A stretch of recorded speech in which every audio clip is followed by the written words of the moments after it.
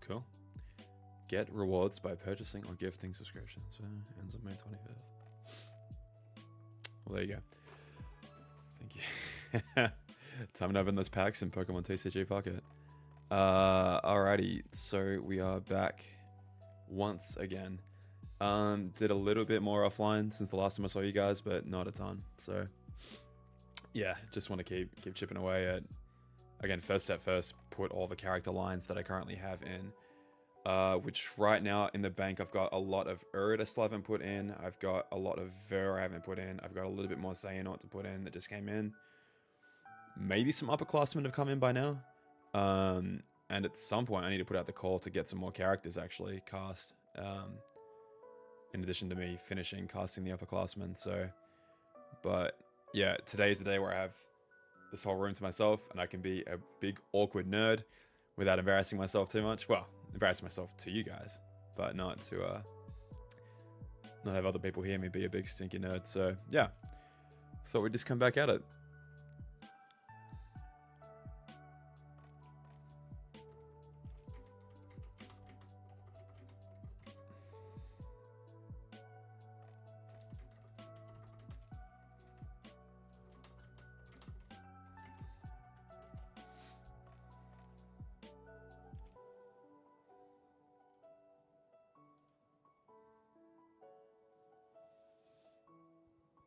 Okay, so yeah, where I left off, I don't know, maybe 5 or 6 scenes back with Erd, but yeah, I've done a couple more offline now, so we'll just keep going on. At some point I should just like find a scene and show off kind of where we're at, but we'll keep going for now. At some point, probably talk about the new merch announcement for the trading cards. Because, I don't know, based on everything we were saying the other day, I was already in, like, uh-oh mode. But, now seeing that, well, I might as well just talk about it now. Because it's the current news. Maybe someone can talk me off the ledge here, because, like, Churro, good guy Churro, just posted yesterday about the fact that new trading cards are releasing. Kingdom Hearts Art Museum, basically a trading card set, which is pretty cool. Obviously, I'm a big fan of... Well, I was a recovering Pokemon TCG addict, and I've unfortunately relapsed, and we're back in the nightmare land that is trying to actually obtain packs to even open, let alone. Hang on, is this even working? But yeah, so they've said new cards are coming out for Kingdom Hearts, featuring a lot of, like, obviously cool renders and artwork seen previously in the series and key art. Problem is, to me, I see a lot of Kingdom Hearts 1, 2. I see some KH3, Melody of Memory, RE coded but not coded. DDD, Days, BBS. Anything missing? To me, something's missing. But yeah, I don't see any mobile games whatsoever. Like, again, the closest we get is the Boy in Black and the Boy in White, which is the Kingdom Hearts 3 renders, obviously. So... Obviously, I don't want to go like full oh shit mode, but it's a little concerning, the fact that we don't see any representation for the mobile games, given what we were saying the other day. That, I don't know, the way they're going, maybe it's possible that they just kill this thing entirely, you know? It doesn't seem possible to me, but like, if you think about how Kingdom Hearts 4 is going to open, let's say Sora meets Strelitzia. I don't know what's happening with chat. Can you guys type in my Discord if you are trying to chat and it's not coming through? Let's say Sora's trying to meet Strelitzia. She might also not know who she is. She might have to go on a journey of, like, remembering her own name. Let alone, she must just be like, oh, I'm here and now you're here too. Maybe we're, like, connected somehow. But I don't know how. I don't know who I am. Like, I'm assuming players that haven't played the mobile games will still figure out... Oops, sorry, it's on the screen. Players that haven't played the mobile games won't be, like, left behind, because Sora doesn't know jack shit about that entire plot. The closest he knows is that a guy with white hair showed up to help him in the Keyblade graveyard. He doesn't know who that is. I think in the journal it's listed as question mark, like for FM's actual entry. And Any follow-ups on Lorium, Arena, or Scald? Hey, thank you so much, Devon. Good to see you, man. Hey, Brinkus, how are you?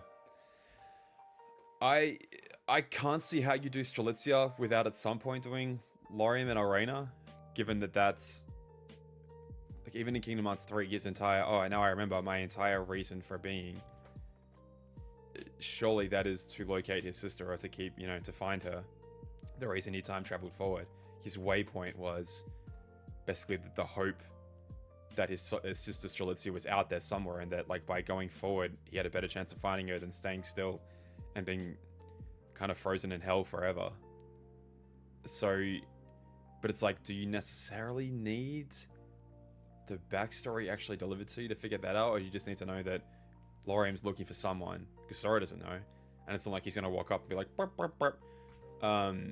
Let me tell you all about my backstory.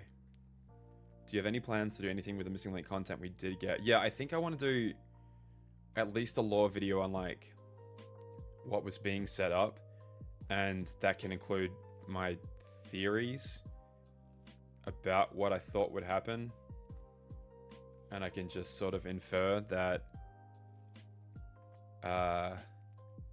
maybe I was correct about those theories, or at least that was the direction that they were heading in. Hey, how you doing, buddy? Good to see you. Oh, Zach. So yeah, I guess I can show off some of the RIP the missing link dub idea. Well. So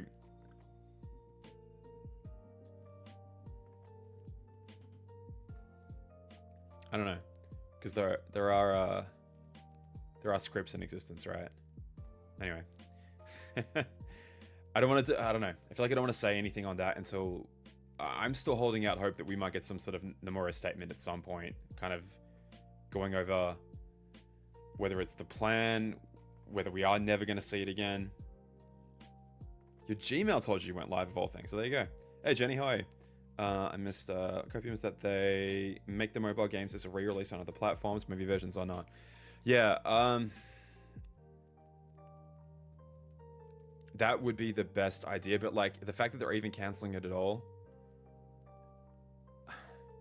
would be a complete 180 for the series that has, since the second game, prided itself on, or always taken risks, and not just had like the AAA highest definition currently available game, but always expanded the story through these additional games. Man, would it be a complete 180 for them to just say now, actually fuck all of that, it's AAA or nothing now. Which is what some fans want. Like, I really do appreciate, in a perfect world with unlimited budgets, we could have nothing but AAA. God, I forgot all about that. Let me find something heavy, because yeah, I do need to stretch this broken arm out. Oh yeah, did I tell you guys I got the metal plate out? If you've been following the demo lore for the last year, fell off a bike, broke my elbow, had a metal plate kind of inserted around there, and in the last few months, had it taken out finally. I need something heavy to like lift and stretch it out. There's a little picnic basket back here. I don't know how. Hang on. It's not the heaviest thing in the world, but it's being used as a doorstop. So, kind of told someone who's a big Kingdom Hearts fan that I got to see the opening months ago, but it was confidential at the time. Didn't try. Oh, interesting. 4 years on crit joke. Yeah, that was fun. So yeah, I still can't. That's a fully stretched out arm, my left one.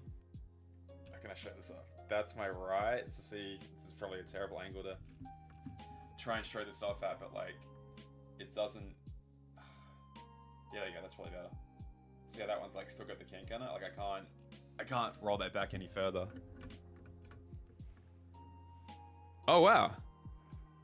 How lately? Did I not know this? Am I a terrible friend for not even inquiring about such a thing? Hey Seth, how are you? Yes. I don't know. I don't think anyone, especially those that worked on the FanDub, I don't think anyone wants Missing Link to exist more than us, although there's a lot of people that are really, really, really clamoring for it. Man, can you imagine if like the executive order came down from on high that like there are no more side games? it is alienating people. No one actually wants to catch up, even though like some of us do. By and large. Oh, mate. Oh, that's huge, man. Congratulations. That's so great. Oh, divine. Oh, mate, that's such amazing news. Yeah, I remember you telling me, said. Yeah. God damn, I can't believe how, yeah. Dude, that's crazy. That's amazing, man. Well done. Bro, how you doing? Laura, nice. Or Loro. Whatever you prefer. Loro. I'll do Loro, because that's how probably I would sound it better, but yeah. How you doing? Good to see you. Good, the gang's all here. Good to see you guys.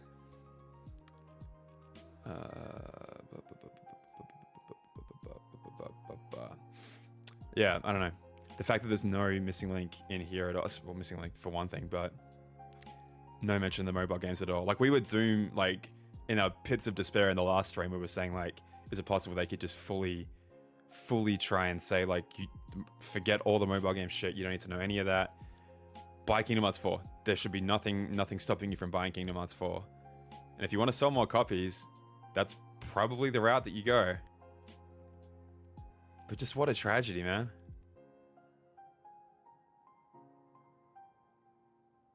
Tried Ever Crisis, man. Dude, I could not. I tried for like a month.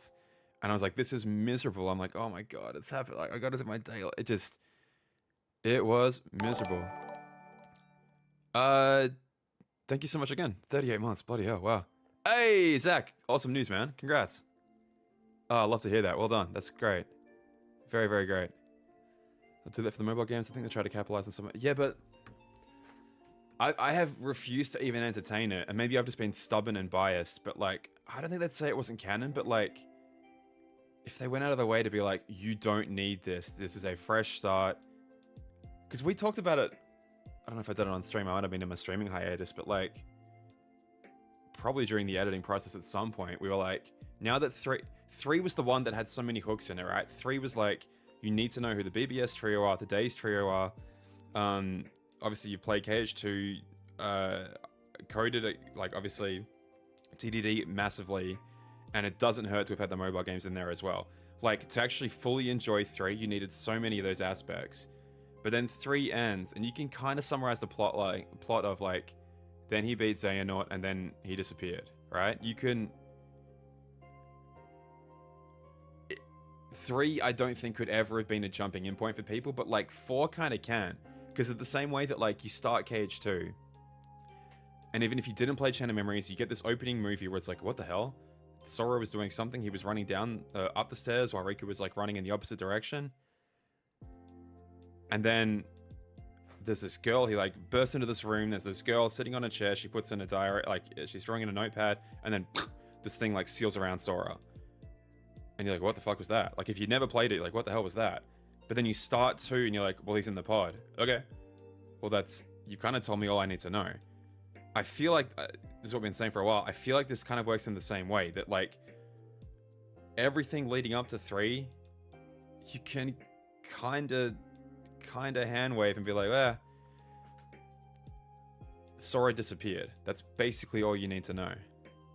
Give another fault teller shot at the end of KH3. I find it really hard to believe they're going to totally throw their kid. Twitchy. It's preaching to the choir. I really agree. Even recap and TDD's opening. Yes. She's confused as the new player, good as an... Yeah, well, that's the thing. I love that that's how it works, right? Like, if you didn't play Chain of Memories, you're taking on the Sora persona where you're like, whoa, something happened. I don't know what the hell happened, but something happened. Like, you're exactly as Sora is trying to piece shit together from, like, in reverse. If you did play it, then you're Riku, because you're the one who knows the information that Sora doesn't know.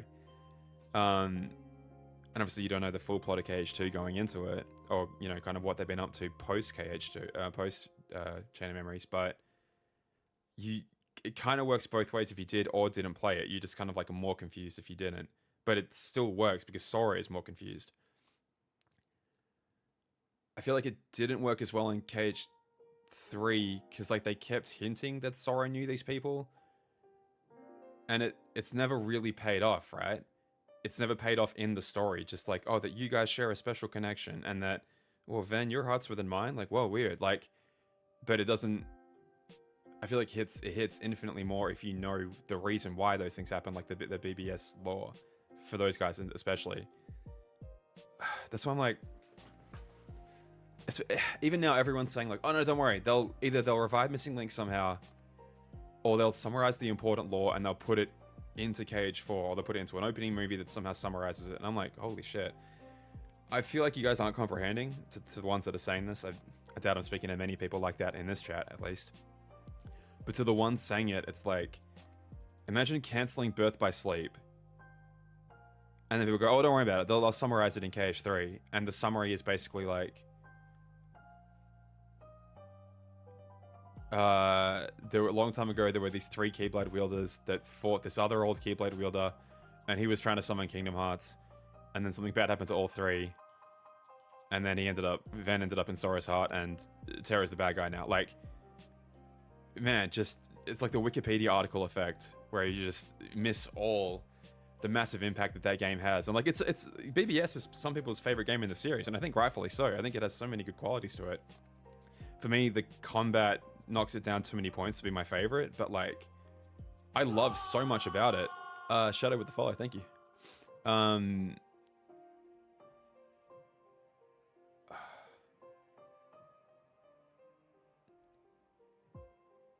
Yeah, but that's why I'm saying it's not quite the same, where like you really feel you really had to have played the previous ones to fully get 3. I don't know if the same thing will happen with 4. I feel like 4 is a much cleaner break. Okay, so I mean, to put that point, like, we all kind of knew what was going to happen in 3, right? Like, I mean, DDD more or less showed us what the finale of that game was going to be in its opening movie. Like, we all knew where it was headed. The blank point says, you know, and now all the pieces lay where they fell, and they wait until Sora comes and rescues them. Like, okay, it's all building to get him back, get him back, get him back, get him back. Like, 0.2, oops, now we finally know where Aqua is. I thought I heard a voice calling out. Well, we better go get her back. Like, yeah, I get the, yeah. If there was ever any time for a soft reboot, it's now. And I think that's the point of the new logo, right? To make it look, well, I don't know. I don't know if that's going to convince anyone that wasn't already convinced, but in their minds, that's, I don't know, a new jumping in point as represented by a new logo for the series. I don't know if I love that, but still, that's the logic. Cancel BBS ideas, which they started saying BBS was the ancient Keyblade War, and then went even further back with another. Yeah, and then even the one we see in Key Union Cross is still not the beginning of the Keyblade War, right? It's still like, oh, well, the Keyblade War when the Master of Masters, was a kid. And it's been going ever since. We're going to have another one. I'm going to make another literal war happen between Keyblade wielders, but by the looks of it, this saga won't be nearly as long as the last. Yeah, that's what I'm genuinely most concerned about as a Kingdom Hearts fan that would like the series to... as long as, you know, Nomura and team want to write good, compelling stories, I will be here forever. That's what concerns me the most, that... I don't know. We're putting a lot of eggs in one basket, right? And I have no reason to think 4 would do poorly. Especially if, like, all the IGNs and all the press outlets start saying how, oh, it's perfect, it's a great entry point for the series. Like, I think that carries a lot more weight than what I give it credit for. Disco by DDD is such a weird entity by that view, because not only... intro opening basically shows in part what we'll get for the climax of the whole story, but then also the end game does it where the villain tries to replicate it, fails, and it's like, all right, you know how it'll go, prepare next time, it'll actually... Yeah, DDD is funny in that regard. It's funny because it's like Kingdom Hearts 3D. Like, I think they're really at some point we're wanting it to be... I don't know. Before they wanted 4 to be... Yeah, no, it makes total sense. It makes total sense for now to be the time. And I wouldn't be surprised if 4 is like one of the most successful in the entire franchise. Basically based off that logic. I just wish there was a way to cater to both, right? I wish that... Because it's funny how many like diehard Kingdom Hearts fans... Hey, Lemonades, guys. Hate most of the games at this point. Like, if it's not 1, 2, or 3... How many games are still in the series? I think we counted the other day and got to about 13. there's someone in my comments just now saying like that everyone hates the side games, and that's like, that's 10/13ths of the series that you hate. Do you like Kingdom Hearts at this point? Like, I know you probably really like 1, 2, and maybe 3, but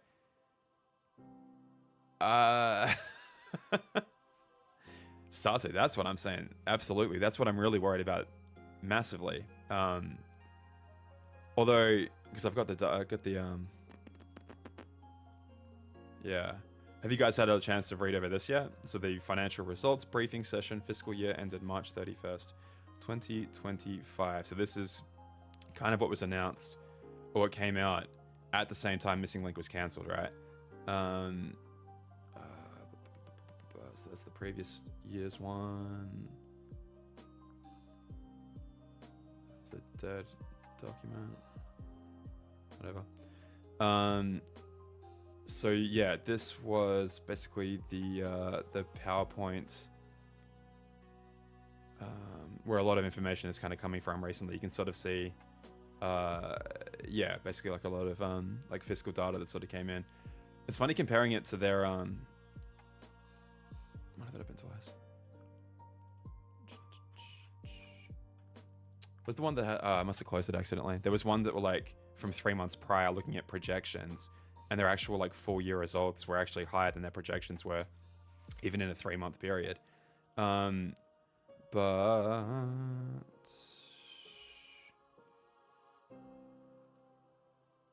yeah, so like fiscal year 2025, that ends at the end of March 2025, if you're referring to that. So then when we get down to where's like upcoming growth? Or have I already gone past it? Probably have.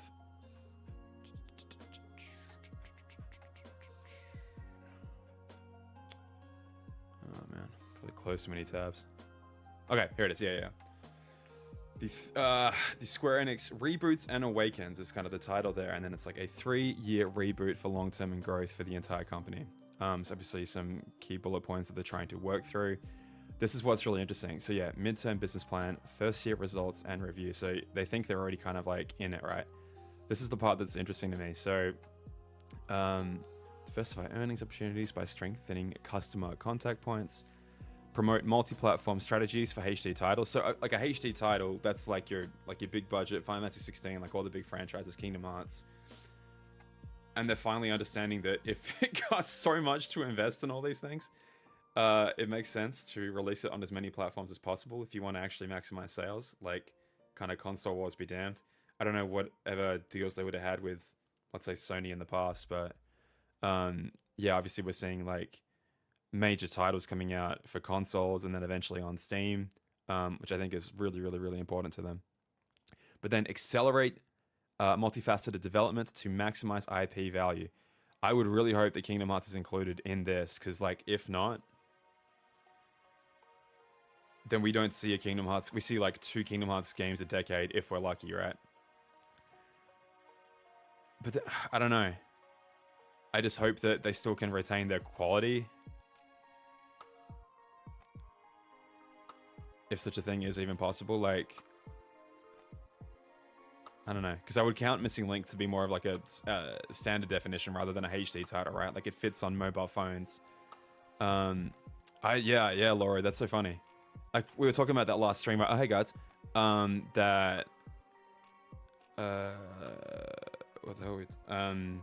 Yeah, maybe Epic has like some kind of exclusivity deal because it was the first one out on Kingdom Hearts game on PC officially. Is that true? Did I just lie? Pretty sure that's true.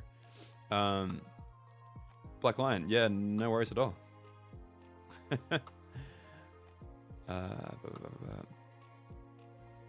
Yeah, I mean, to whatever degree of power, I think it's a safe assumption to say that more people have access to a PC or even like a cheaper laptop, some kind of computer, than they do a PlayStation. That's why it's like, for as much as demonized as the mobile games were, if you're going to compare that against what we did post Kingdom Hearts 2, where it's like, okay, here's Days on the DS, here's Coded on the, was it Docomo, a kind of phone that such a tiny portion of the population has access to, and here's Birth by Sleep for the PSP. That's our upcoming projects. To stay fully into Kingdom Hearts, you needed to have played all of those titles if you wanted to get the full context going forward, which why wouldn't you? How have mobile games done more damage than that? Where I think it is a pretty safe assumption that far, far, far more people will have access to a mobile phone that can play these games. And doesn't that splinter the fan base a lot less? I think in like initial talks, right, Ikana, I don't know if like how far that actually got. But again, I don't have the quote on hand to actually back that up with anything. Portable collection with days, RE coded, and GBA chain of memories. I'm honestly excited for the Switch 2, right? Thinking that is now the time where we finally get... Because wouldn't that be so cool to like drop chain of memories and possibly even the DS games up on the store? What the hell's it called? Not Classic Collection, but you know whatever, the backwards compatibility, Nintendo Switch Online stuff. Wouldn't that be like a great marketing way of getting people into the series? Like, oh, check this out. All these titles are released on the Switch 2 now as preparation for like another upcoming Kingdom Hearts game. RAV cast, and that'll be the final bastion, right? The final game to get released. Coded itself, never in the West, no. I know there's restoration projects that I know, like, I'm just going to say 13th Vessel because I know he's involved in many things like that, but I forget who actually is like at the helm of that project to try and like kind of get VCast out there to people. Like a version of Kingdom Hearts 3 released that had all the DLC, platform which is cleaved keyblades, possibility to play with Midnight Blue, Switch Keyblade, Steam Blade. Yeah, I know they're very similar to keyblades to each other, but it would be nice for sure. This discussion reminds me how First Soldier went. Right, that's the same trend chasing thing to me that I guess they're trying to like stop. Right, I'm just so sad it happened now. Because yeah, battle royales are massive. Well, we have to slap one of our successful IPs onto a battle royale, and we'll make millions. Too bad that when we arrive, we'll be like 3 years late to the party. Fortnite will be so fucking established at that point, and it has the reach and funds behind it to grab like every IP in conceivable existence and pull it into its ecosystem.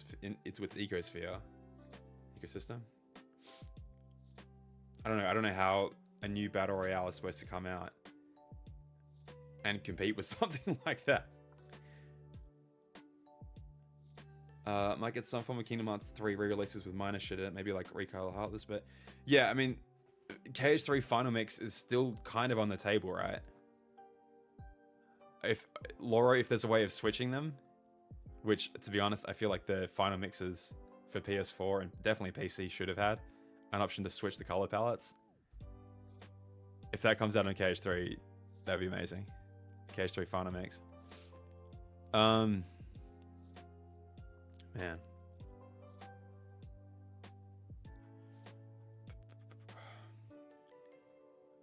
Guys mentioned something about it before, I think. Accessibility in a big game system, just my phone. Yeah, no, for sure.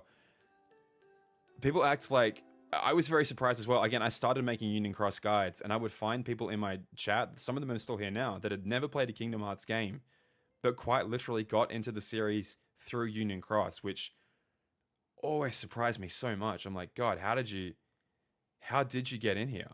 Like, because I feel like Union Cross was not beginner friendly at all. But some people were intrigued enough to want to stick with the series, and it's just...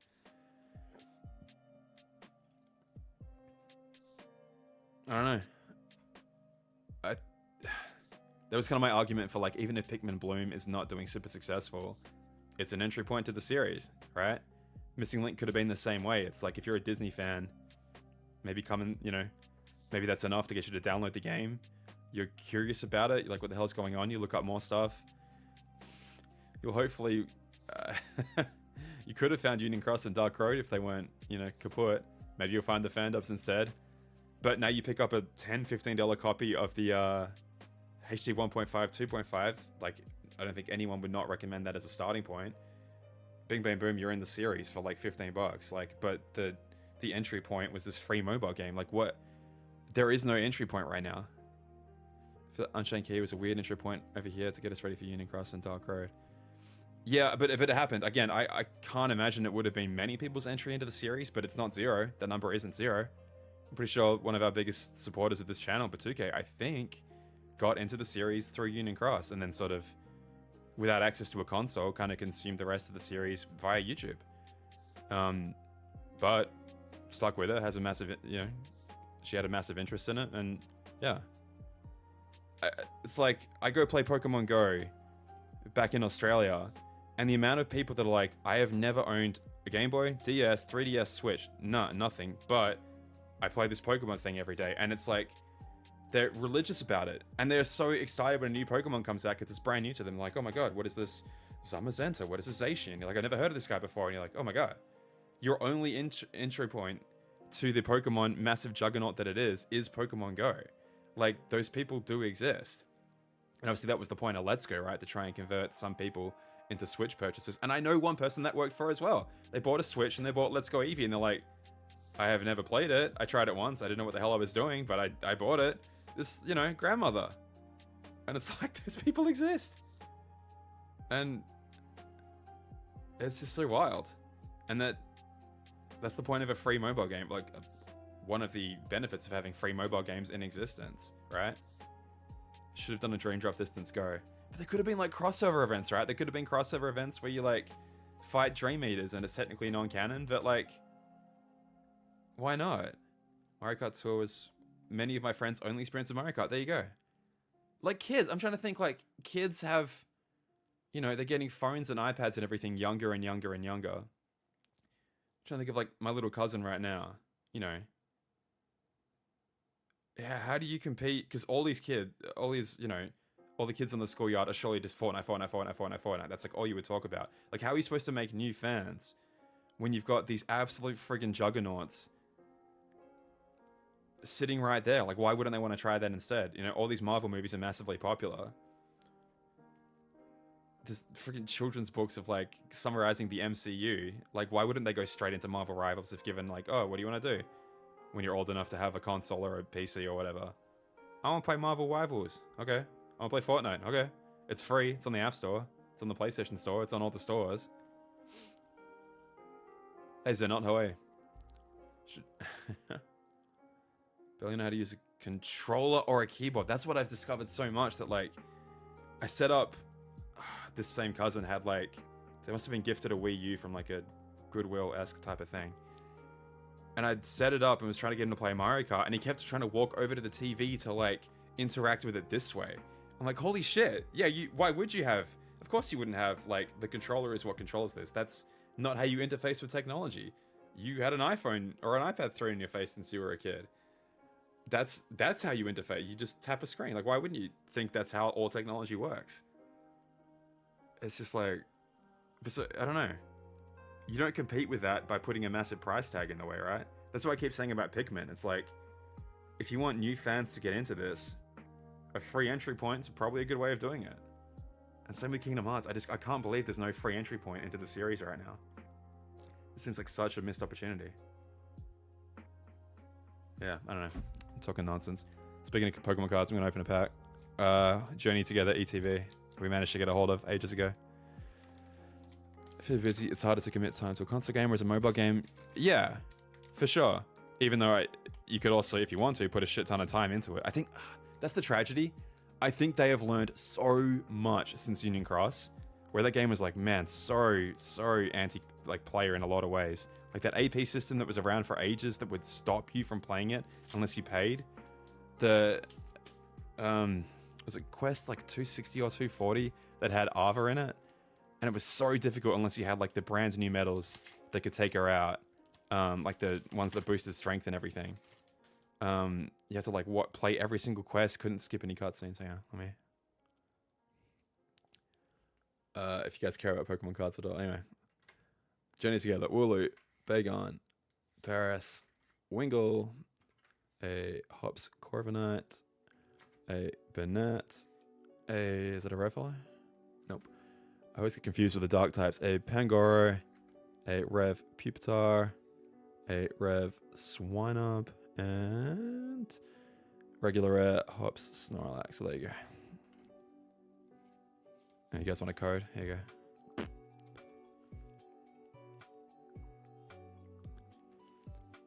Oh. Because it felt like you could feel the war between the developers and upper management, particularly in the latter half of its run. That last half, man. For everyone complaining about how like predatory it was, I'm like, fair enough. If you had a bad impression, didn't come back, I can't fault. That was your experience. I can't fault you. But holy shit, did it get so much better? Did it get so much better by the end? And I think like I can't have really summarized it any better than by saying like I did a speed run of the entire friggin' game in 5 hours, start to finish, just obviously for free, by pulling whatever medals the game gave me. And granted, they were having like a fire sale and getting rid of all their best shit, but even the last year and a half, 2 years of that game was so generous. Oh my god, was so generous. I would have like nearly 6 figures worth of jewels stored up because I'm like, I don't need to spend anything. I'm good. I'm so happy. I'm totally good. But see, yeah, I don't know. If that can be true because Dark Road was approved, right? That means that Big Group is reaching out and saying, hey, we want to keep doing this, so it must be somewhat successful.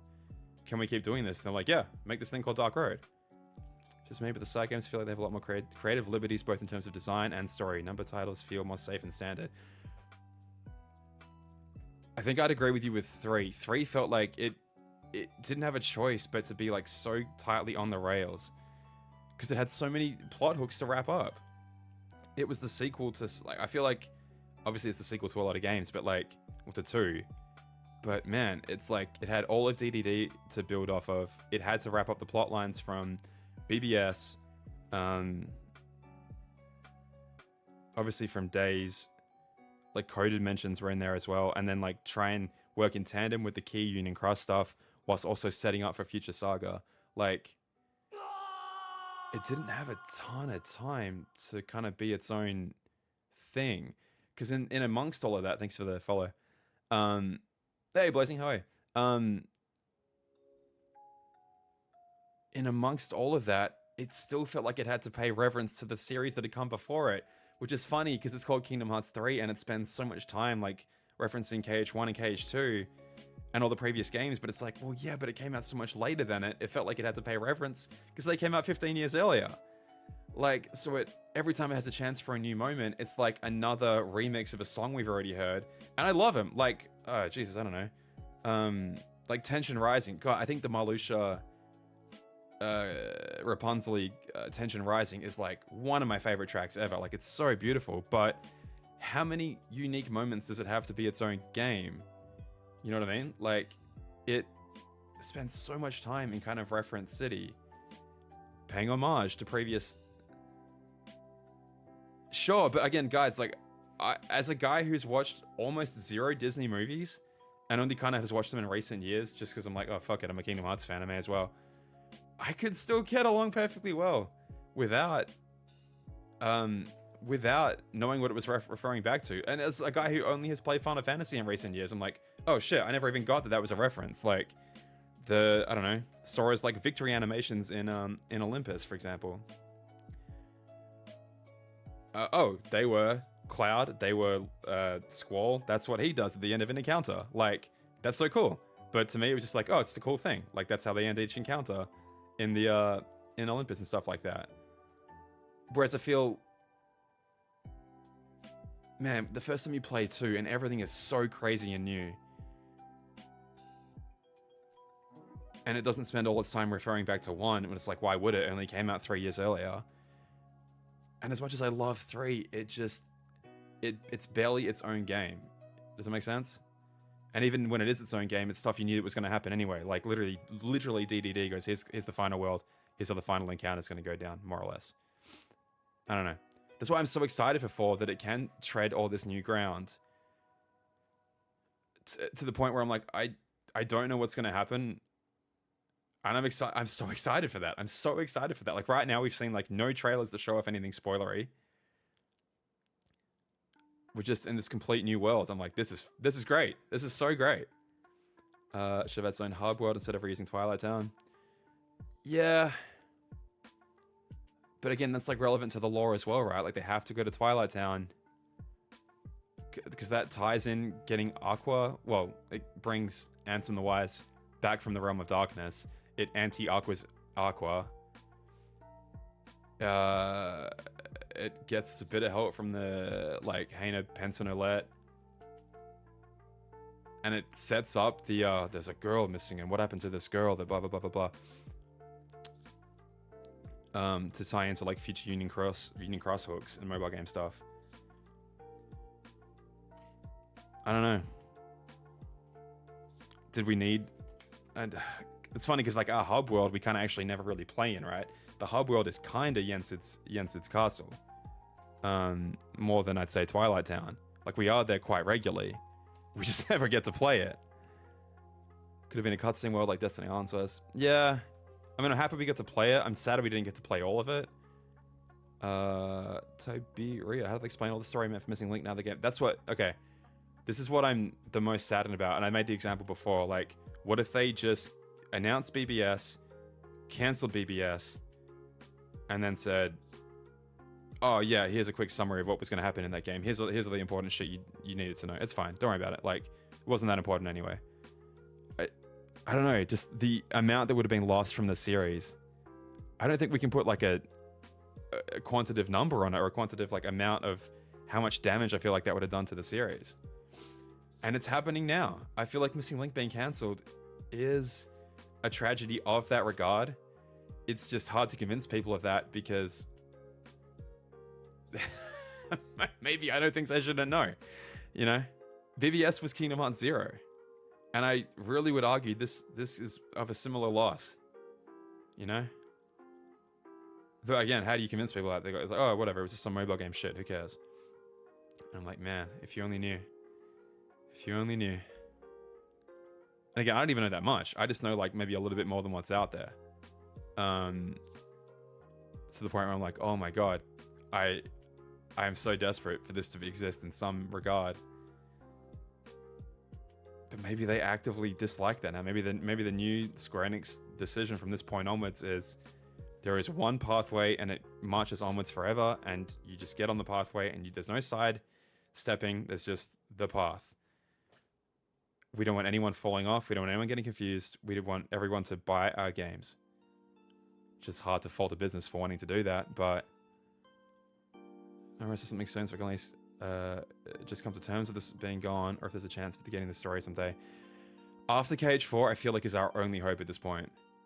Because I wouldn't be surprised if they go forward from this point onwards and are steadfast in saying, everybody's welcome here. You don't need to know anything. Just come in. Just come in, play. Buy the game. Come in, play. I really hope they repurpose it into another game no matter the star. So, if I can be 1,000,000% honest, I don't know how successful this email or social media campaign would be, but I don't want to bad talk it at all. I just want to put good vibes towards it, even if I feel like the decision might have already been made. But like, there's a whole Discord kind of working on, you know, some kind of Square Enix contacting attempt. I don't want anyone getting their email spammed. I think that might be a bridge too far, but like, you know, support on social media, I don't think can hurt, unless it's like only a tiny amount and a counter. I don't want to put this don't even put this out there, but like, I don't know. There are some very vocal fans that are actively very happy this got cancelled. I agree, Twitchy. Yeah, it is nice to feel like you're doing something, even if, you know, beta was genuinely so much fun as well. You can feel it's like inspiration from games like Go, put their own spin on it. The most fun I've had with that style of game. I 100% agree with what you're saying, and I couldn't believe how much fun I was having with it. Well, yeah, people are going to think you're crazy for saying that, and it's hard to tell right now, obviously, but man, I feel like it was doing so much. So much. Oh my god. Yeah, you guys are crazy. I'm sorry. I love you, but it's not happening. I don't know. Sign the petition. Can it hurt? I don't think it can hurt unless we get like a embarrassingly small amount of signatures. Then it's like, see, no one wants it. That's the only danger. I feel like that is the biggest danger in something like this. Also, maybe they should have made this into 4 different images that are larger because it's hard to read, even on a PC. I would maybe workshop this one more time, guys. Make it easier to read and share on social media. But I love the spirit. I love the spirit. God bless you, Purple. You might even be in here. I mean, aren't we... Not a full reboot, but like... I feel like we might be getting that via 4. Like, the best chance we have is Kingdom Hearts 4, right? It's not small, but like... I don't know. Hang on. Compare that to... Like, even like just the amount of likes on... Oops. Like, even just the amount of like likes on a post like this, where it's saying it's cancelled, and that there are a number of likes on there, like 18,000. What does that mean to them? Are they like, oh, they're sad and they're happy for an announcement? Or are they glad it's gone? You know, then you compare that to the amount of likes from this one. That's at 61,000. On Instagram, I think it was like double this the last time I checked, and that was a couple of days ago. Like, there's way more. It's sort of apples to oranges, but like, we're kind of comparing social media impact here. People are way more excited that 4 exists than are going to sign this petition, right?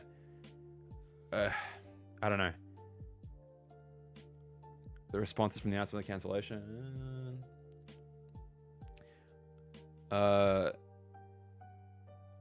That's sad, but key art. Somewhat sad. Hopefully Kingdom Hearts 4. Hopefully Kingdom Hearts 4. Sad. Hopefully we'll see it again. This was the best case scenario. Great. This guy's happy. Thank God. The only people who care are those with the spending disorder. Just make Kingdom Hearts 4, move on from these awful side games. Like, I don't get them, but there is like a massive vocal population of Kingdom Hearts fans that are like, that is their opinion. That mobile games are a plague on the series. Here's another one.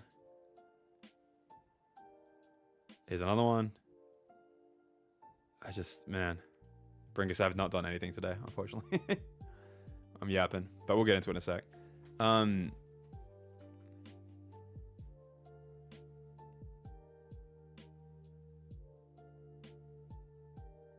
think we're supposed to end before Kingdom Hearts 4 comes out. No, I doubt it. I feel like 4 would have pushed people into Missing Link. I feel like that's the point, right? Do I want me to show you the graph again? But yeah, the mobile game is in theory much cheaper to develop for. So if you can push people from a massively popular game that's going to sell a couple million copies into something like that, that's already established, and you can get them to spend a few bucks there, like, you know what, 60, 70 bucks for an initial one-time purchase of a AAA game, you might be able to squeeze a couple months out of people playing a mobile game instead that cost you comparatively nothing, right?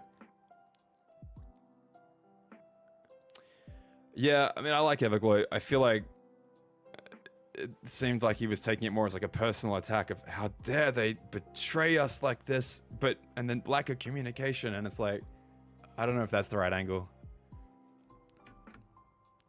Lore months of Missing Link will likely have ties in 4. It would have come out before Kingdom Hearts 4's release, but it's likely to go on.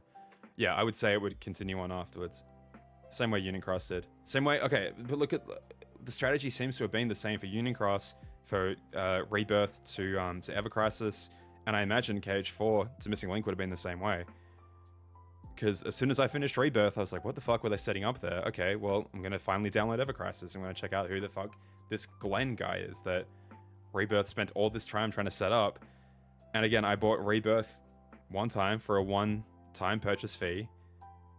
But, you know, I would have been tempted. I was tempted to spend in Ever Crisis, and obviously I'm like, why would I don't like the game enough to do that. But if I was really super enjoying it, and I was like, oh, this is a great game, I want to support this, would have spent in there 15, 20 bucks on a game like that. That's 1/3 of the cost. Like, that's nothing. It's a couple pulls in a gacha game like that, right? That's a significant amount of the overall purchase price from a AAA game. And if you can just funnel people in, if they're not in the ecosystem at all, they'll never spend.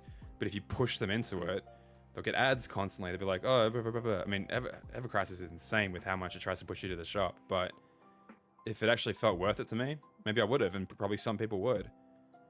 Oh shit, Tifa's got a brand new outfit right now. Oh shit, well that's, I better buy that. Oh my god, it's only here for 4 more days. I better buy it. Like, oh well, I only need, you know, 20,000 more crystals, whatever, until it's guaranteed I get it. Well, that's $30-40. Fine, I'll do it. Like, before you know it, you've paid nearly the full purchase price of another AAA game that cost millions and millions and millions and millions to make and 5 years. You've got that much money from a consumer again on a mobile thing that's a reskin of a character model that, you know, of just one out of thousands of character models in a game, you know? Glenn is a Schlitzie of FF7. Lemay. You knew Glenn before you played it? Did you because of Ever Crisis or because of like other supplementary media? How did you know Glenn? Because is it novels he's also in? I'm actually waiting. Like, Elise and I are going to play Ever Crisis on stream together. Because I played it for like a month. I unlocked a bunch of shit. I think I was playing during one of their anniversaries, maybe. And it's like, okay, we should be able to clear out any Ever Crisis new content whenever we decide we want to play it. The cuts in the Kingdom Hearts 4, maybe also a telephone where they talk with old Scarlet. Yeah, I mean, it's still possible to me that like Mickey walks up and finds a book, and he opens a book and it's like, oh, then this happened, and it's the only goddamn problem is they've established Missing Link as the missing error that can't possibly be in the Book of Prophecies. It's like, fuck. He's in a library right now. I mean, they find a computer somewhere with records of it somehow, or like, I mean, Luciu's got to be around here somewhere. Do they find his memories? Even if he doesn't remember, do they store the memories somewhere? All they have to do is give us another OP Kari metal piece and then bam, 10 million money's made. This is for Missing Link. I mean, we've been waiting a long time for this. So hyped seeing on the trailer. Got excited for it. I actually haven't been the desk. 100%. 100%. Dude, I was so ready. First Soldier and Ever Crisis is shockingly well written, enjoying what they're doing, adding to the mythos. Yeah. So as I was going through, I was like intentionally skipping all the Ever Crisis cutscenes because I want to watch them fresh when we eventually do stream it. It was the missing connection story between the end of Union Cross and the start of the events of our current series. Yeah. And you know good and well that it... One day I can talk to you guys about this, but it's not today. It's not today. You have no... Yeah, I should just stop talking because I'm going to get myself in trouble. Would the game getting cancelled a few months into release have been a worse outcome for the series? Okay, if we never see the content that they have made for this, then no. If they can somehow put all the content they were making, I guess sans the GPS aspects, into some form of single-player game in the future, then yes, it is better they cancelled it now, despite how much it fucking hurts. The only problem is I'm not confident we're going to see that. The message they sent on that post, I get nothing. I get no reason to feel excited at all that it might come out eventually. We have made the decision to cancel the development of Kingdom Hearts Missing Link. We wish to convey our heartfelt apologies to everyone who has been looking forward to the start of service. Although we worked hard on developing and adjusting the game in the hope that it would be enjoyed by lots of players, we determined that it would be difficult for us to offer a service that players would find satisfactory over a long period of time, leading us to the decision to cancel development. We would like to take this opportunity to express our thanks to everyone who gave us their support and assistance with the multiple closed beta tests. We are truly sorry to have to make this announcement. The Kingdom Hearts series will continue. We are hard at work on Kingdom Hearts 4 and hope you'll continue to support the series as you keep an eye out for further updates. Man, I get nothing that says the specifically Missing Link content is safe from the bin. I want it very extremely badly. I'm trying not to get my hopes up here at all because I get nothing from this. A heartfelt apologies to everyone who has been looking forward to the start of service.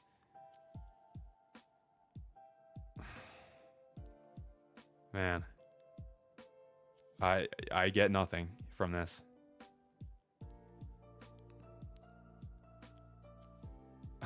Yeah, not Flugel, yeah.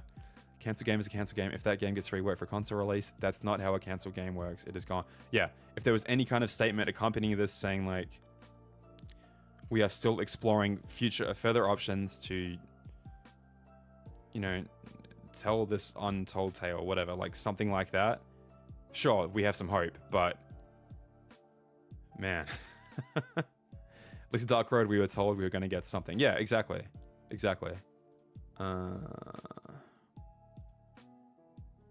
Yeah, because what was the final statement before, well, as it was being cancelled? I don't think you can even view it anymore. Yeah, it's gone. Man. Because that was slightly different to this one. So, Nomura's statement back February 25th. So this is Dark Road. Well, the app being basically killed. Firstly, I'd like to thank you all for... Actually, I'll pull up my graph at the same time because it'll be pertinent. Announcing a pregnancy at a funeral. Congrats, maybe not the time. But it worked. Again, most people went, yay! 4 is alive. Yay, that's all we wanted to know. Yay. And there was enough for them. That somehow, I don't know. Maybe because I'm getting older, I don't have that same impatience that I used to have for this sort of stuff. I used to be like frantic. I used to be like every single E3, I would stay up, 2, 3, 4, 5 a.m. in the morning on Australian time, just praying for, begging for any scraps of Kingdom Hearts 3 news.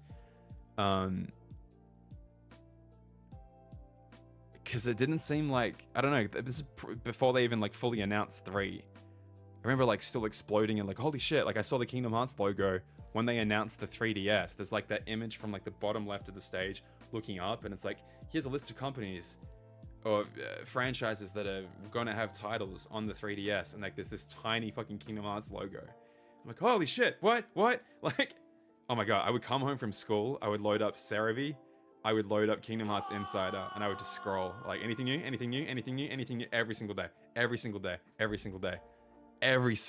day. And I'm sure you guys are the same way. But man, since I've gotten older, I'm like, I don't know. They've announced 4. When it's ready, it'll be ready. I don't know. And again, that is probably an age thing. Taking my favorite toy, throw some candy on the ground and be like, this is, yeah. Man.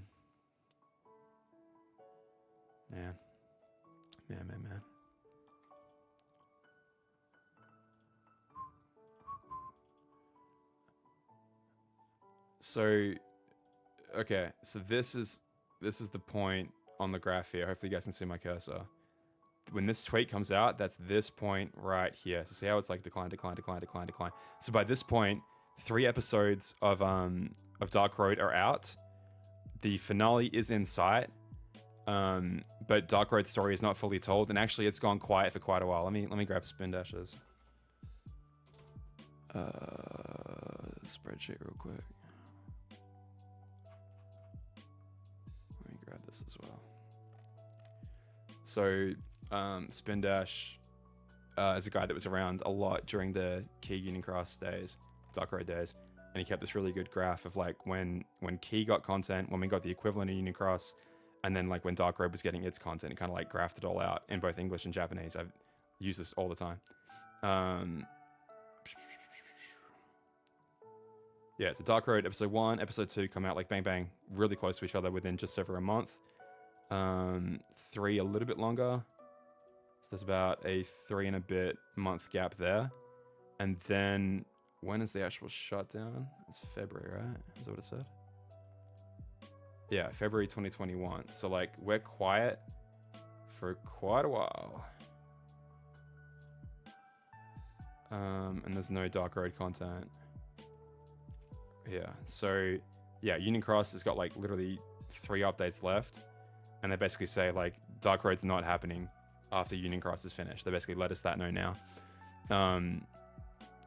But again, I think they were like probably contractually obligated to finish the game, or at least decided to. It would be the right thing to do. Now that we started it, they have to at least finish it. I don't know. Again, I don't know if they were forced to, or if they just decided to. Like Square Enix is like, fuck it, we'll pay you guys out to finish this thing off. Because this also sets up Missing Link. It's like this is kind of, its existence is an advertisement for Missing Link. And so many of the complaints I think people had with Union Cross Dark Road, like Union Cross was so tough to get into as a new player. Like I can't imagine trying as a new person to get into that, knowing that, okay, well, how do I'm stuck on this quest. What do I do? Okay, well, you need any of these particular medals. You need your Keyblades leveled up to like 25, 35 when they start to glow, beyond there as much as possible. For that, you need power, speed, and magic gems. For them, you get some of them sometimes, but to get more of them, you need to rank highly in competitions, which as you're a brand new player, that's not going to happen because everyone else is way stronger than you. So like the strong get stronger, the weak kind of stay weaker. Oh, you want to be caught up to the story because that's what got you interested? Okay, well here's nearly 1,000 quests to get caught up on, plus proud mode, do them all again. For a while there, you couldn't even skip the non-essential ones. You had to literally sit through every single quest that were batshit easy. Because let's say you come in 2 or 3 years into development, well, all the initial quests are balanced around day 1 of the game. So there was no challenge. It was literally just the most monotonous shit ever of like, just get through them all, bro. Just get through them all.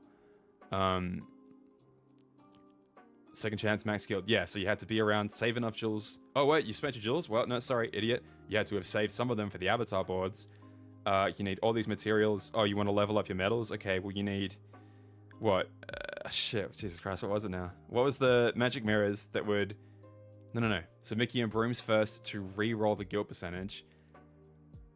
Magic mirrors to maximize the guild percentage, but then they eventually did away with that. They just said, fuck it, all medals drop at max guild now.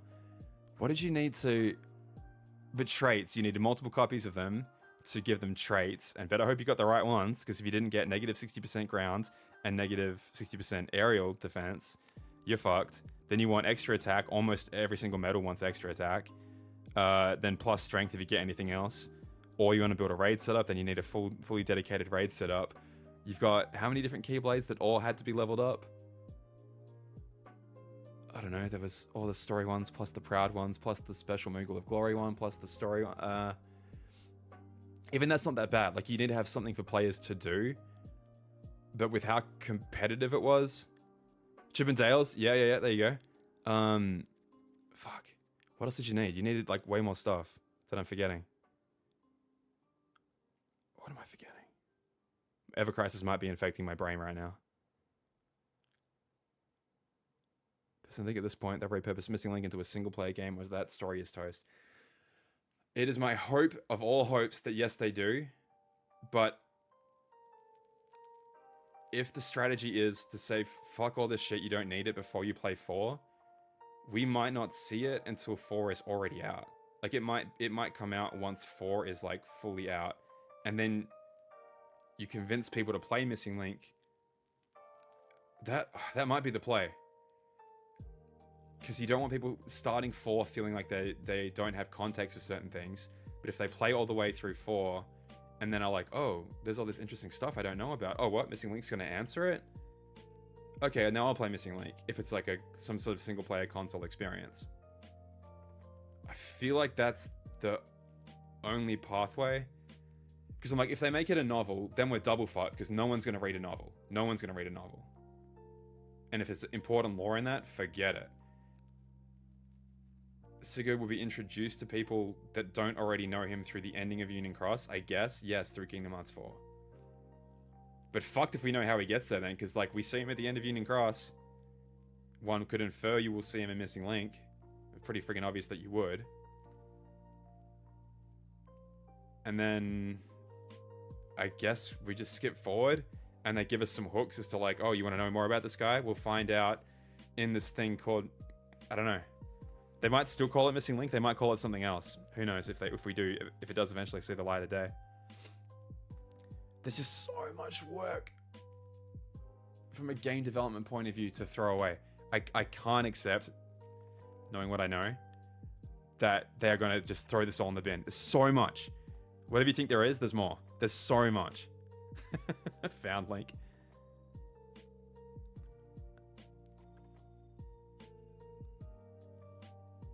Yeah. Samantha, you were saying that last time. Sorry. And you said we're pronouncing it wrong. How do you... What is the phonetic pronunciation? Fold in the Cancel Kingdom Hearts lore into Verum Rex. I mean, they're trying to make it less complicated, right? Make it a YouTube series where they periodically release chapters, cutscenes to replicate the feeling. I mean, look, that'd be cool to kind of digest it in that way as a community together. But again, we're just going off the path, right? Like, isn't a part of the reason for the cancellation to appease people that think it's too fucking complicated to have to dare look up another game? Well, I want 4. I play 3, now I want 4. How dare there be something else in the way? Like, at this point...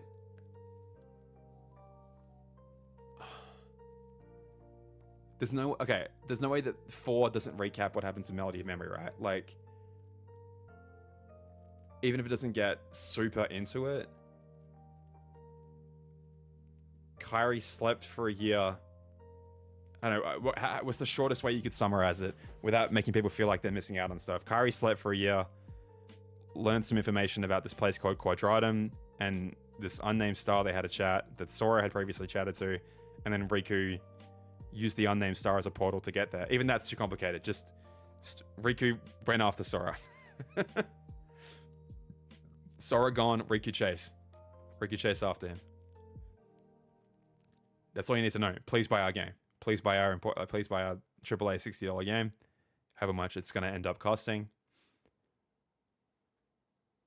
On a juicy bit of story, not the typically end game story. For which game? Story gets turned into some sort of side game like BBS and Chain of Memories. Yeah, that's the hope. But if the strategy is to not confuse people, I don't think we're seeing it till after 4. Although, God, I want to. Important lore and life service gacha mobile game. Missing Link has a story, I promise you that. Matter of Memories plot developments can largely be recapped in Kingdom Hearts 4 in terms of the true nature of Quadratum. Anything else is supplemental at best. Well, let's say sometimes we're playing as Riku. He's gonna have to talk to someone, an NPC at some point. He'd be like, I don't know. I followed a portal and then all of a sudden I was here and it was so strange. Like, whether Riku's experience getting there is the secret movie from Kingdom Hearts 3. Like, the secret ending takes place exactly as depicted in the KH3 secret ending. Immediately after he leaves, immediately after the events of Melody of Memory. Sure. Maybe not.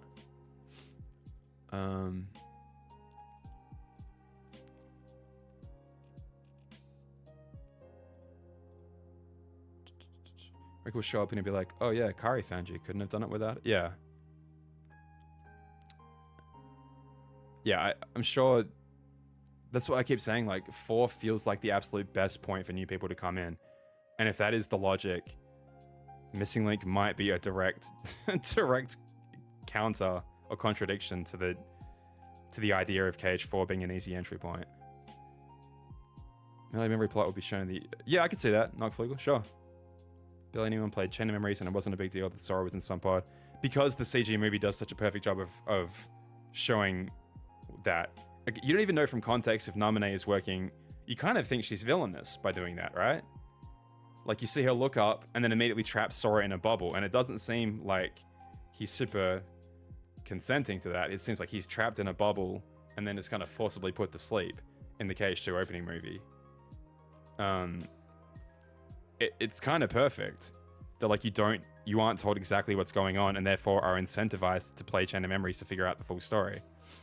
So the Mickey Scarlet sequence, whether in KH4 or not, and BBS 2 or 3, whatever you want to call it, with TVA in the Dark Realm. I got the impression from Melody of Memory that they're back already. Depends how you're saying your R. It's a bit of a rolling one. Sigurd. With the D silent. Interesting. Well, in the FanDub we called it Sigurd, so unfortunately, that's what I have to stick with now. Remind me, waiting to see. I'm gonna play K4 as the first game in the series, and they don't care about the story that much anyway. Well, but you don't want to scare them away, right? You want them to, like, have the opportunity to go back and still get something out of playing 1, Chain of Memories, 2, blah blah blah blah blah blah. That's why, like, 2 is kind of perfect with its opening movie, because it doesn't directly spoil. I don't know, you don't see what Riku's up to at all, right? You see that he's fighting Ansem, but you don't see him fighting the other organization members. You see Sora fighting Marluxia and then getting trapped, but you don't know, like, you sure as hell don't know that Namine kind of offered him a choice and that he accepted and chose to be kind of put to sleep for a while. You want people to, like, buy one game and then immediately go after and go, oh, well, I better buy the rest of the series, figure out what's going on here, and not be scared away from doing that. Right. I'm gonna do something crazy here and actually start editing the FanDub. Forgive me, please.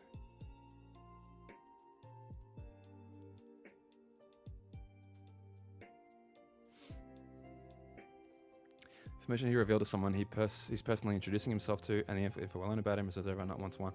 Sure. Sure. Again, I don't think you want it to be. I think you want something to discover by playing the older games. Right. Where's that line? Oh, here it is. Oh, what?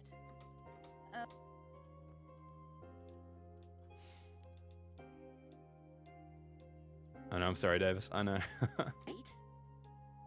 About what? About what?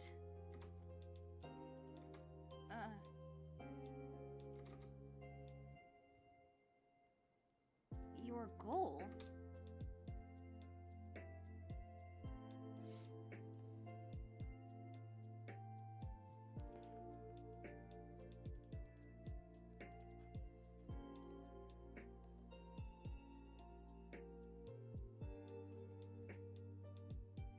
That tiny frame where the just her like mouth opens up as if she's gasping. Then, yeah. Sure. I mean, definitely not in the language that I'm accustomed to speaking regularly would I encounter that name. Road FanDub will have everything to the point where it will even have all the optional stuff. It will have, if you wanted to choose mode as your party member, you can do that. It'll have every single optional cutscene. It'll have all the like important fights, even if like just kind of like as a relaxing point.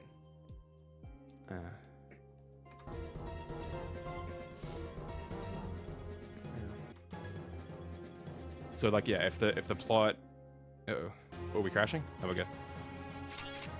If the plot involved the fight will be included basically. It won't like have every single one. Some of them I think are like kind of non-canon.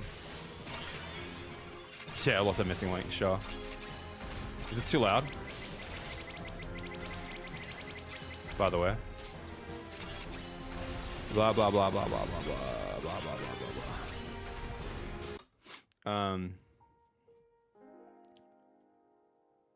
Cause man, I listened back talking to the guys the other day. You could barely hear them, and I was like, oh shit. I couldn't even hear Bio and Neo and Sonny half the time. It's like, oh fuck, why didn't anyone say something? I asked.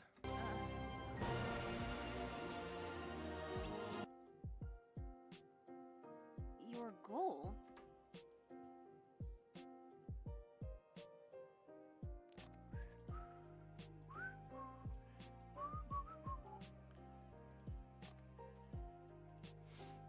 Okay. Let me just let me pay real quick. Alright, I'll just play a cutscene while you're waiting. Yeah, I'll play this cutscene.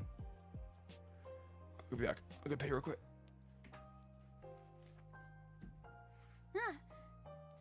It doesn't have all the voice lines in yet, but it's got some of them.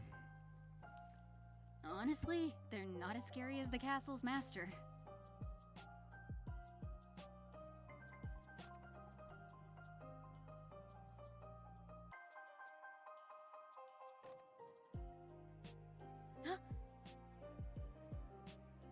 I'm going after it. You two stay here and take care of this one.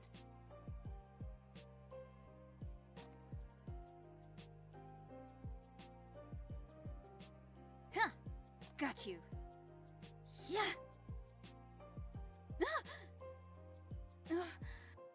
What? I guess I spoke too soon. I won't give up. I can't. May my heart be my guiding key.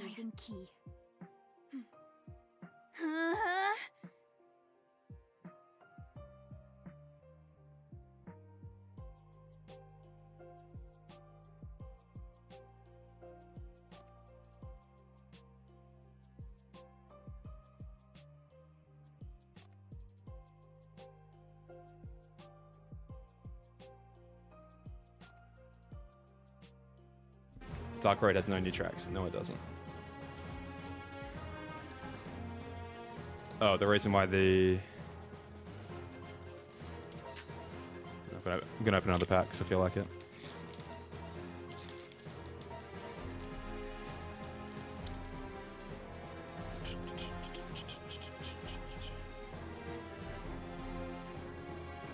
Dude.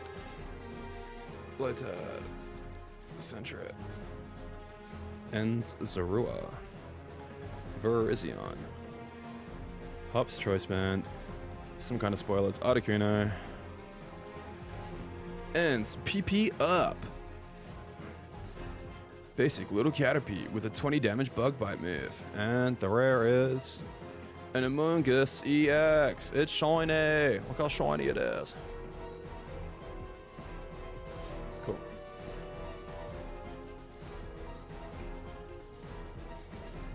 Some sleeves. Oh shit, I need sleeves.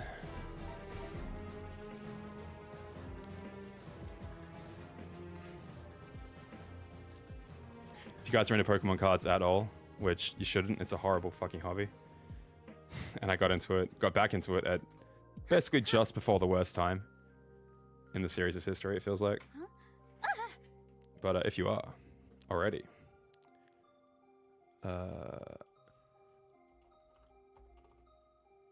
Who's there? there's like a bunch of sites where you can track your collection online. So Elise and I have tracked ours on this site here. So if you have a profile on that site already, or you end up making one, let me know, because I want to peek your guys' collections as well. One of the upperclassmen we're looking for. This includes like all my old Pokemon cards from like when I was a kid, which is like a complete base set, jungle set, fossil set, rocket set, a lot of Neo, Genesis, some other cards here and there. New enemies in 4 screenshots are just shadows and soldiers, right? Basic enemies. So it's interesting because they're shadows, but they can like morph, which is really interesting to me. And I wonder. Don't say too much. Right? About what? I don't know, because like nobody creepers could do that as well, right? They could like form into different shapes. That was kind of cool. Goal? Someone on here was saying said something about that too. Who was it? Because, man. Your goal? Someone had messaged me saying like, oh, it might be like Heartless and Nobody's fusing together, and I was like, I very much agree with you, but I can't. Vithar said something about that too. Can't really say why. Weapons other Nobodies could use. Yeah. Yeah, they're the shadow equivalent. Yeah. I don't know. Are they gonna be like Heartless? They have the like empty heart gap that a pureblood Heartless would have. I just wonder if that's like. What is it you're trying to accomplish? I just wouldn't be too surprised if they end up like, oh, they're actually a different classification of darkness. What is it you're trying to accomplish? But who knows? But who was it? Someone, yeah, I should credit them. Was it you? No. Who said it to me? That's not an answer. That's not an answer. That's not an answer. That's not an answer. Oh, graphic success. All right, well, I've decided now it's going to be like me lifting up a little picnic basket to stretch my arm out. So thank you. My task is to bring you back home. It's just annoying because it's my right hand that has to do it, but also do the editing. Or go wherever it is you want For like Darklings, but for unreality humans instead of Keyblade wielders. Sure. Yeah, it's possible. Not to do whatever you say, or go wherever it is you want me to go. It did work. Hey, they're back. Nice. Not to do whatever you say, or go wherever it is you want me to go. So you can see, like, this is how the files are sent to me, laid out with, like, shit tons of takes, so... Goal? Goal? Oh. Your goal? Vidar said something about that, too. Goal? Your... They put bugs in him. Hey, they're back, and everyone's found them. Nice. Good job, guys. Good job, guys. Can I turn just them up? Let me see.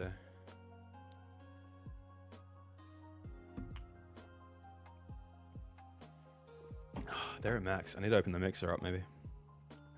Hey, Mrs. Guides, how you doing? You're going to voice blue coat, and if so, you're going to try and sound older. So, okay. I thought it might be a really cool idea, given that I did the player, and therefore accidentally signed myself up to be continue being the player in Dark Road. I was like, what if my grandfather does the older older player. I actually got him to do a few like test recordings of it. But it's hard to convince the gentleman, like, like, I don't know. The poor guy's like never heard any of these terms before. I don't know. Maybe if I do like, I don't know. Maybe I'll like read out an example of it, and he could like maybe like mimic me, because yeah, because I like his voice a lot and I have a lot of respect for him. I thought it might be cool if it's him that portrays that character instead of me. But yeah, we'll see.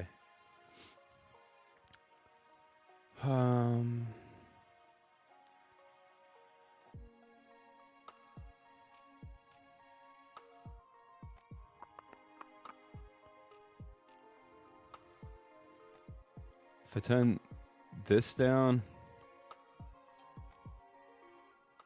and this down, and if everyone turns themselves up, I guess, like if the music's down lower, and then maybe I'll turn my audio down as well, then everything else should be louder by comparison, right?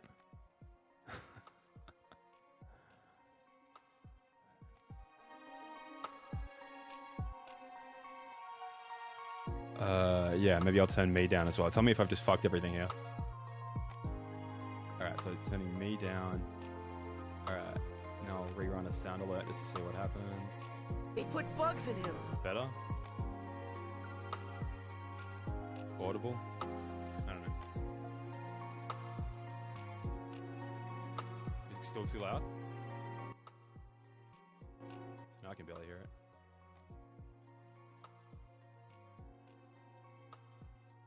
No, I'm way too quiet. Oh boy. Okay, I'll turn me back up. Oh yeah, there's nothing there. Okay, so now I'm at like 0.7 on the dial now. Gang, gang, gang, gang.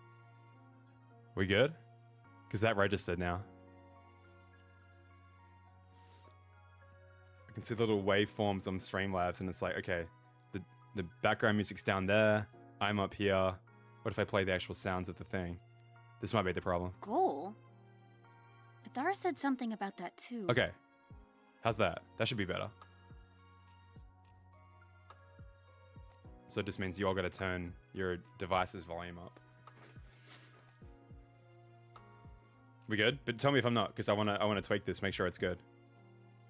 If I need to go up, down, the project needs to go up, down, music up, down, sound alerts. The only thing is, I think the various alerts, like the follower and sub and all that stuff, might still be very loud. Maybe. Goal? Vidar said something about that too. Yes. I will probably keep the dub music muted, as long as you guys can hear the background. Hey, Sonny, how are you, man? As long as you guys can hear the background music, then I may as well keep the regular music, unless we need it. Your goal? Vithar said something about that too. So yeah, if you're just joining in, we're not making any like choices right now. We're just sort of putting the building blocks in the correct places. Your goal? Can you replace the music with Linkin Park? If I didn't want to upload this to YouTube afterwards and just get immediately hit with demonetization, doesn't matter because the channel's not monetized, but I don't know. I don't want any potential like marks against the channel before I've even like... Your goal? Your goal? Before I've even really truly begun.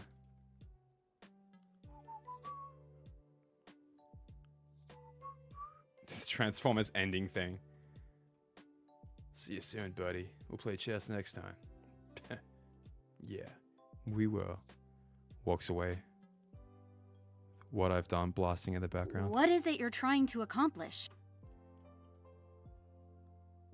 Let me know if the vibe's still good. It's the most important thing on this stream. We have to be having a good time as we cry about a dead mobile game.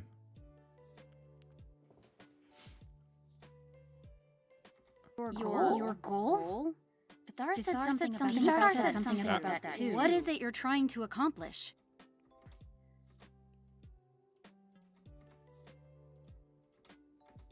Your goal?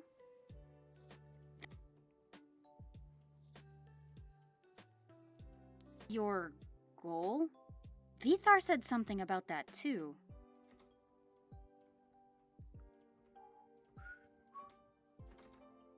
What is it you're...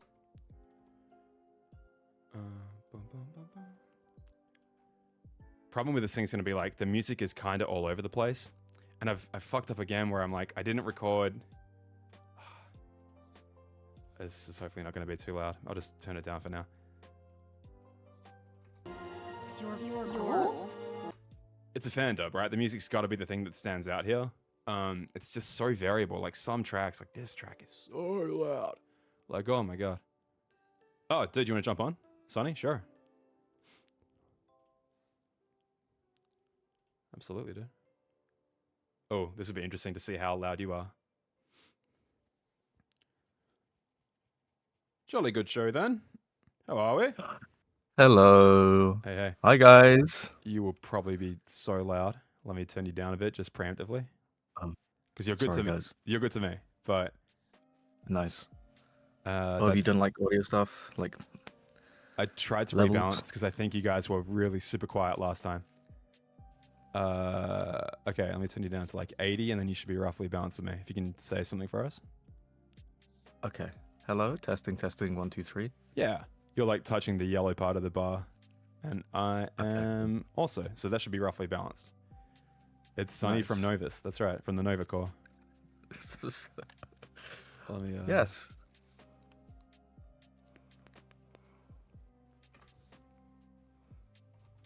Where's Sunny webcam? I'm sitting in like pitch black darkness right now. Genuinely, it's I have this. So I've made a booth, and the only thing I have at the moment is a ring light and the light from my monitor. So I will just be like this floating head in a black void, unfortunately. Oh yeah, thanks, Mr. J. Appreciate it. We're gonna see you guys so soon. This is like I don't know. I'm really excited for Reconnect. I'm so I'm excited. so nervous. You I'm nervous? excited, but I'm so nervous. Yeah. Which part? Dude, I was shitting myself the first time I came out. I had no plans. I had like 5 days worth of itinerary. I hadn't even finished the FanDub. I was like finishing it the night before, to the detriment of actually packing and preparing for my trip. God, yeah.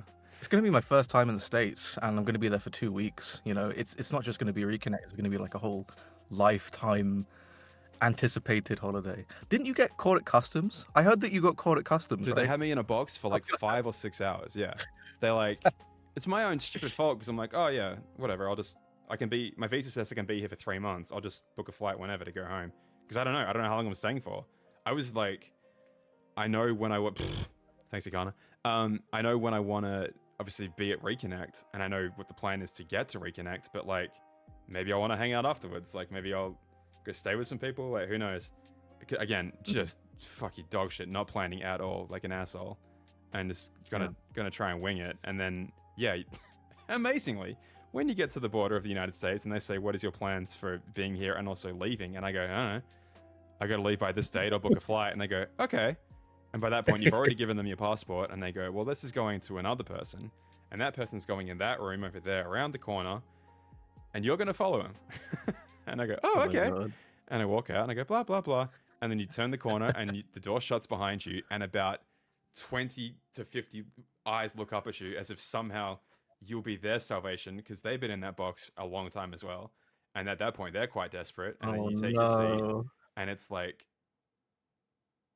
everyone's already concerned about COVID, and it's bad in there. Like people are standing up, coughing. Everyone's tired as shit because they've been on a massive long flight to get here. And your passport just goes on this back wall, and you can see it up there. And like the 3 angriest TSA agents in the world are behind a counter, and they're kind of calling you up one at a time, depending on whatever they think is the easiest to process. And they are the last line of defense for the glorious USA, and they are ready to sniff out anyone daring to try pull some shit. Like holy fuck, they were so aggressive to everyone there. Like if you're like just at 11, they were at 11. Like you could see someone like would walk in the room and they'd be like looking at their phone trying to text, I don't know, anyone that was going to pick them up or like let them know what's happened to them, that they've got stuck in a box. Like, hey, like just from the other side of the room entirely, fucking screaming at them. like, oh, confiscate this phone, like all this Oh shit. my God. And they're so like, God bless Americans. I love them so much. They love. There's no like, a conversation is not just between you privately and a friend. It's I'm talking, so the whole room, everyone's gonna hear it. So they're like interrogating you on private details, and these people are saying these private details to this agent who is just loudly repeating them back at them, so the whole room can hear it. Oh, dude, you want a power trip? Doesn't even come fucking close. These guys were, oh, man, ready for blood. The second time I came in, the guy was like, "How long are you staying for?" I'm like, "This long." He's like, "Cool." Like, God. just let me right through. And then this time I came in, he asked a lot more questions than the second guy. But I was much more prepared this time, so I just had everything in my head all ready to go. I'll see you, Samantha. So yeah, after like, I don't know, 10, 15 questions, he let me through, and that was not put into the back room. Thank God. Man, you don't want to be in there. Wow. But as long as you're prepared, you won't be. That's the thing. It's like, I'm going here for this thing. I'm staying here at this location for this many dates. I'm traveling here via this method. I'm here for this, this, and this. And then I'm leaving. I'm going on this date. I booked my flight. Here it is. Then you'll be fine. They just want to know that you're not, like, here to fuck around, basically. I think I scared the shit out of Carly because when I got in, the first thing I did was like, oh gosh, she's coming from international. I texted her. I'm like, make sure you get everything ready. Make sure you get everything ready. Make sure you're prepped. Blah, blah, blah, blah. And she's like, he scared me so much more than I already than I was. God. She's like, why would I not be? Yeah, of course. Why would I not be prepared? I'm like, Carly, you're gonna do all this stuff. And she's like, yeah, of course you would. Why wouldn't you, idiot? That's insane. Oh, it was so funny. Yeah. This guy this time. I'm like, what are you doing in Yeah, I'm going to Denver for this thing. It's what are you going to Denver for? Oh, it's this video game called Kingdom Hearts. There's this convention put on by this couple that all these fans get together, blah blah blah. He's like, oh yeah, no, I know Kingdom of Hearts. I'm like, hilarious. Yeah. He was like trying to, I don't know what the point of that was, but just to make me think like, oh yeah, I can trust this guy. I can tell him whatever by saying, oh yeah, I know Kingdom of Hearts. I'm like, gotcha. No, you don't. What are you trying to pull something on me? But yeah, basically he let me go like right after that. But it was very funny. That's so funny. But yeah, you'll be fine. You're here for a short time too. Like can you imagine if I had to explain the lore of Kingdom Hearts to so Donald Duck, right? That's not an answer. Yeah, I've seen this YouTuber called Demo279 actually. It's my favorite YouTuber. Yeah, they're nice enough guys. It's like, but obviously they're doing their jobs. Not right? an answer. Yeah, of course. That's not an answer. But so yeah, if you give them no reason to like, I don't know. I mean, they're letting through so many people. Like as long as they got to do their job and ask the cursory questions when. I think, so I was walking up, and I was like passport and boarding pass, and I had my boarding pass digitally on my phone, and it must have like refreshed when I was on the plane or something because I lost it, and then I wasn't connected to the Wi-Fi when I was in the actual airport. So I was like cool as a cucumber walking up all the way there this most recent time. And then right at the end, I'm like, okay, let me show the boarding pass and my passport. I'm like, oh fuck, the boarding pass isn't there. Like as I'm being called up to go up finally. And so I'm like, fuck. So I'm like quickly refreshing. Like I find the Wi-Fi in like the 3 steps that it takes me to get there. And it's like showing you an ad because it's free Wi-Fi, a 30-second ad before, then you'll be connected. I'm like, I don't have time. So like I must have been projecting nervous energy literally as I was walking up to him. And I think that's what prompted the million extra questions. The 10 extra questions this time around. But yeah, that's what Elisa always says, like, if you look nervous, you'll get asked. Because that's their job, right? To like investigate anything suspicious, I suppose. But yeah, once I could rattle off all the answers to all the questions, he was like, all right, nerd, get out of here. Wow, that sounded terrifying. Like, God. The first one wasn't fun. The first one was like, oh shit, I might be... Okay, I didn't actually fully appreciate because I was like, oh, we'll work it out. I'm Australian, where it's like, we'll figure it out for you. Like, don't worry, I'm on your side here. Like, there's been an error, we'll figure this out. If I was in their position and someone was in this room, I'd be like, yeah, trying to figure how do I... Okay, I'm sure you're not here for malicious reasons. Let's sort this out and get you out of here. Man, on that flight back that first time, a guy, I didn't have anyone on the seat next to me until right as the plane was about to leave, and this guy comes and sits down, and he looks rough, like he's had a bad time. And he's like, man, what day is it? I'm like, Thursday. He's like, oh shit.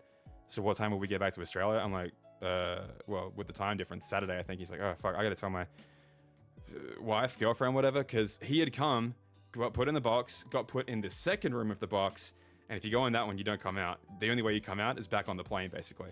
So he had got turned around. Just a normal enough guy, just didn't have the right answers to the right questions, and they just like, nope, and they sent him back. I'm like, fuck, that could have easily been me. I think I got like the one nice guy when I was in that back room who was like trying to work with me. He's like, you're just a dipshit. You're not here maliciously. Like, sit down, buy a plane ticket right here, right now in front of me.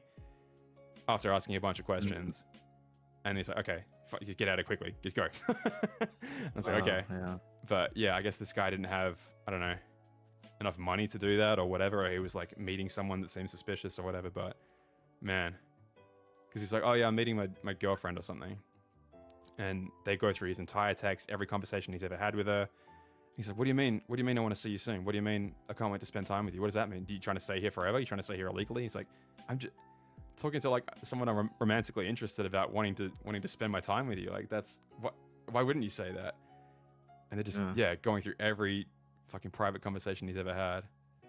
It's like, that's so crazy. My task. Anyway, you'll be fine. So basically, no matter who you are, if you're just really, really nervous and you get wrongly accused, you're basically Not to fucked. do. Is what I'm hearing. Yeah, I mean, just as long as you get the answers to the questions, and people would have like documents printed out that, because you've come off a massive long flight. I mean, God, we were in the air for almost 24 hours by the time I landed.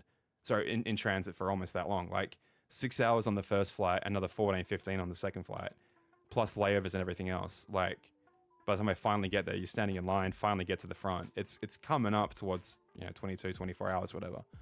So you're like, I don't know. It does help to have this shit printed out. You can be like, okay, I'm here. This is the hotel I'm staying at. This is the house I'm staying at. This is what I'm driving. This is the rental car details. This is the hotel I'm staying at over here. This is the flight. Blah, blah, blah, blah, blah, blah. And yeah, the return flight is the biggest possible one. Yeah. I appreciate that, Mrs. She. It worked on you guys, eh? I scammed you guys out of a trophy, so. Yeah.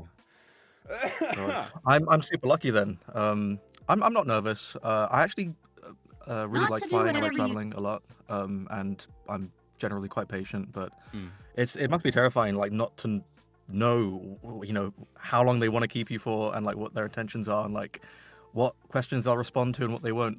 So Yeah. that must be terrifying. Luckily, I booked Not my to do whatever. round trip flights as soon as I did. So Yeah. I knew I was going to be staying for 2 weeks. I didn't know I was going to be staying in LA Oh. for the last week. Oh. So my plan is to arrive in Denver first, like a handful of days before Not reconnect, to do. just to kind of get settled in and not be jet lagged for the event and stuff, and just spend more time with people that I know and love. And then reconnect happens, and then after the 14th, I'm gonna go hang out in LA for a week, and then I'm gonna go back to Denver, and then from Denver I'm gonna go to Heathrow, That's where and you that's fly gonna be out my of. entire. Okay. Yes. So I'm pretty lucky that I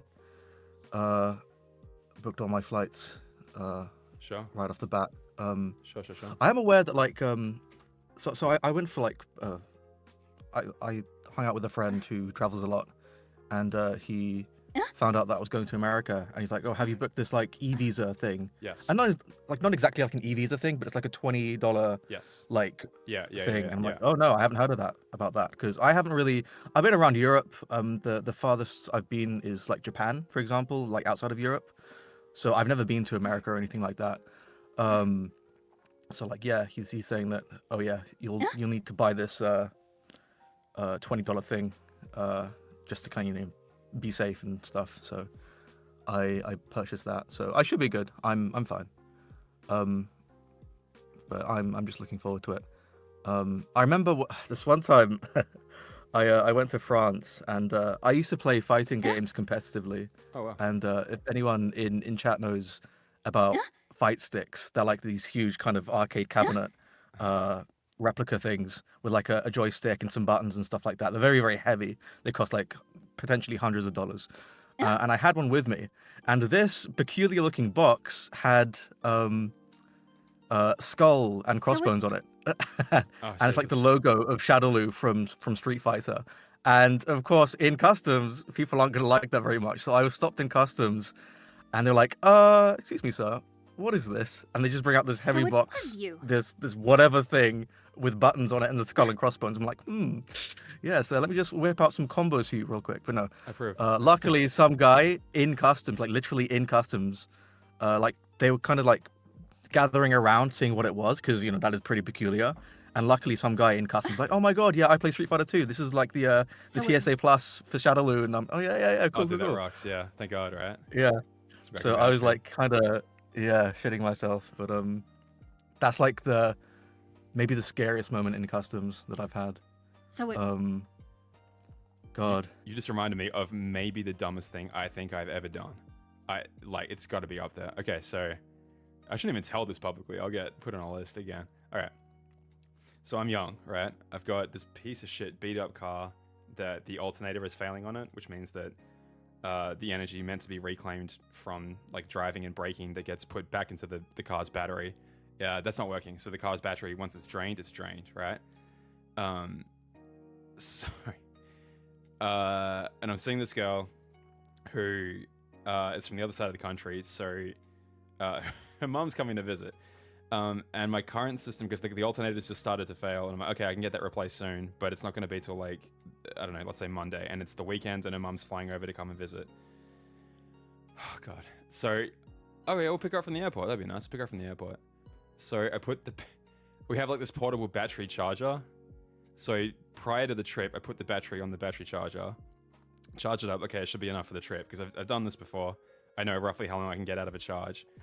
So I get to the airport.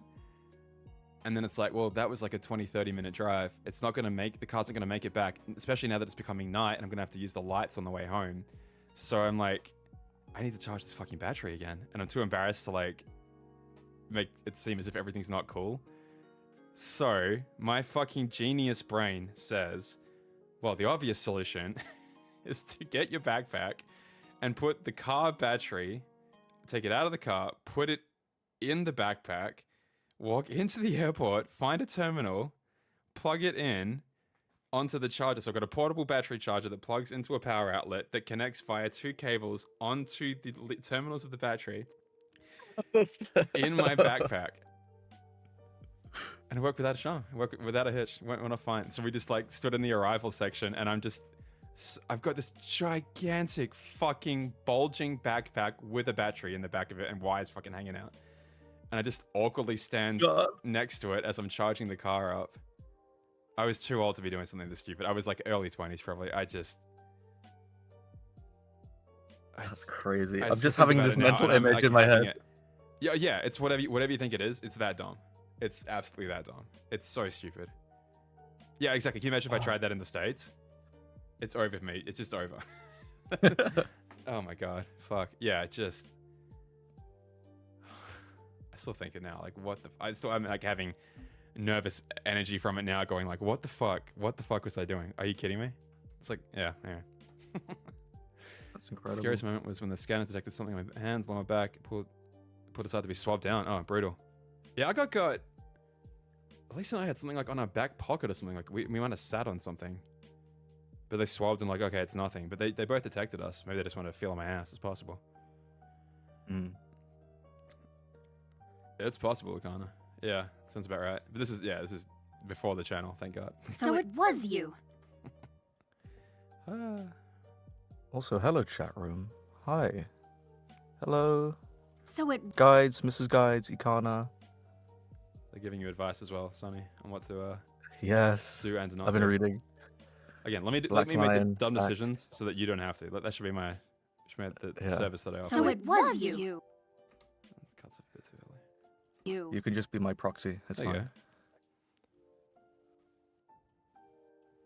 Some of them are like so not like the TSA people are so fine, but like man, some of them are just in a bad fucking mood, and doesn't matter what you do, you're gonna have a bad experience with them because they just woke up on the wrong side of the bed that day, or they've dealt with fucking awful people all day that have put them in a bad mood. But guess what, pal? You're gonna deal with it. It's just crazy in like a high tense situation like that where you're just dealing with so many tired people. Like, Yeah. can you rotate me to like a non customer facing role right now? Because I'm having a bad day and I don't want to escalate shit.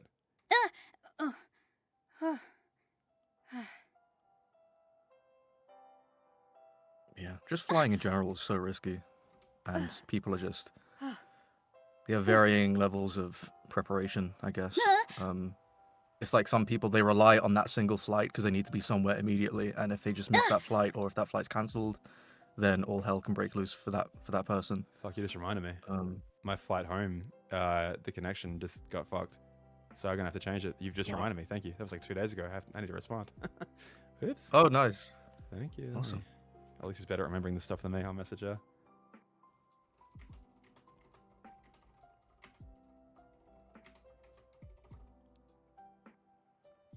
You know what I need to do? I have like a stash of like plugs and outlets. So I need like plug converters for like my phone and stuff, because if you guys in the chat don't know, like outlets in the UK have like 3 prongs, like 3 square prongs and not like the 2 circular ones. So I have like converters that I need to bring.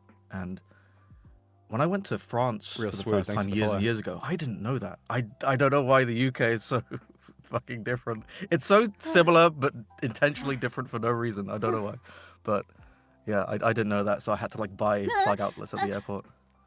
So I have to remember to do that. I'm also struggling to figure out what to wear for the red carpet for Reconnect, so I have to try and do that. Yeah. I mean, I wanna show up for that event, you know? Oh yeah. Gonna knock those Radiant Gardeners down a peg. Been too well dressed for too long. Oh, I don't think I'll be able to. That's next level. It's also just good. Like, yeah, I have limited space in my itinerary, so. Yeah, I think I brought a suit last time because I was coming, well, obviously for a wedding, but also back via a wedding. So it's like, well, okay, I need a suit anyway. I didn't bring one this time around, so it's like, okay, I gotta find something here. If I was about a half to a third of the size I currently am, I could have worn the Riku jacket someone gifted me from the Super Groupies collection. Super Groupies Riku jacket, but it's like a Japanese man's like medium, and I'm like, I'm a big fat Australian bastard, so I ain't fitting into that. It like barely fits on my arm, but it looks so good. Looks so fucking good. Oh, nice. And if yeah, dude, it looks so sick. The lining's got like all the like insignia all on the inner lining and everything. It's gorgeous. Oh my god. And it's got like the checkered like the plaid, like a little belt that wraps around kind of thing. Dude, this photo doesn't even close to do it justice. This is a shitty photo of it. Like it looks so much better in the right light. No, they banged up their jacket. It's insane how many Kingdom Hearts character designs are so hit and miss for real life. Like, you can get away with some Kingdom Hearts costumes for sure, and no one will bat an eyelid. Damn, I gotta think. I knew it was expensive, but holy shit. They just sent it to me one day like it was a Christmas gift. Like, here you go. Like, huh? Oh, and the Roxas scarf as well. Well, did you see what Ikana said? Ikana said, what if Missing Link was cancelled in the middle of Reconnect?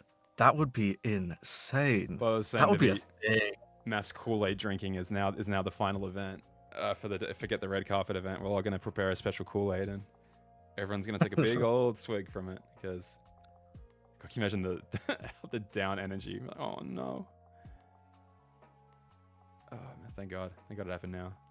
That's not it. It looks different to that.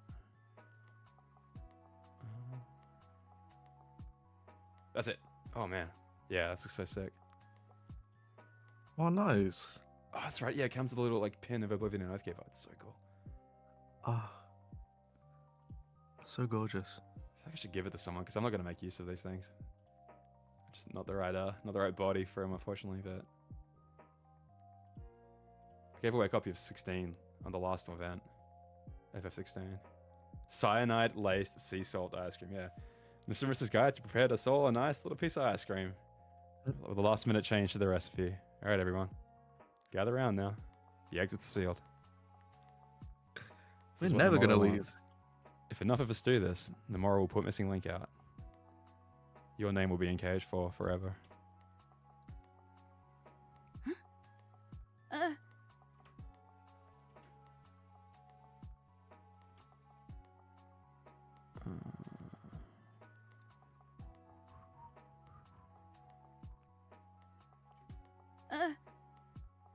Is there anything else?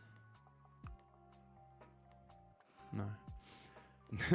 But yeah, I'm excited. I'm nervous, rightfully so, but most of all excited. It's gonna be great. Yeah. Can't wait.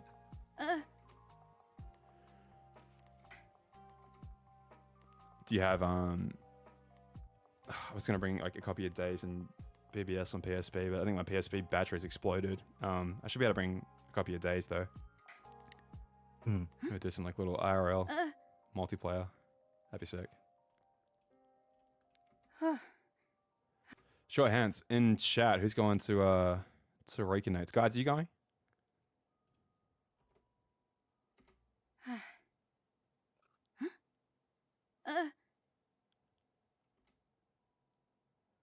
I hope so, man. I hope so. I mean, it's obviously, I can't fathom the amount of work that is put into it by... You gonna try? Okay. We'll do your best, man. It'd be good to see you. Yeah. Don't beat yourself up if you can't make it. Right. I'll just start preparing like a karaoke mix now. Because karaoke went off last time. We can just sit down here for now. I could bring my Switch, but I'd just be playing Tears of the Kingdom. I'm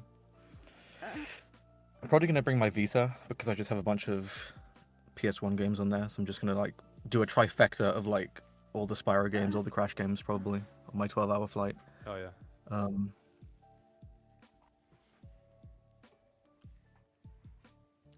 Sort of thinking this out loud, probably far too late now, but I'm like, the first time there was a PS2 set up, just playing like classic vanilla KH1, and I was like, it'd be sick to be able to have like conversion cables and get like BBS multiplayer going. If just enough people just allow the PSPs there for the day, people can just like walk up as a group and play like the multiplayer together or something.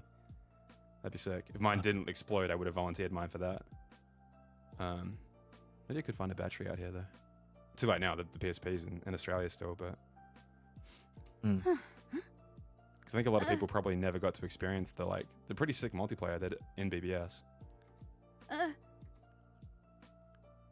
Does US request tourist visas for Australians, people from the UK? So for us, there's a thing called an ETA, or is it ESTA? ESTA. That's the one you do as well? Okay, yeah. Because I forget, because Elise needs one when she's going to Australia, and it's whatever it is, it's the opposite. So yeah, I guess mine and yours is the ESTA, and Elise's to go to Australia is an ETA. But okay, cool.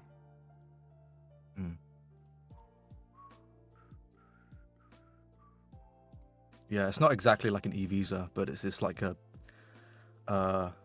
temporary just travel thing. That's not an answer. Perhaps my lenses, my judgment were clouded. I expected more obedience.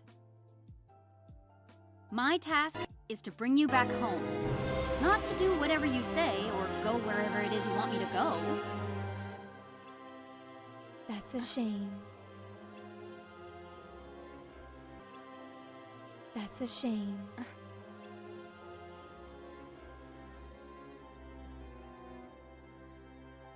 Well, until we meet again, which we will. Sooner than you think.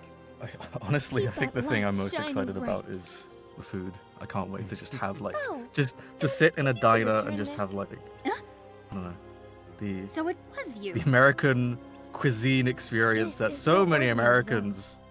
It's rag on the essential Brits to about, this like, oh, world's you guys don't order. have good food. Well, I can't Keep it wait to safe. have the amazing What reason is there to curse American Princess selection. Aurora? Can't wait, guys.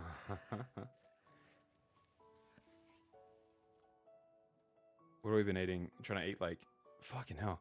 Man, some food is like crazy expensive over here. I understand the fast food thing because like for the amount of like time and effort put in, you can get some insanely cheap fast food if you use like the coupons and everything. And by the time you like buy those ingredients equivalently, especially meat feels like fucked price wise. You're just so much better off with like a burger that you know is consistently the same thing. Like, I get it. Yeah. I want to get a good pizza, just a good standard like mum and pop place pizza. I just love to do that.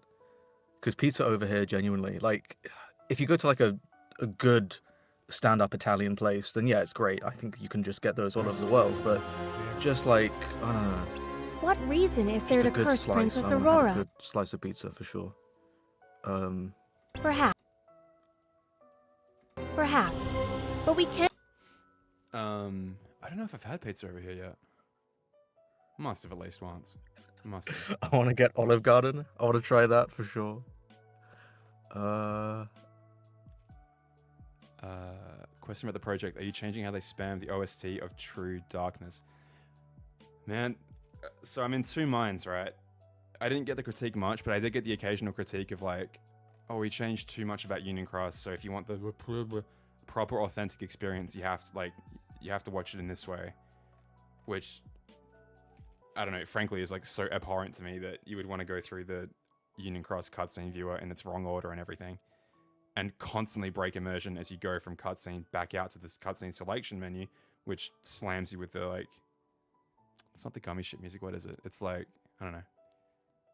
I don't know, a very loud track that especially would be immersion breaking towards the final cutscenes of the game. But there are some that are so vocal about it. Some people, like I see it on the Discord all the time, the Cage Discord, because every now and then I want to check in, like, and get feedback when I'm making this. I do think about it a lot. That I changed the order and blah blah blah blah blah. But it's like the amount of comments I got on the Union Cross explanation videos are like, "Thank you, I had no fucking idea what was happening as I played it, or as I tried to watch it back in the official order." And it's like, well, yeah.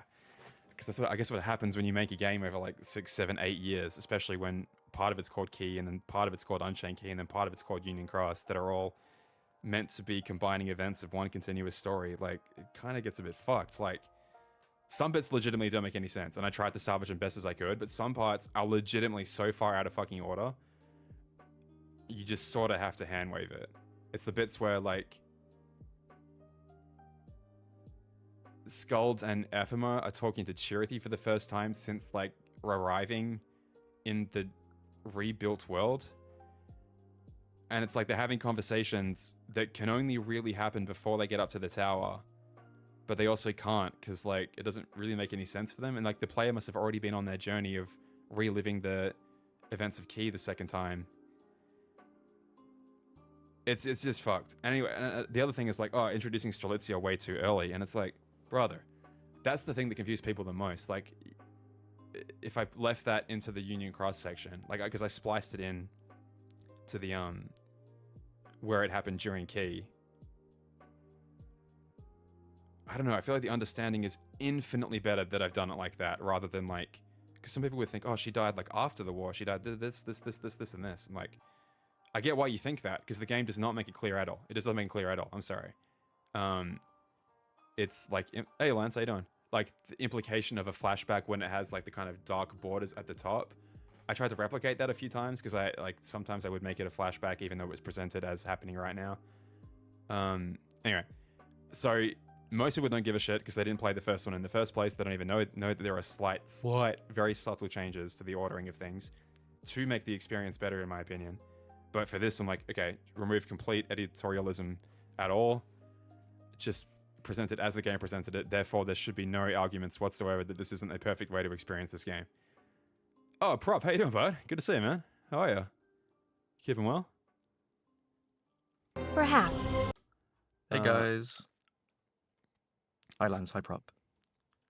So you're asking if I'm going to change the music. Is that the Foretellers track? Is that what you're asking about? I've already forgotten which track you're asking about. Where are we at? We're in 41. It's also made editing infinitely easy this time around, because, like, you can see I just called, like, this cutscene Dark Road 49. When you're recording your lines, record them for the 49th cutscene in the cutscene viewer. There's no backwards and forwards of ordering. There's no, like, we'll define what a scene is. It's the cutscene starts, the cutscene ends. If it's in the cutscene viewer as a discrete clickable movie, then it's another separate cutscene. It's got a name. It's gonna be very easy. You can look at it on your phone. You can look at it up online. and we'll just record based on that. I think it's the right call.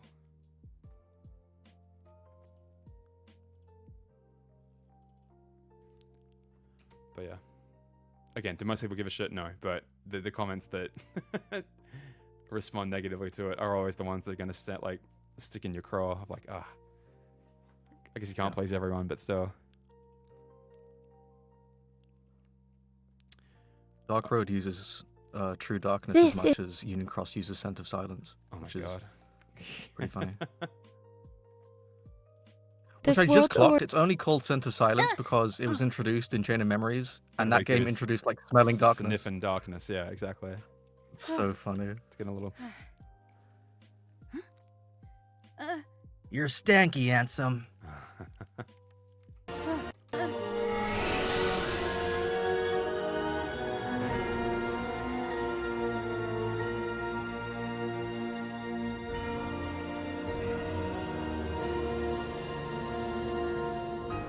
Essential to this world's order, eh?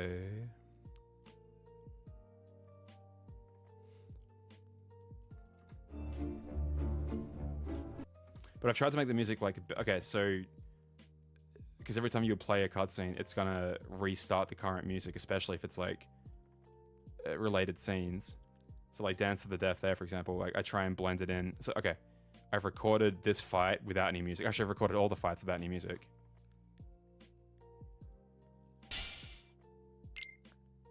Hey, Laura. So that I can blend in the equivalent track from where the previous cutscene leaves off.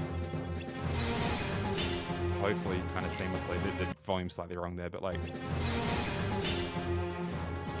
hopefully fairly seamlessly. And then this next cutscene I've recorded without music as well, because again, it plays the same track, it starts it over again. So it's like, fuck it. It's just easier to let it continue playing. Should hopefully make it a bit more seamless. It's actually sick because one loop of the song ends basically right here.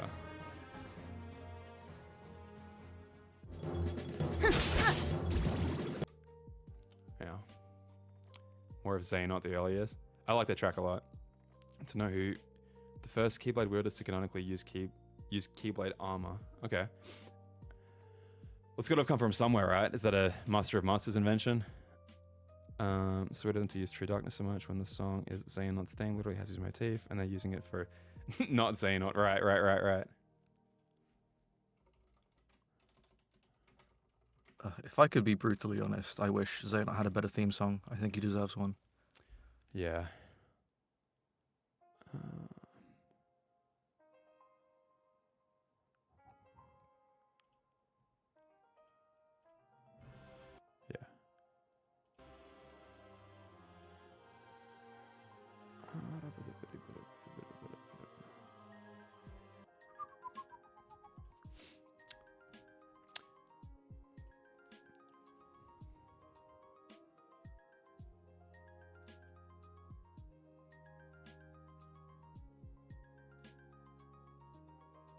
You know, if I could choose anything to be salvaged from Missing Link, it would just be Yoko's soundtrack, to be honest.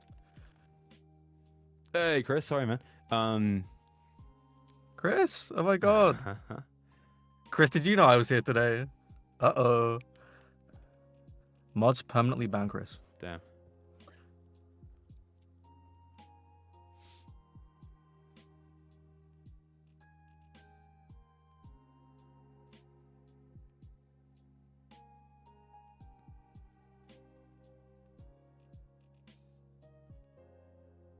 Just when Yoko released that tweet after Missing Link's cancellation saying, I oh, know, she seems so sad maybe about it. someday you can hear it. I'm like, oh. That's so horrifying.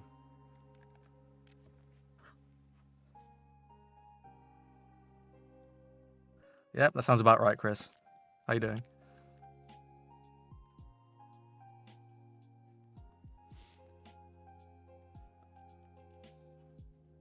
It is very funny, like, I don't know. People all of a sudden, I don't know, interested in the Union Cross law, like, as it relates to the Kingdom Hearts 4 screenshots and trailer that we've seen. I don't know. It's a funny thing, like, watching them get caught up on it. And I guess that... in as much as I'm like such a mobile game defender, like I can fully see the argument that like it has fractured and splintered the fan base, but I'm like, I don't know, are we not used to that? And maybe it's not a good thing. Maybe it should have never been this way. But like, I mean, I'm glad for the multiple experiences that we've had across like the DS and the Game Boy and the PSP and the 3DS and phone.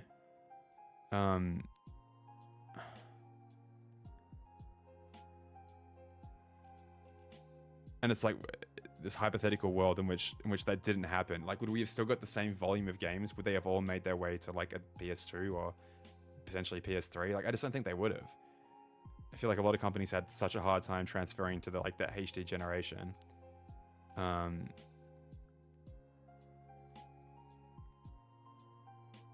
Yeah, obviously, like, you know, we kind of skipped a whole generation with like the PS3. Sorry, I just lost my train of thought completely. Whoops.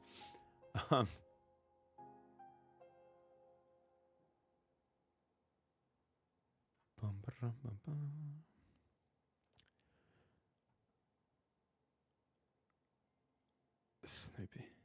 Oh, it's okay, Zach. Good to see you, man. Yeah, he's probably gone by now. But yeah, I said that last stream, right? That Zach is our Ericus. Did an awesome job. Yeah, once we placed all the audio, we'll have to start going through and kind of making selections, and then don't worry, we'll be hearing a lot of we'll be hearing a lot of Ericas. Have no fear.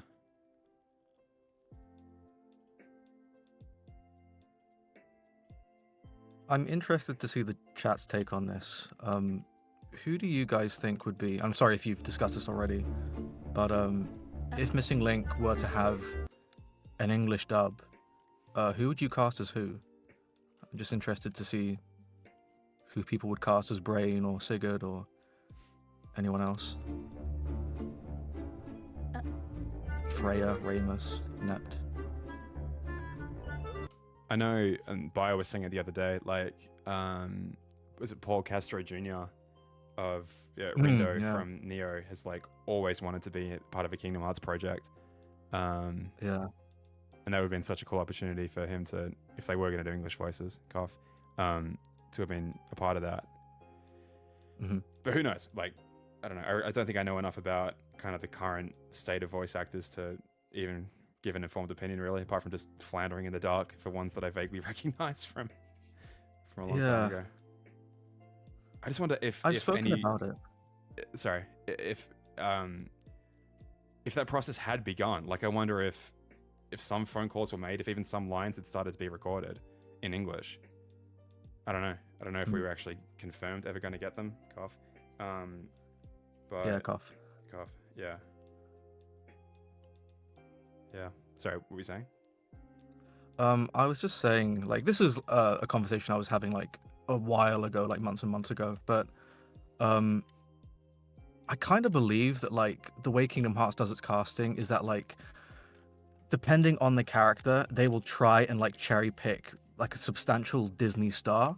So for example, for someone like Ericus, like him being Mark Hamill is no like coincidence. I don't think Mark Hamill auditioned for the role of Ericus. I think he was asked. Same with Leonard Nimoy for Master Xehanort and stuff like that. So depending on who the character is, I think they have a high chance of being like cherry picked. So for someone like Brain, it could be a matter of like someone who's either like a substantial star, like a fan of Nomura's. Sorry, I mean Nomura is a fan of their work or something. So I've always been of the belief that Elijah Wood could have been a really good Brain. And I think we talked about it last stream as well, how like all of Spyro's voice actors over the years have been in Kingdom Hearts in some way, shape, or form, except Elijah Wood. Yeah. And Elijah Wood, voiced Spyro in the Legend of series.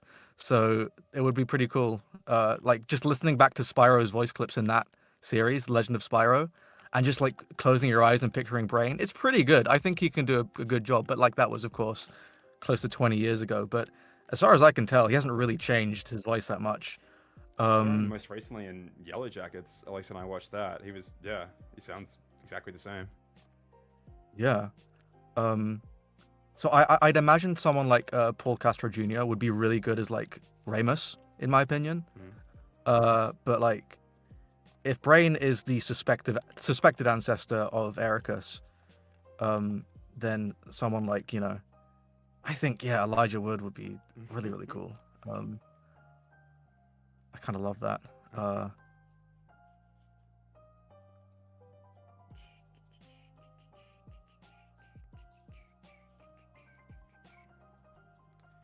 Sorry, when I see You- Pokemon you cards that aren't baby. in order. Is that Mama? Yes, it is. It's I'm in Elise's setup, so. Video Favix. Yes, this is from Nia Reincarnation. Video epics. Have you found Vix? I didn't finish Reincarnation. I was playing it right before the shutdown, but I didn't get finished. I still gotta like go through and actually watch that story. Did anything come of that? Because wasn't there teasers the other day through the visual novel and everything? That maybe that the whole game might even get revived. I don't know if are you familiar with Nia, Sonny? No, my community really wants me to play it. Yeah. And I never will because of that. So I took the plunge no, last I'm year. kidding. Went through Replicant, and then Automata. Yeah, I had a really good time. Really, really good time. As a completionist, it kind of shit me off a bit because man, you have to do a lot of bullshit at least in Replicant.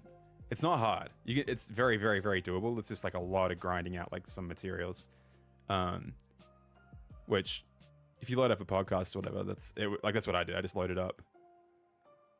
So okay, funny you say that. So Elise has bought Drakengard 1, 2, and 3, and we were potentially going to stream. Yeah, I'd love to do 1, 2, and 3, because I don't know. I'm trying to spoil Sonny here, but they are related series, the Nier and Drakengard. I think I'd really, really like to get to know more of that lore. I hear the platinum trophies are fucking bitch though for Drakengard 3. There's so many. Hey, what we got? Nexiclo. Thank you so much. Nexiclo 8. What are you guys up to today? Thank you so much for coming in. Hello, I'm Damo. I've got SonnyNovus Thank on you. board. We're both little Kingdom Hearts YouTubers. Hello. We're having a little chat.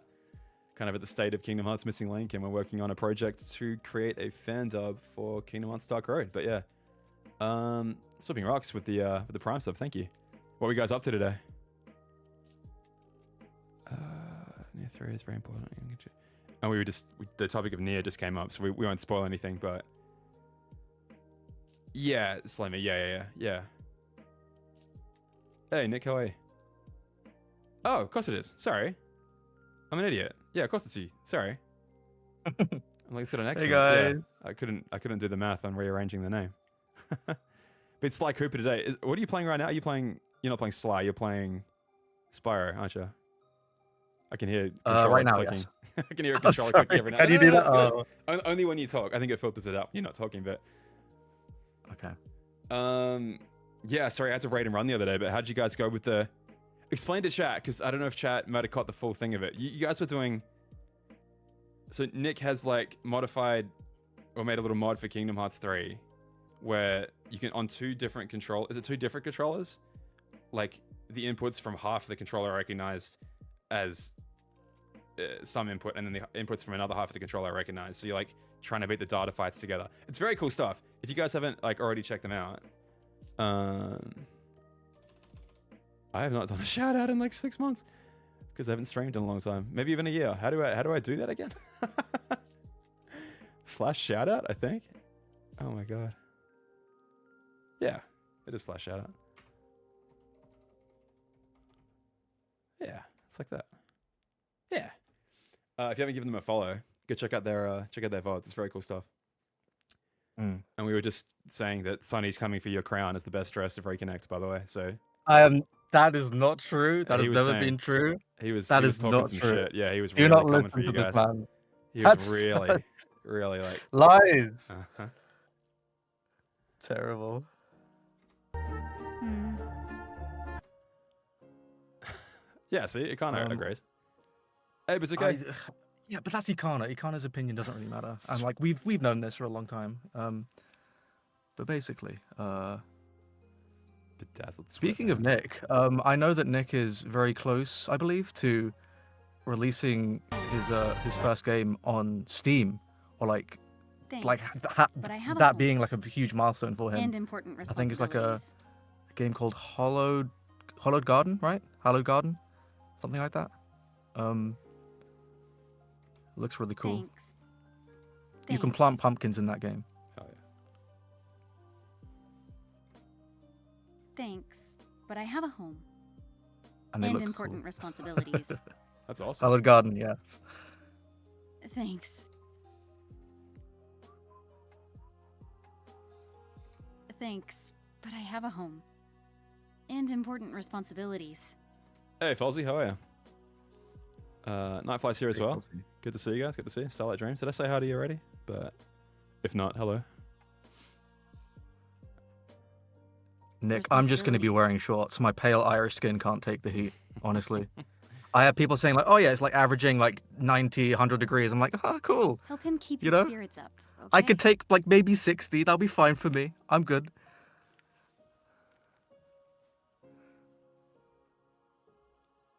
I'm just going to be melting, Help him unfortunately. keep his spirits up. Okay? Okay? But in all honesty, I'm just thinking of going for something like smart and casual. You know, like Help a him shirt, keep his spirits up. nice okay? button shirt, and you know, maybe a blazer or something. Like nothing too insane. Help him keep. How many gifted subs to put a random fart noise in this video? Damn. Help him keep his spirits up. Okay? What if I could like technically drown it out in amongst like all the battle music and just gaslight people? Be like, did I hear a fart during Waltz of the Damned? Like, no, you didn't. That's crazy. You're crazy. I don't know. How many you got, Sweeping Rocks?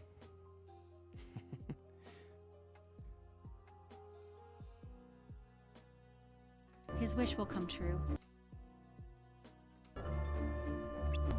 His wish I'm will trying come to do the true. conversion in my head. I think 90 to 100 degrees is like somewhere between like high 20s, 30s maybe. Yeah, I think 100 lands roughly at 40 for us. So Right. So for me, anything above 20 is just pain. So you can imagine me going to America. Gang, gang. God. Gang, gang. yeah, 100 Fahrenheit is nearly 38 Celsius. So, like, because what is like, I'm kind of used to that being from Australia, but like that's definitely on the hot side. Like, it's miserable when it is in the high 30s for us. I guess high 90s for you guys. What is it? What's your peak? Back in the UK, like on a typical, even a summer. His wish will come true. Yeah. So I know it. every single year we've just His been wish getting will come true. swarmed with heat waves, know it. and it's just getting hotter and hotter. I remember a couple I think it was summer of 2022 or 2023. His wish It was like will come averaging true. 40, which was like know it. record breaking for the country. Damn. But it's really hit and miss. Like the thing about English weather is that like it could be sweltering with heat in the morning, and then like midday it could just be like raining, cloudy, and then the clouds part and it's just sunny again, and just really unpredictable. But in terms of just heat, it's just agony, because you know houses here are built to retain heat and stuff like that. I'm sure you've heard the arguments online from plenty of people over the years. So I'd say like right now it's averaging like the mid-20s, which is still too much for me, honestly. Jeez, really? Yeah. This might I'm be not tough good for with you. heat. This might be tough for you. Yeah, I'm not yeah. gonna lie. It will. And the Damn. thing about me is like I sweat. Like I'm a sweater, unfortunately. I get really envious of people that just don't have like very animated sweat glands. So I like drip, unfortunately. So I'm going to be like super careful and cautious. Maybe like wear an undershirt, for example, because I don't want to be stained for the entire event, you know. So I'm hoping, you know, Americans they speak of this thing. It's called air conditioning, I believe. Don't know what that is. So I'm really hoping that is going to save my life. Inside the event, Yeah, I'm just praying the night it won't be too disgusting if we're all like suited up, a bunch of sweaty bodies in proximity to each other. Like, yeah. KH fans. Whew. Deodorant is at the door. It is mandatory that you spray yourself every 30 minutes. I can smell you, Ansem. Yeah. and everyone else and the entire cast. Oh my god. I don't think it was too bad. It wasn't obviously the same time of year exactly, but I don't remember it being too bad last time around, even when we were all suited up. But yeah, I'm a sweaty guy too. It's not a great life. Just a cold shower beforehand, just like straight up, drench yourself. Oh yeah, that'd be great. Yeah, my goal is honestly just to stay hydrated and just wear light clothes. I'm definitely, definitely gonna plan on wearing some undershirts, some vests and stuff, just so like I don't want to, walk around with patches all the time. So Just wear dark colored clothes and pray no one notices. yeah. Oh man.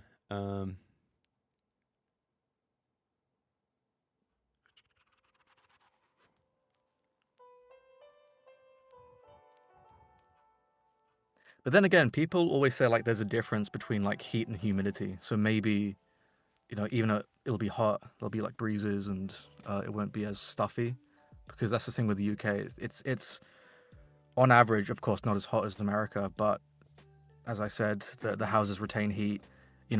Built-in air conditioning is quite rare, unfortunately, and people aren't gonna buy these units just for a few weeks in the year. So it's just a really awkward position.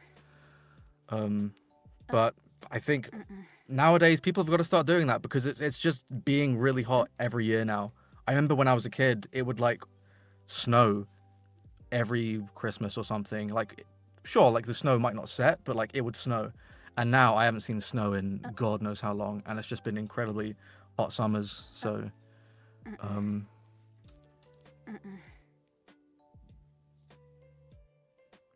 yeah, forgive me if I don't look my best at Reconnect.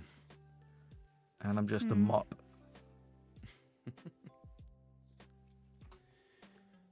Oh man.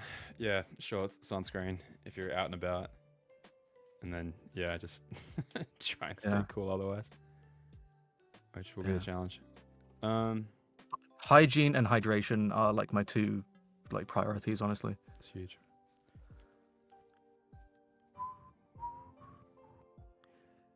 Is it dry heat? Okay, that's good, because I'm definitely more used to that. I can't deal with humidity. I truly hate it. I truly hate humidity.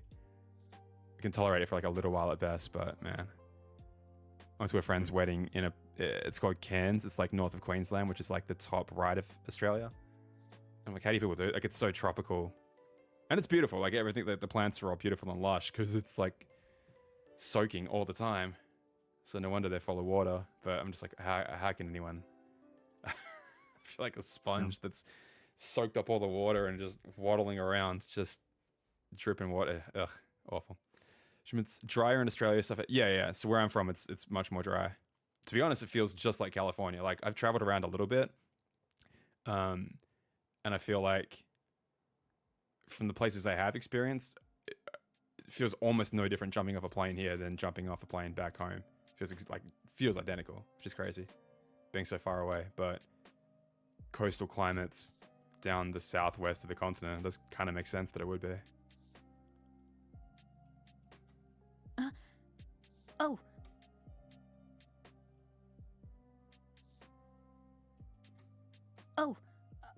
Sorry. Did you say something?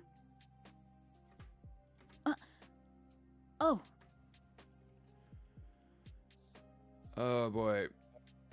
So the dub has about 2,000 lines in it, not including the repeats. So just anyone that's jumping in now, just got to place obviously roughly all 2,000 of them, plus the repeats, and then kind of start picking. And I'll obviously, like, it doesn't have to be in that order. I can still make some final choices before every single line is in. But yeah, this is kind of the process. Just place all the lines, and then. Sorry. Did you say something? Then go through with the fine-tooth comb later on.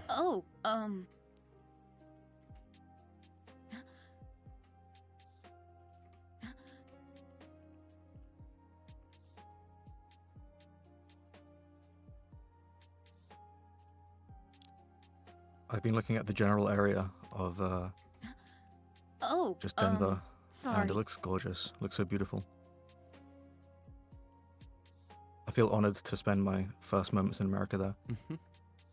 So it's a direct flight. Like you're not touching down anywhere else first. It's direct to Denver. Yeah, direct to Denver. Probably Oh. like, I think somewhere between half an hour to an hour, just to get to where we're staying.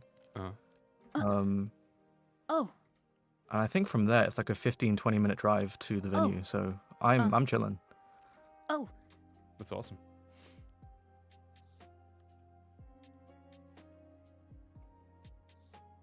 Did you say something? Yeah. What was the question?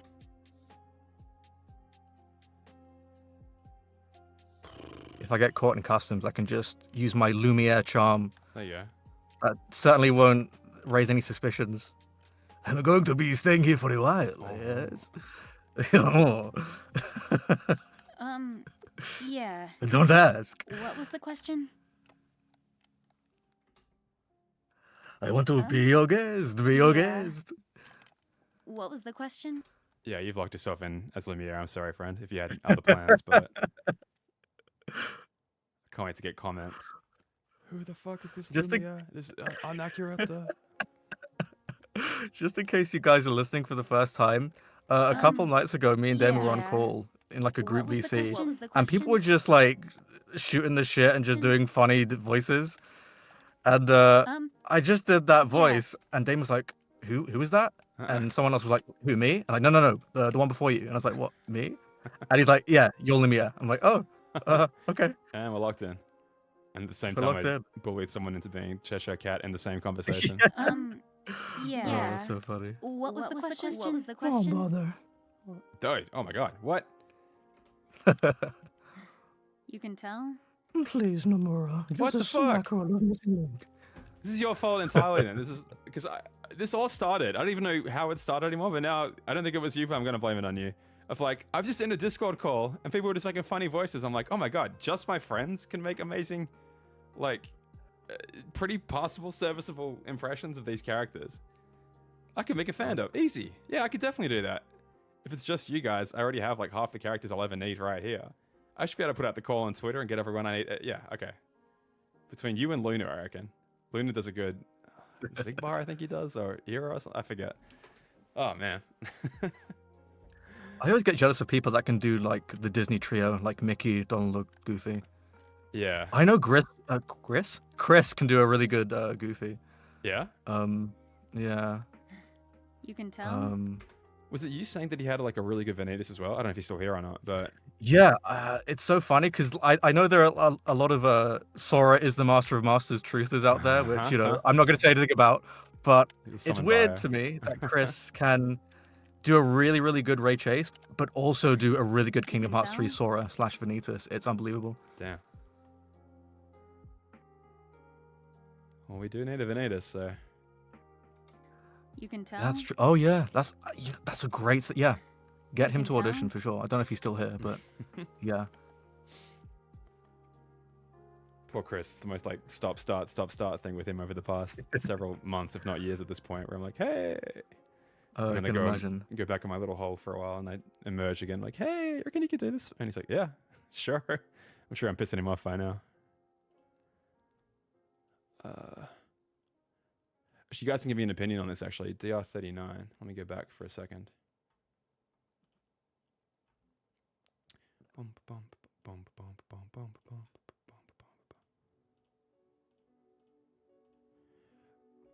If you guys have played Rebirth... I guess I spoke too soon.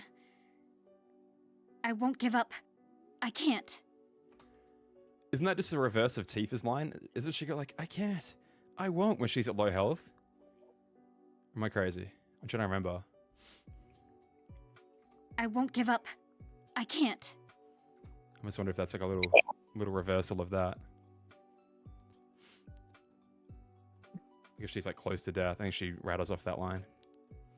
So I was thinking maybe we could like do it similarly.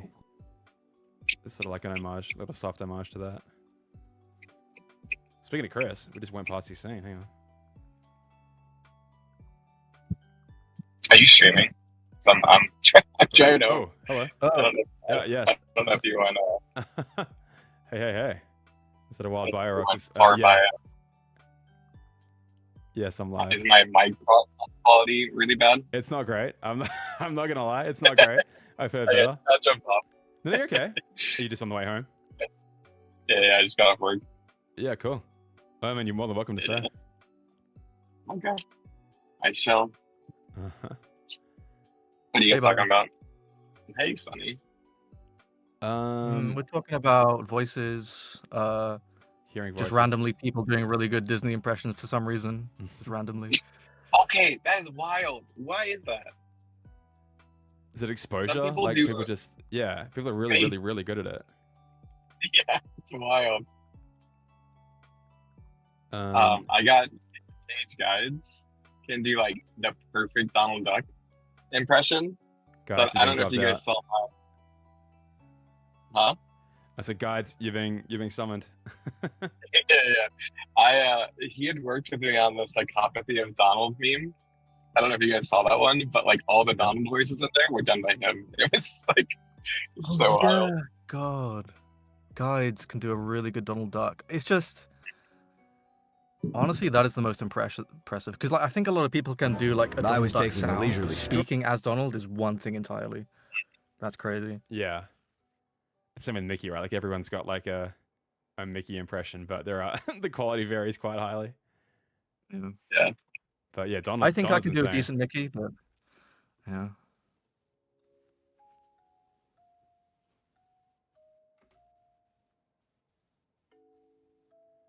The project's lagging. The computer must be having a bad time. Maybe like switch tabs and then like try to play in a different spot. It just. Let's see. I could introduce myself as Theodore or Jack, My Premiere but I Pro, can't prove when that's you, really who I am. when you like So, press play, what's the point? it like waits like 5 seconds now. to, Hey, Like, actually start any kind of playback. I saved It's your wild. life, you know. Oh man, he's so good. Sorry, I was just listening to Chris's Master Monsters as he said that. Sorry, what were you saying? I was like, Premiere can be awful with playback where you just like press play and you wait like 5-10 seconds for it to Yeah. actually register. Yeah, we're getting there. I mean, I guess I am streaming and I've got 80,000 Chrome tabs open at the same time, but yeah, it's taking a while. Oh, let me close some shit. You can tell?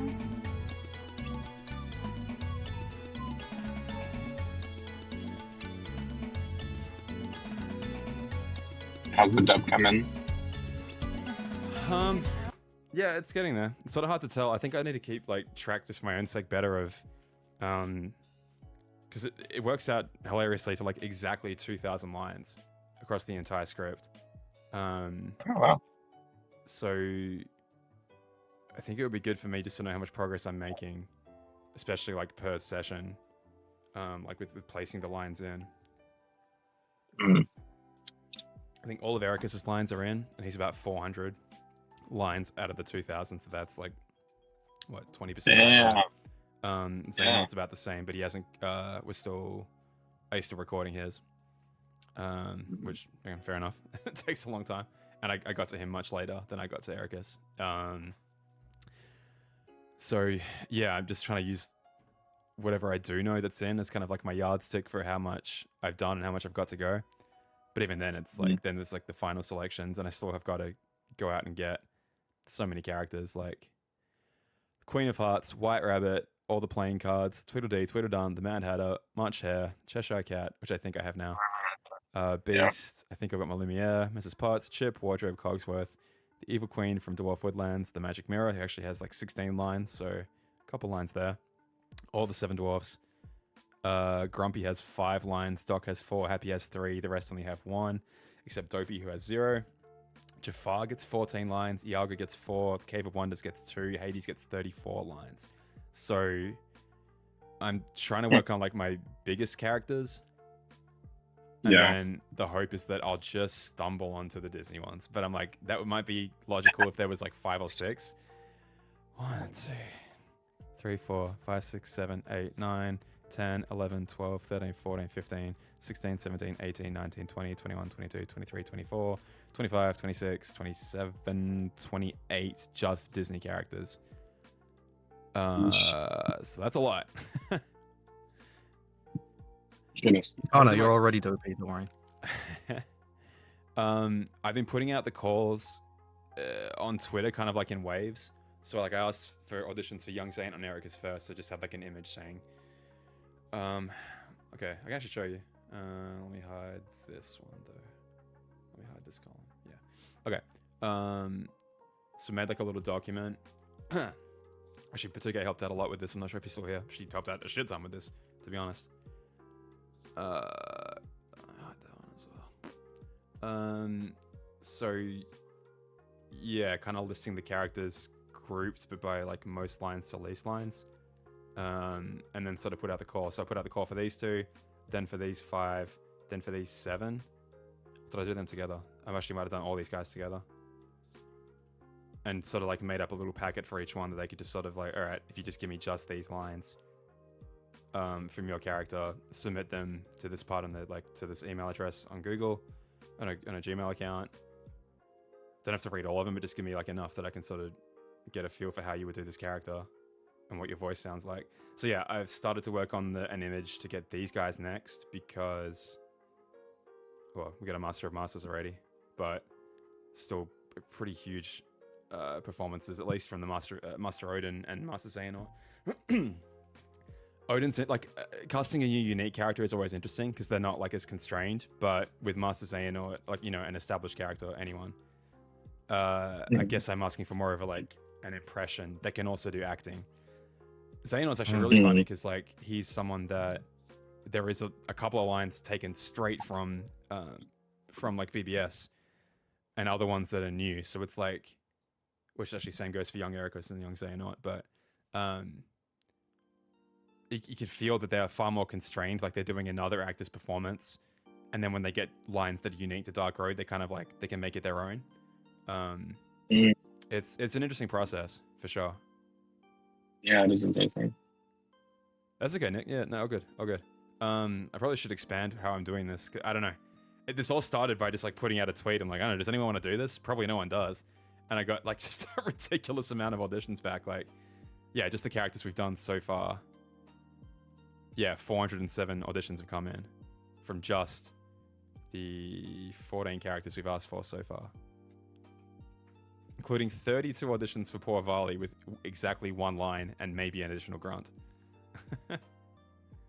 Really? Wow. Yeah. So I feel like it makes sense to group auditions together, given that like if someone tries out for Xehanort, well, that's an older male voice. Even if they're not what I'm looking for, they might be applicable to Odin. So that's why I'm kind of trying to group them together like this. Yeah. So I'm thinking like I might even wrap Hades and Jafar and maybe the Cave of Wonders into this call out here to just get a kind of similar range of voices, so that yeah, okay, maybe I don't want you for this, maybe I want you for this instead. Oh, you didn't audition for this guy, but actually I think you kind of sound like him. That's actually happened a few times now. You didn't audition for this person, but do you think you could try out for this one instead? Yeah, so pretty soon I want to put out another call for another batch. Give them like 2 or 3 weeks to get stuff in. Because if I want, I don't know, I have this pipe dream, I'm going to get this done by Reconnect, which is insane at this point. I'm not even freaking close, but... How far away? Weeks. I need another line in here for like how many I've actually placed in the project. So 1 column to the right, yeah. Placed in project. So if I drag you across. And drag you across. Let's say I've done all of his lines. I haven't done all of yours. I'm working on all of yours now. Let's say I've done all of your lines. I haven't done yours yet. But maybe I've done 50%. Let me just estimate and say like 50. I say, I don't know, like 40 maybe. Let me say, I don't know, about half of that. Let's say 75. Let's say about, I don't know, maybe 30 or 40 for you out of your total. Yes, maybe I'm like 700 out of 2,000 lines placed in the project. Which would put me at what with 700? That's like 35% done. If it's 2,000 lines in total, as an estimate, and that's just what's placed in, not the actual like listening multiple times to make the selection and then going through again to actually like make sure all the audio is balanced, because the music gets crazy fucking loud at sometimes.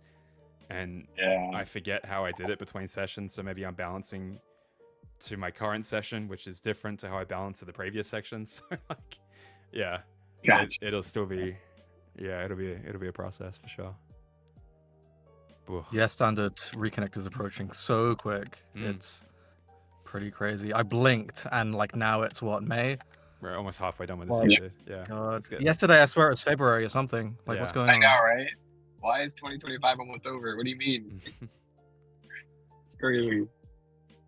Man. Yeah, so at some point, I'll probably reach out to the Discord first, because if I've already captured a higher percentage of people that are interested in voice acting, Yeah. good chance I'll be able to find people in there, especially have they been so patient and just have waited in that Discord for like the scraps of news I'm able to throw at them whenever I can. But maybe I'll get some like Disney auditions in there. I don't feel like I need to be as perfect with these, even though obviously they all have established characters that have portrayed them. The major ones, maybe, like, it would be sick to get an accurate James Woods. Lots of people can do a Gilbert Godfrey. Hopefully I'll get that. Even Sonny, were you saying that? Someone was saying that in chat the other day. Was it regular Pat? Yeah. It was Pat. If Okay. I was saying Gilbert Gottfried. That would be something to behold. I have to hit him up. I can't for wait. that, then. But yeah, I think I'll feel good when I have, like half of this list knocked off, because it feels kind of daunting right now that there's so many characters to cast. But then I'm like, yeah, but they only have like 5 or 6 lines each. It'll take 5 seconds to actually put them in the project. You just have to go through sort of the process first. Yeah. Potentially, Steph, if they have some time where they just want to like loop shit in the background, maybe if stuff's even done. That's my biggest thing is always making promises, because like shit just comes up. That's why I can never be so. I see people get so like vitriolic online. It's like, oh, they didn't tell. Why aren't they telling us shit? What drought, communication drought? And it's like, this is a massively creative project, and I don't know if like you need deadlines or else the thing will never come out. But like, I don't know how you can be constrained in such a way. I don't know. I don't think I can blame him for skipping deadlines and stuff on something as creative as this. I know, like a new Kingdom Hearts game. Especially when I think half of the drought was because Missing Link must be going through the shit in the background that we didn't know about until recently. I don't know. Yeah. Well,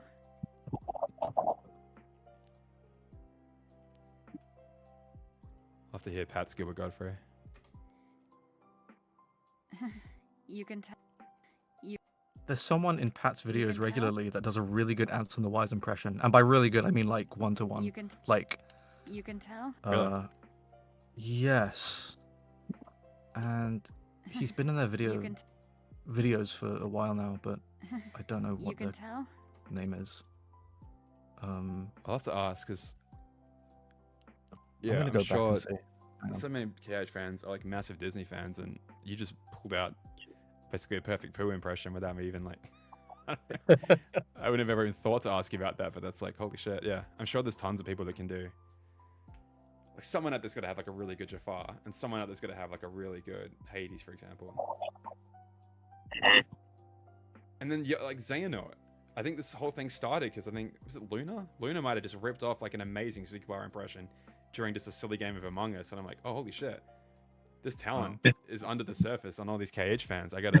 We can make something out of this. Yeah. Good old You can tell. Among Us. Someone actually reached out to me recently about a repo. There's a Kingdom Hearts repo You mod. can tell. Do you guys have repo? Kingdom Hearts repo mod. Yeah. Oh, interesting. I don't know. They commented on it. They were gonna reach out to me. They were like, "Yeah, I made a repo mod with Kingdom Hearts stuff," and I was like, "I don't know what that means, but hit me up." Is it like You guys skin play it? stuff related to it? We played together, didn't we? Did we? Yeah. Oh, was it water? Maybe it was water. Water? No. Yeah. Okay. Maybe it was water. Because yeah, he and Nick were carrying from Raiding Gardeners. He was amazing. I think Bio should voice a Okay, character yeah. with his current mic. Okay. Okay. Thank you, Akana. Akana's saying you should voice a character with your current mic over from your car's audio, I guess. Yeah, perfect. Well, the thing is, I ran into Vala Okay, and so the Polly. person's name is Barnabas, who does the really good Ansem the Wise impression. Well, Okay. Um, Wonder if they can translate to other Ansems. Oh, yeah, I still need Ansem Seeker of Darkness too. I don't think I even mentioned him just then. oh yes. So here's where I'm at. It's like, when I put the call out, do I say preferred a Leonard Nimoy impression over a Christopher Lloyd one? Do I say I prefer a Billy Zane over a Richard Epcar? I think Leonard Nimoy I get away with. I don't know about... who knows? We'll see what people can come up with. I'll be like, I prefer Leonard Nimoy. If you want to do Christopher Lloyd, go for it. If you can do both, sure, go for that as well. Same with Billy Zane, Richard Epcar for Ansem. Okay, I talked about this like over an hour ago with KH3, but man, you know, even like the line of Terra coming back, I feel like I kind of hate that they did exactly the same line that is almost like missing the like the correct tense. I feel like I wish they would have changed it slightly than exactly the same line that he ripped off like years earlier. Keep going back to the like so in the trap of being a sequel that it can't really be its own thing point I was trying to shittily make before. Because like one day I'll make this right. Yeah. It's not like I swore one day, it's I swear one day I will make this right? Even though he's currently doing it, isn't he in the process of... I don't know. Oh, to me, that was always like his heart was finally waking up. Like his heart fell asleep, and then it's like waking up. And like it's just like jumped forward. Okay. No, I can see the logic. Like I don't necessarily subscribe to that, but like I can see the point of view.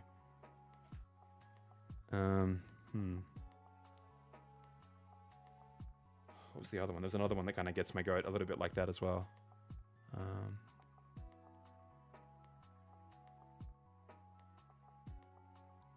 Maybe I have to think of it now, but...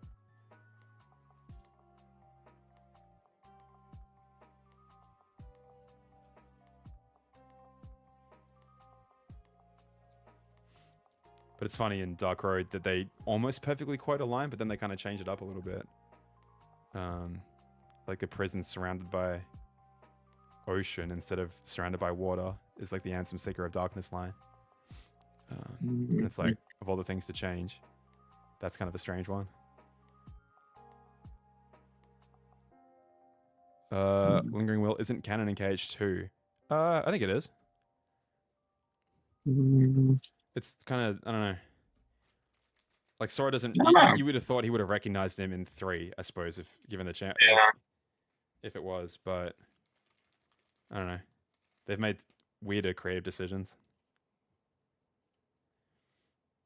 What does he even say there? He says something weird. In the fight? In KH2? Yeah.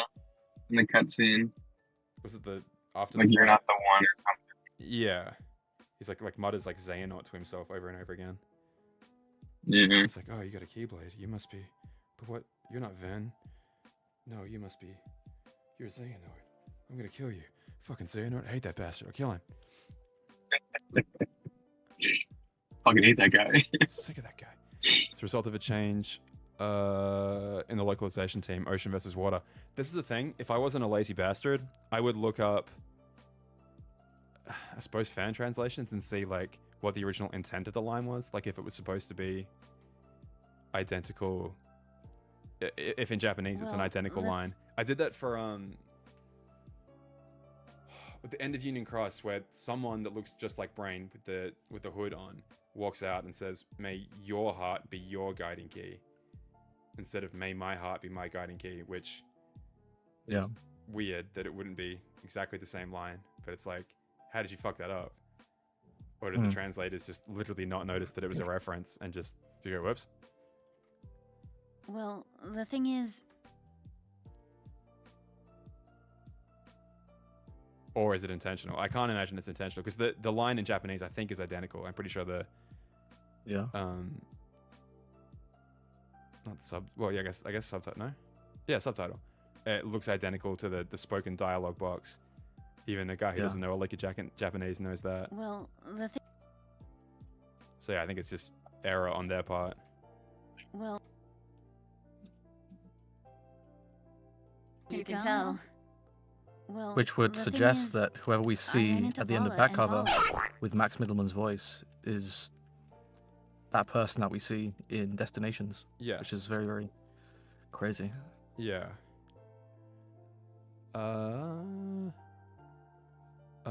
Thank you for the follow. Tlyman down. Okay, I'm saying that wrong. Well, the thing is, I ran into Vala and Vali. I know Nick asked for my Mickey impression, so I could try and do it. Oh, hell But, yeah. don't cringe. Well, Um, the thing is, Aw, come on, guys. Say it with me. Mishka, Mushka, Mouse. I don't know if it's got to pick that up, well, but the thing He Aw, cut some of it up, come but on. that's great. Oh, yeah, go. That's pretty good. hang on. Let me change Discord settings well, real quick the thing is, because it like drowns I out the ran high into end. Vala and Vali. That's pretty great. Hold on That's one pretty good. second. Say, I'm off to Scarlet Akaim, everybody. Aw, come on, guys. I'm off to Scarlet Kylum. Aw, That's it. Well, the thing is, Clip it. Someone clip it. come on, guys. Say it with me.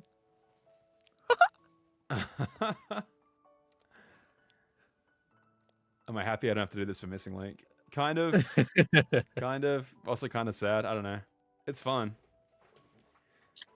If we weren't going to do Would it, you have needed to if do they it weren't going to do it for ourselves. Missing Link? If they didn't end up doing an English dub, I probably would have eventually. I've already. Oh, true. It's at the end of that little teaser I put up for Marsh Caprice, but we did already dub the Brain and Ephema lines from the start. Oh, wait, really? Yeah, I'll play it for you if you want.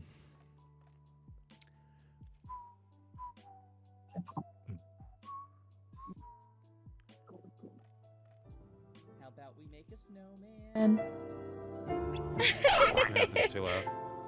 Yeah, it's Oh, been a while wait, since I mean, we've I gotta let plug loose your and stream. had some fun. While you're So the driving, dandelions are in I'll just danger. read it out to you live as it's happening.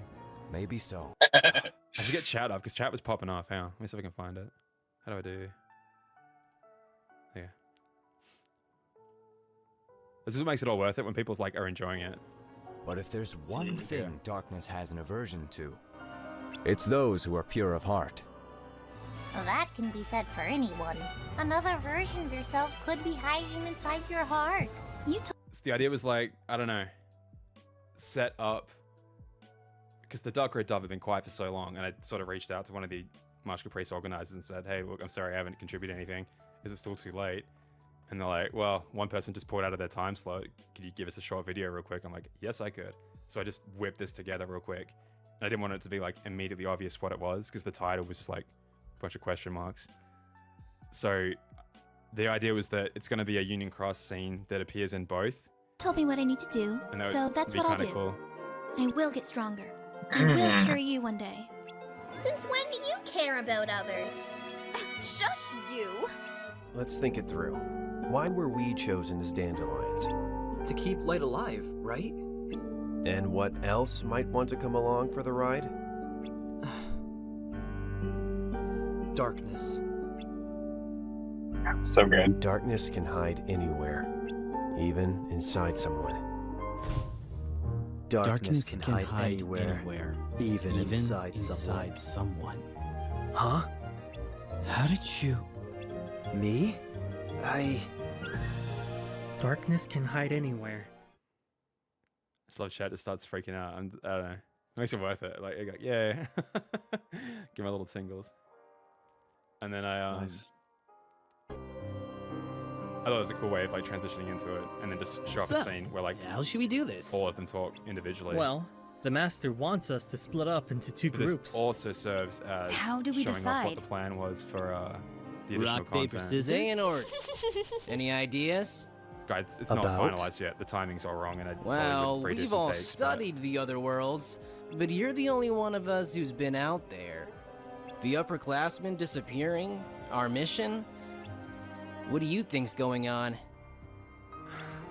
Well, regardless of my past, one thing's for sure. I love the I don't know, connection everyone's support between is, worlds it's very is important because unstable. sometimes I'm just like sitting According alone to in the my Master, little editing the booth and Keyblade like, War what am I doing? engulfed the Is this world in pointless? darkness. Does anyone even want this? When it was over, I think it's nice all the every now and then worlds get a began check-in of being like, oh yeah, rebuilt people into are what they enjoying are now.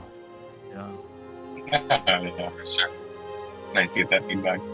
But time flows differently in each one, depending on when and how quickly they are restored. They ended it weirdly. Oh my god, wait. My mic is so bad. Some worlds are I'm so already sorry. complete, Hearing yourself? and their time has begun to flow. But others are Yeah, not, I didn't realize and it for was that them, bad. time Jesus stands Christ. still. Why The did you different stay here? worlds are all moving forward at different speeds, from different starting lines.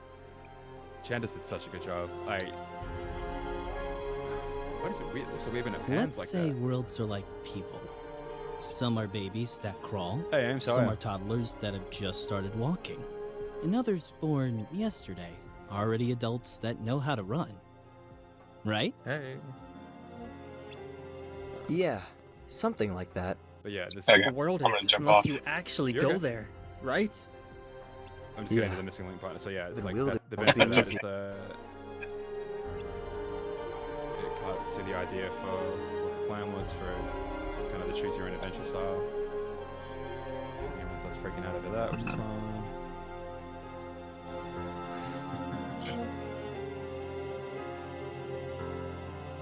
That's so sick. I love people get so excited. But yeah, then I'm like, fuck it, while we're here.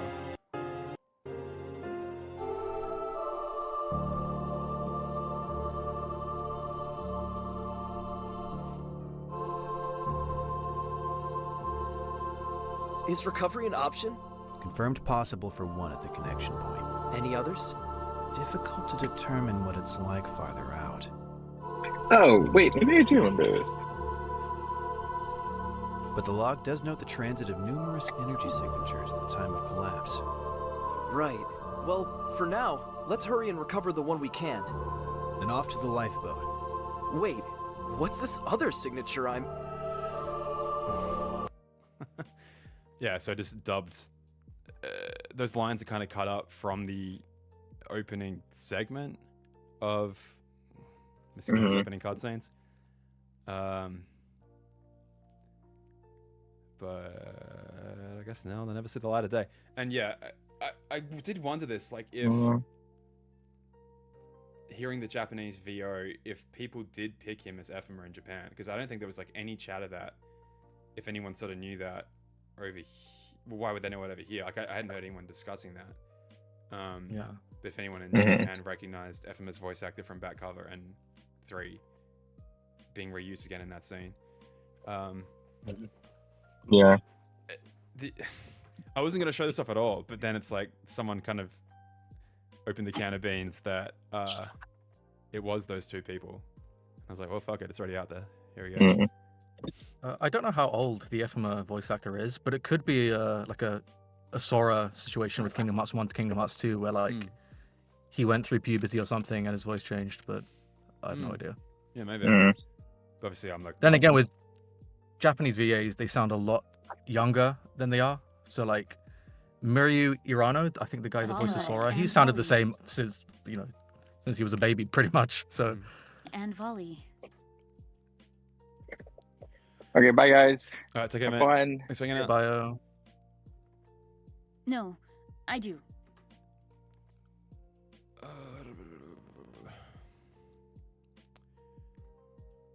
So yeah, I don't know. I don't know what the plan is.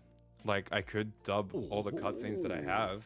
It doesn't seem completely pointless, but also it's like, I don't know. It would feel very bad not being able to do the entire thing. No, I do. If you really wanted to be faithful, you should just delete your channel, just like Square Enix deleted Missing Link. I think I should. I think you're 100% right. It'll be the greatest dub of all time. The law between Dark Roads, Cut, and BBS. No, I do. I do. I don't know, because we don't know how events are going to unfold in the future. Like, if... Yeah. I don't know. At this stage, the most likely series of events is that we don't see a peep out of this until maybe after KH4 is done. And even then, who knows what it's called? Like, maybe it's packaged in with like a 4 final mix or something, or it's 4 DLC or something to that regard. Because, again, if the point of all of this is that, yeah, we finally, after 25 years of this shit, we're finally listening to that very, very, very vocal part of the Kingdom Hearts fandom that hates when anything doesn't have the number 1, 2, 3, or 4 behind it. Then releasing it pre-KH4 goes against that entirely, right? Yeah. I don't know. I'm desperate to have it fully put out one day, but I don't know. I don't know if it will. No. And even if it does, I just don't see it pre-4 anymore. But again, all we can do is guess right now. If they want to come out and actually make a statement that confirms one way or another, that would be amazing. I think most people don't give a shit anymore. Most people are just happy with their little sniff of KH4 and they're like, yep, that's enough for me for now. Trailer soon, and they'll just be back on that. Yeah. On that, yeah, I don't know. No, I do. It might not be a bad idea to make a video, maybe like, I don't know, 15 minutes or something, just explaining to people like why this is so detrimental to the longevity of the series. I've started because it genuinely. Yeah. Right. Good. Yeah. Yeah. Because it just seems to me like there are some bad faith actors that are just like, If hey, anything, fuck I everything should that have told you isn't sooner. my precious mainline title. But I do think there are some like innocent, They don't know. yeah, they're just like, hey, why should I care about Missing Link? And they're just being genuine about that. Like, I do. they don't If realize anything, how important Missing Link was. So I think If that's anything, I should have told you that'll sooner. be a pretty noble thing to do for the community, I feel like. Yeah, so I'm trying to find the structure to the video because I'm like, I'm trying to couch it as like, I think I'm starting it with imagine if, and I'll make it prettier than this, but like imagine if Birth by Sleep just didn't exist. I've been subtly trying to workshop it in chat, I think today. But like, yeah, imagine if Birth by Sleep didn't exist and you just got a brief summary of it. And they say, oh, don't worry, you know it exists. We've seen teasers for it. There's been demos at Tokyo, at various game shows. And, it was out there. Footage is out there. It was playable to a small group of people. And then it just got cancelled. Out of the blue, it just got cancelled. And people told you, oh, don't worry about it. It's fine. Whatever lore there is will be wrapped into KH3. Don't worry about it. You get whatever's important. And if it's not there, it wasn't that important to begin with. And it's like, I feel it's extremely equivalent, even though I'm sure people will argue with me that, rightfully so, the reason it got cancelled is its like live service nature.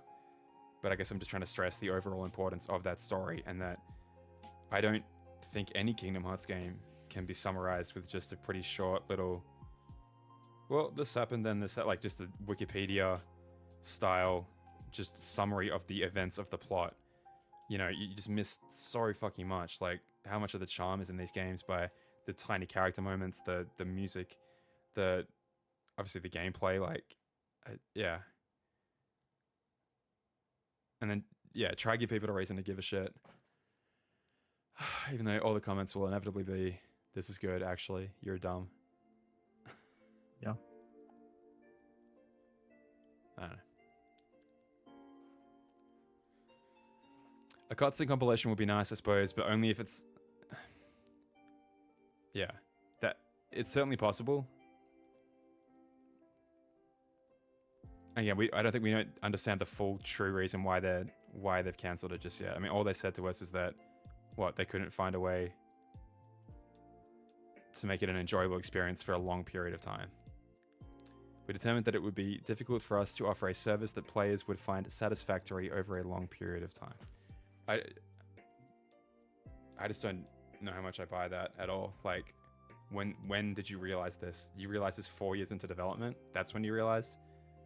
Oh, wait. Yeah. I just don't buy it. To me, it's like the continued development costs probably wouldn't have made it worth it, and upkeep costs and maintenance costs wouldn't have made it worth it long term, financially, monetarily. But why couldn't you just put out a story? And even if the game only lasted a year, if it was a complete story, so people would be shitty that it's gone and they didn't get a chance to play it. Probably the same people who scream loudly that they didn't participate in Union Cross and Dark Road, despite the fact they absolutely had the chance when it was live. Pretty massive Kingdom Hearts fans at the time, who decried it the entire time it was out and didn't want to touch it. And now that it's gone, they're all of a sudden like, oh longevity and preservation was the reason I didn't try it. Like, no, that wasn't what you were saying back in the day. Some of us remember, but Yeah. Honestly, I can only imagine it being like a shareholder issue. Like, there's been some upper management shift behind the scenes that we don't really know about. And the new management is like, hey, look, these mobile games, they aren't our priority anymore. Please just leave them alone. So, like, maybe there's like a big internal struggle. Or the dissonance was just so huge that they really did think that, like, for years, that, hey, we can make this work in the West, despite, like, this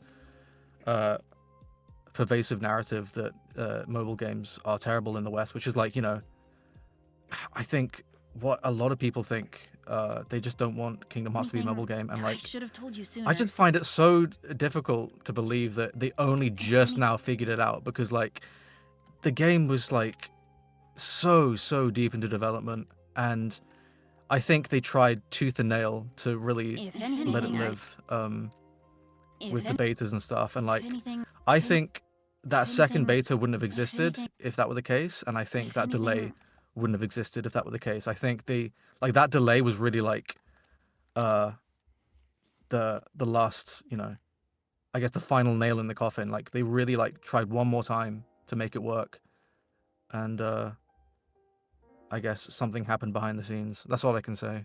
This is such a shame, because for the longest time, my logic behind that was they just missed a summer window for like the majority of the world, or at least their core markets. So they'll just have another run at it next year. Like, you would be putting it out to die if you released it in winter. Like, you need people to form habits around playing this game, right? And if people can only play it from their home and they can never earn the AP by going out in the real world, then they'll never want to play it at home because there'll be nothing to do except spend money, and that's not fun, and it just generates the same negative reactions as last time. So it was like nearly ready to go in July/August, but it's just too late, just a little bit too late. So okay, we won't put it out in 2024, we'll put it out in 2025. And then I guess it just sat on the shelf until the point where it's like, nah, fuck it, let's just, I don't know what else it could be, because I know development continued from the beta for more months, so it's not like they shelved it after the beta. Yeah. So, yeah, I don't know what else, like, if you keep working on it only to then cancel it, or at least put it on pause and then not tell anyone why for another, you know, nearly 9 months, I just find it hard to buy, you know? Yeah. Sooner. You said the new management style of like, forget, we're not chasing mobile game trends anymore. We're gonna just push high quality AAA only, and that's gonna be the direction of the studio going forward. Yeah. Which means you're on the chopping block missing link. Just such a shame. Yeah, I mean, to me, it's like we couldn't make a significant amount of money long term, because when you played, once you had a couple of good pieces, I did not feel the need to continue like pulling, right? Like with that, the Goofy that we had, the like physical fire dash Goofy, I was like, this thing fucking rocks. The Mickey was good as a nuke to grind. As long as they gave the Mickey to everyone, I would have been pretty satisfied, I think. Like, I don't know that I needed to really pull for additional. Yeah. Like, it was kind of. I up think to that's your the own most gameplay. heartbreaking thing, right? Like, the game itself was good. Like, despite everything, despite the model and the framework, the game itself, just playing it, moving around, hitting things with your keyblade, it felt really awesome. good. Felt so good. And as soon as you like made the shift from like just tapping on your phone to like attaching a Bluetooth controller, it like felt like a Kingdom Hearts game. And like that is something to really celebrate, and it's a shame that people won't be able to feel that. And yeah. I wonder if that's what it. Like, I wonder if they got. Because as soon as I read controller support, I'm like, okay, cool, got a controller straight away. I think I ended up using a PS5 controller via Bluetooth, but yeah, 4 obviously would have worked as well. Yeah. And for the entire time, I was playing it like that, and it just felt terrific. Like, just so good to be playing it like that. I wonder if many people didn't know they could do that, though. Like, I wonder if there were complaints that it sucks to control, and people just weren't getting that you could plug a controller in. Like, I wonder if accidentally Yeah, who knows? response to it was super negative, because man, it would suck to play that. I guess you played it more more handheld than I did, right? Yeah. When I would walk around, I obviously wasn't walking around with a controller in hand, holding a fucking tablet in front of my face. I was just letting him autoplay by himself. I'm calling. Oh my god. Letting the character auto run around and kill Heartless by itself. By him, you mean the star character of Kingdom Hearts Union Cross, That's Damien. right. Player Reborn, which theories, but anyway, maybe not. I feel like that's what they want us to think. Anyway, who knows now? We'll never know. Yeah. Man. But yeah, then you plug a controller and you actually start playing, and it's like, damn, this is fun as shit. And like even the challenge quests were really fun. Like I love the constraints, and because obviously you could just pay to get your way through it, but it's the same as Union Cross. Like yeah, you could, or you have to really get in the lab and try and put together a good setup that could do this stuff. And then it's the setup plus your own gameplay plus a bit of luck. It was fun, man. It was really fun. And that was the incentive to go out. It's like, okay, you couldn't do everything all in one. Like, you know, after a week of playing the beta, I didn't think I could beat the very, very final quest. But it's like, all right, well, I better go out and make my Keyblade stronger. I better go out and try and get some more pieces that could get a couple more stat points here and there. Like, even if it didn't directly contribute, it was still beneficial to go out and grind out the shitty little, you know, bell and beast pieces, or all the different kinds, for those little 1 or 2 points that if you add them all together, it makes it worth it. Like, it was like the best. It was like Dark Road's album combined with, you know, a lot of Union Cross's gacha stuff, but it didn't feel like you ever had to pay. Maybe for the raids, any magic medals, maybe. But I don't know. Regular gameplay was good. I can only imagine that they intentionally gave players really good pieces just for them to have fun with the game. Like a golden Mickey, I can imagine that being like really hard to pull in the final build. And we had just really, really good pieces. Like Sora Eroga was amazing. As you said, Goofy Fire Dash. Donald Blizzaga was like huge, arguably as good as Mickey's Light Ray for sure. Yeah. And I can imagine pieces like that being either very difficult to get in the final build or maybe nerfed in the final product. So we don't really know like how good these pieces would have been, but regardless, just playing the game and just fighting a Peace Hunter on the beach at Scala, just Keyblade versus Keyblade, like reacting to things and stuff, it felt like a Kingdom Hearts game for sure. I feel like if they withheld Mickey from everybody, I feel like you almost had to give him out for free. Like, I know it was a special beta only thing, but if they didn't give Mickey to everybody, my opinion would be radically worse. Radically. Like, this actually kind of stinks. Because the best part about that was, like, being able to set the level of the enemies, and you would just set it so that, okay, so for those people that don't know, it's very much like Union Cross, where you would like launch a piece and the piece corresponds to a special attack. So you're channeling the power of Mickey by using his little piece, and for that particular piece, it would like, it's kind of an entire stage nuke. It would do like a shit ton of magic damage, but it had a massive cooldown. You could only really fire it off like what, by default, once every, I'm gonna say 90 seconds, 2 minutes maybe. So you couldn't use it for the more difficult challenge. Well, you could, but no, it wasn't necessarily optimal to include it on builds for challenge content, and it cost a decent amount of magic to pull off as well. So, and MP isn't restored between battles. You need to like restore it at restore points. So as you're walking around in the real world, you can adjust the level of the Heartless that you encounter. So there's kind of an argument to be made. Why not make them as strong as, so like, let's say you kill every single enemy on the field if they're level 18. Okay, so yeah, set all the enemies to level 18. If it's 19 and they live a bit longer and you want to optimize your grinding, well, higher level enemies drop better gear. So there's like, okay, well, I could do a massive ton of nuke damage with Mickey, and then hopefully the rest of my pieces can kind of finish these guys off. But maybe that costs more magic to do it. Maybe I would rather just use one cast of the Mickey, get less materials, but be able to clear out more mobs faster. Like, I don't know, that I did like the strategy behind it. Yeah. kind of like defining how you'd like to play. But yeah, if they didn't give out Mickey, that would be pretty shit. Yeah. I feel like they had to have. Even if, like I said, even if they nerfed him a little bit and continually introduced better versions of that guy, because like that's got to be like overall the best piece in the game for you, just your day-to-day playing. It's something that can just nuke all the mobs as you're walking around. Yeah. I can't imagine what's more valuable than that. Yeah. It wasn't really overpowered if you think about it, because like if it had like a very specific hyper niche use, which is like using it against mobs, you can't really use it against like boss fights, you know, not at all. or raids, because like, I mean, you could use it against raids if like everyone had a Mickey and just popped Mickey at the start of every raid just to like get a good head start, then that's pretty cool. But like with 1v1 fights in like story mode and stuff like that, it would be kind of a detriment, because you'd be wasting a piece slot on Mickey against a boss that may not be very effective against it or to it or whatever.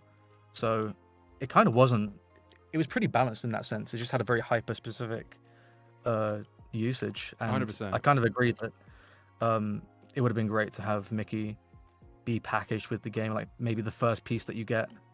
That'd be great. Or they could have it as like they could have had it as a like a pre-registration bonus or something. You must have other options. But I agree that it should have just been with everyone's copy of the game. I don't even have any footage I could sort of show people as we're talking about it. I still have my footage. It's just unlisted. Oh yeah, nice. I've got mine on a hard drive. It's not here with me. Oh shit, do I? Is it the hard drive that corrupted? Maybe it is. Oh no. Oh no. That'd be such a shame. All my streams are backed up. Yeah. To YouTube. Nice. The nearly 40 hours of gameplay, Yeah. You must have other options. including you and I playing together. I think raiding together. Yeah. Yeah. But yeah, Mickey seemed, because like you said, you only get like a certain amount of piece slots, right, to bring with you. I think was it 5 or 6? I think it started off as 3 or 4. And then like, with a full setup, it might have only been 4. So yeah, you could bring the nuke, but again, like those later challenges, you might have to kill 30 enemies, and only the first 5 even spawn. So the nuke might do a lot of damage to the first wave, might even kill the first wave, but towards those later challenges, it sure as hell wasn't. It was only doing some damage, and now you're down to 3 pieces to try and kill the rest of them. And if it respawns in 2 minutes, so if it recharges in 2 minutes, great, you can fire it off again. But you are kind of, it's not like cutting off one of your limbs in a way. Like you are making a choice to sacrifice one of those slots for, kind of just brainless big nuke damage. And also a lot of magic cost as well. Yeah, for sure. Do you remember that challenge where I think it was either 2 or 3 peace hunters back to back? That was really difficult. And that was like, this is how this game is supposed to be played. And if you guys listening in the chat and you don't know what peace hunters are, they were basically the other Keyblade wielders in Scala that would fight you. And they could use pieces as well. So for example, you had these guys in masks that would use like Dark Riku Fire-Raga, for example.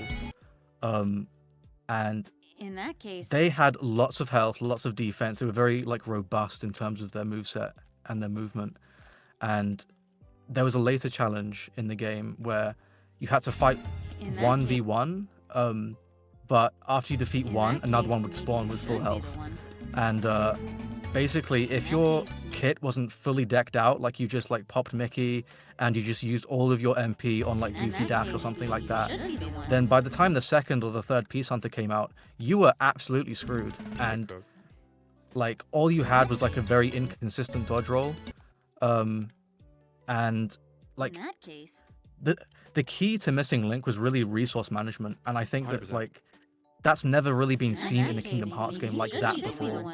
Because you can just like, especially with Kingdom Hearts 3, you can rely on things like Kupo Coin, like attraction flow, attraction commands and stuff like that, Grand Magic, all these different things. But in Missing Link, you had to like, before the fight, you had to choose your pieces wisely and like actually move around because, the game didn't have a block button. So you needed to like counteract certain pieces with a piece of your own, and like, oh, I can't get out of this situation. I need to goofy fire dash away, and like I'm gonna use a bit of MP to do that. And like that is like such genius game design in my opinion. It's so fun and engaging, and it rewards you for thinking outside of the box. And I think a lot of people really wanted that from Kingdom Hearts games to some capacity. So I was like super scared about them like removing the block button, because I was just like, oh, it's a gacha game. They don't want you blocking. They don't want you being too good at defense, because if you do, you don't get damaged, and if you don't get damaged, you don't die, and if you don't die, you don't spend money to stay in the fight. So I was like, that's interesting. But you know, after playing the game, I'm like, oh wait, no, there's like a big system here. Like, it's definitely about like, you know, of course, raids and team-based strategy is a big part of it, but also just like before the fight, just managing your MP, managing your resources to escape, reacting to your opponent using a piece, and then being like, uh-oh, they're using Dark Riku Fire. It's going to home in on me. Okay, what can I do right now this second? I can use Goofy Fire Dash to like cross them up and hope that the Dark Fire hits them instead or something. Because I've done that a few times. I remember doing that. It was really cool. Like getting the Fire to hit them. So like that's so cool in my opinion. Sorry, I just got a call, I think. Question mark? No.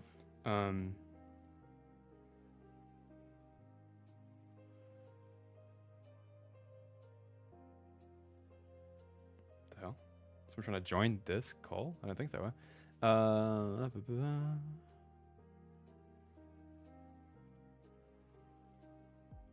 just got so hot in this room. Hang on, let me open a window. I just realized how friggin' stinking hot it just got. Give me 1 sec. Also, I apologize for the chat if you can hear me clicking buttons, or maybe there's a bit of bleed through my headphones, because I'm playing Spyro the Dragon right now. That's pretty cool. FA Daddy, thank you for the follow, if you're still here. Yeah, PvP would have been interesting, right?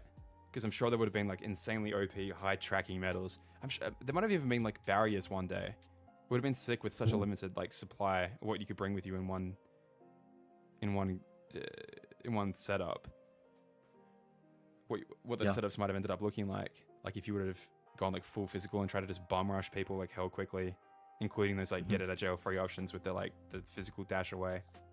To people that might have like tried to spam magic against you. I don't know. It would have been interesting. The lag might have been the biggest concern there, right? But yeah. The mobile aspect wasn't that demanding. AP was super easy to come by in the hands-free mode. Yep. Did a majority of my beta playing from home with the controller. Yeah, Brandon's saying it. Yeah. I think you said that a while ago there. Sorry. Yeah, let me open the window real quick. And I forgot I meant to be running ads on this super platform. Okay. let me do that. And I'll be back in a minute. Cool. They're all yours, Sonny. They're all yours. Nice.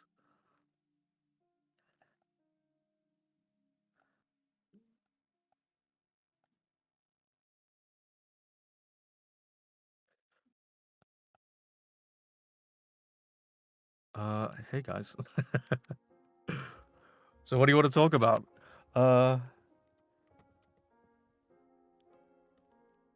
Hey, my name's Damo. I like Kingdom Hearts. That's it.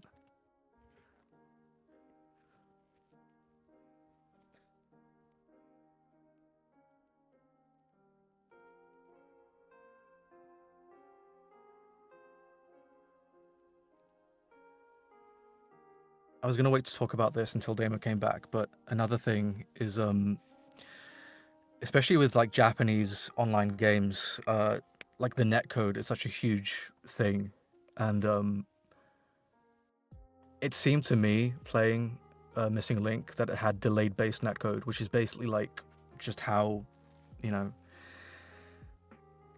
how your connection with the client server kind of happens. And with fighting games, which are obviously PvP famously, a huge thing was like the switch between delayed based netcode and rollback netcode. And I think if Missing Link had PvP, it would have been really good to have rollback netcode, because it's just better. If anyone in chat knows about the difference between delayed base netcode and rollback netcode, that would be great. Also, hi. Hello. I think the ad's over by now, surely. Must be by now.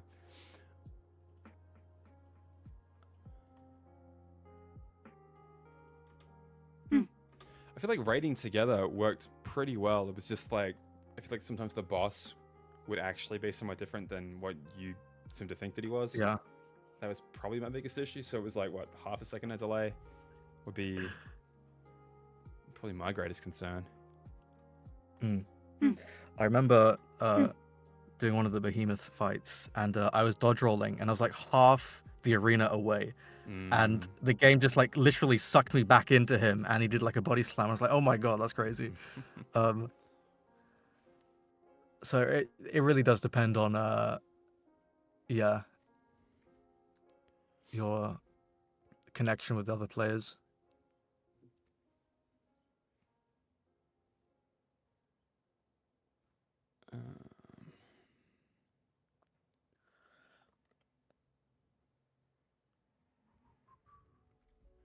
Also, if you don't mind, I'm gonna get up quickly, get a drink, Yeah, mate. Yeah, of stretch course. the legs. So I will be right back. Good.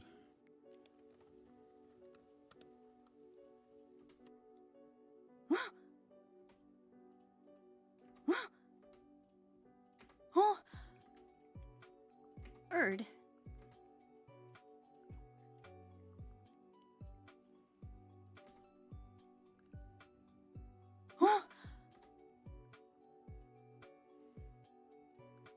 That 2,000 lines that I mentioned doesn't even account for a lot of stuff like that. So 2,000 with a lot of pluses, plus. So do you think Freya is Lushu? Interesting. Erd. Hey, Gizzy, how are you? Erd. Who disturbs my slumber?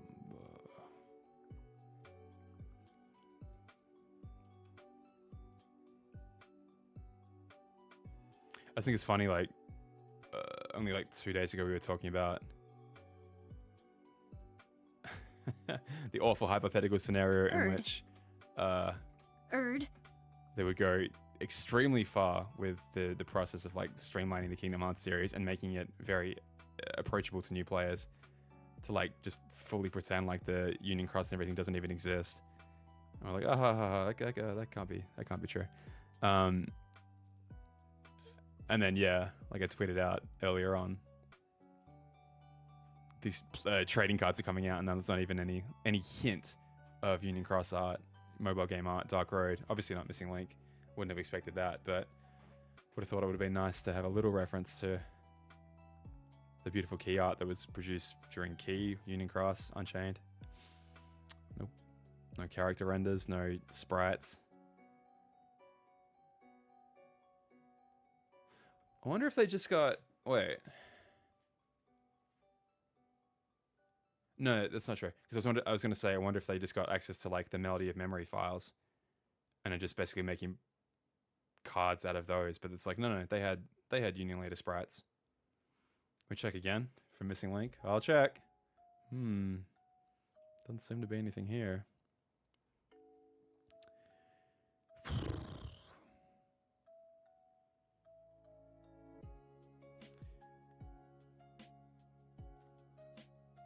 Developing and adjusting the game in the hope that it would be enjoyed by lots of players.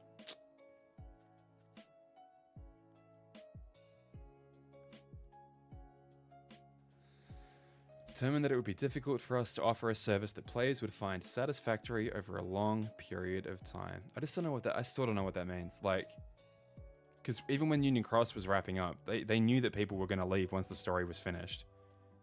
So what was the plan here? To intentionally take a long time with developing it to keep people around for ages?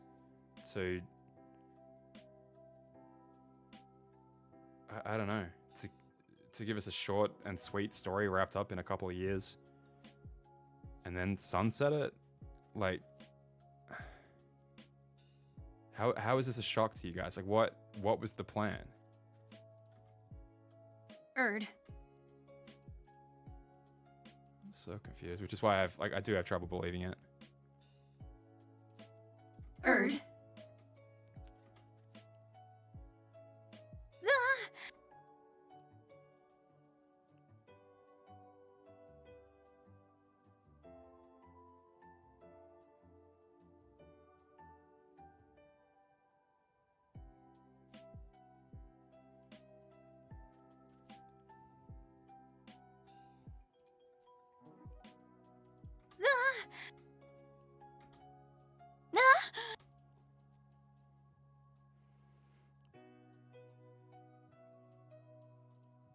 I mean, like, the low points of Key and Union Cross were definitely the just faffing around in Disney worlds where nothing relevant was happening. You were just going through the motions of a Disney story because that's what a Kingdom Hearts game is. Your character, a keyboard wielder, goes to a Disney world and just faffs around, goes through the plot of a game. Which I definitely don't count all the Wreck-It Ralph stuff as that, because it seemed so linked to the overall plot of the game. Like, if they can make that work, it's far more enjoyable, right? Especially if we haven't done the same world several times over already. I feel like Dark Road handled its Disney worlds like really, really quite well.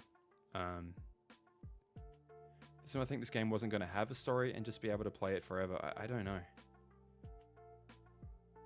Because what would the hook have been afterwards? Like, after the story is fully told, you know, how many... Is that 2-3 years from release? Is that 5 years after release? Like, when is the plan for that to be fully told? Is it that we don't think people are going to last that long? I guess... Oh, man. I get that they're in a tricky position, because if all of a sudden the player base leaves and you're only half told this story and it's taken you 2 years to even get that far, you're kind of in the same situation as Dark Road, right? Where you're like, oh shit, well, we gotta finish this thing. But we're making it for basically no one. Or kind of making it just for YouTube at this point.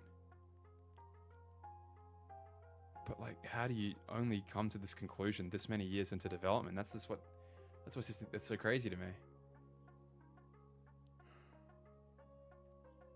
Matthew, I hope so. I really hope so.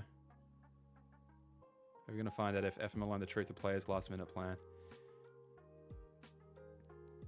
If the Book of Prophecies was able to record that and he's able to read through the entire thing, I don't see why he wouldn't have eventually learned the truth. To be honest, the player appearing out of a distortion, my sort of like half a theory on that was that would someone have tried to go looking for all these people trapped and accidentally, like, how does darkness end up in Quadratum in this neutral place? Like, how do you have these Keyblade wielders like falling from the sky and just ending up like drifting, ending up places they shouldn't be? One of them seems to be like our player kind of born again in the second life.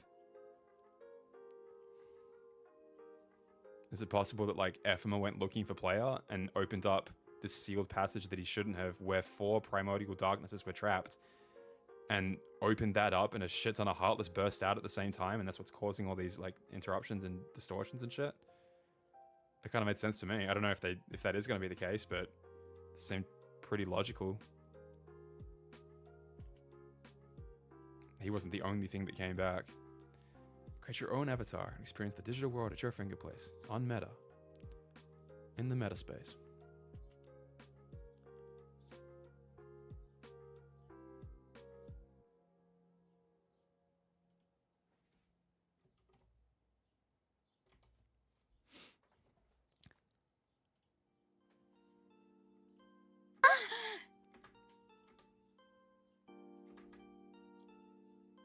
He definitely might.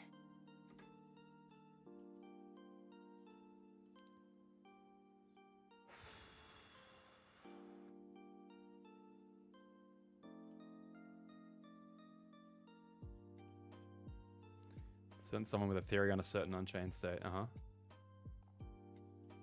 He definitely might.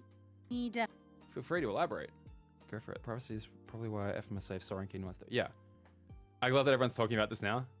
Yeah. Dude, I've been for so long. Yes. Yeah. I 100% is that confirmed in my mind that was going to be a missing link thing. 100%. He definitely might. Do I have a favorite Keyblade? I'm very partial to Ends of the Earth, Terra's upgraded one. Wondering if there was a shake-up in leadership and whoever was positive about the continuation development was ousted. Well, there was, like, it's the new CEO, right? That came in, like, relatively recently. Like, last year? Gang. Takashi Kiryu, hello. When did he take over? But I think he's the one pushing for the sort of 3-year Square Enix Reborn plan.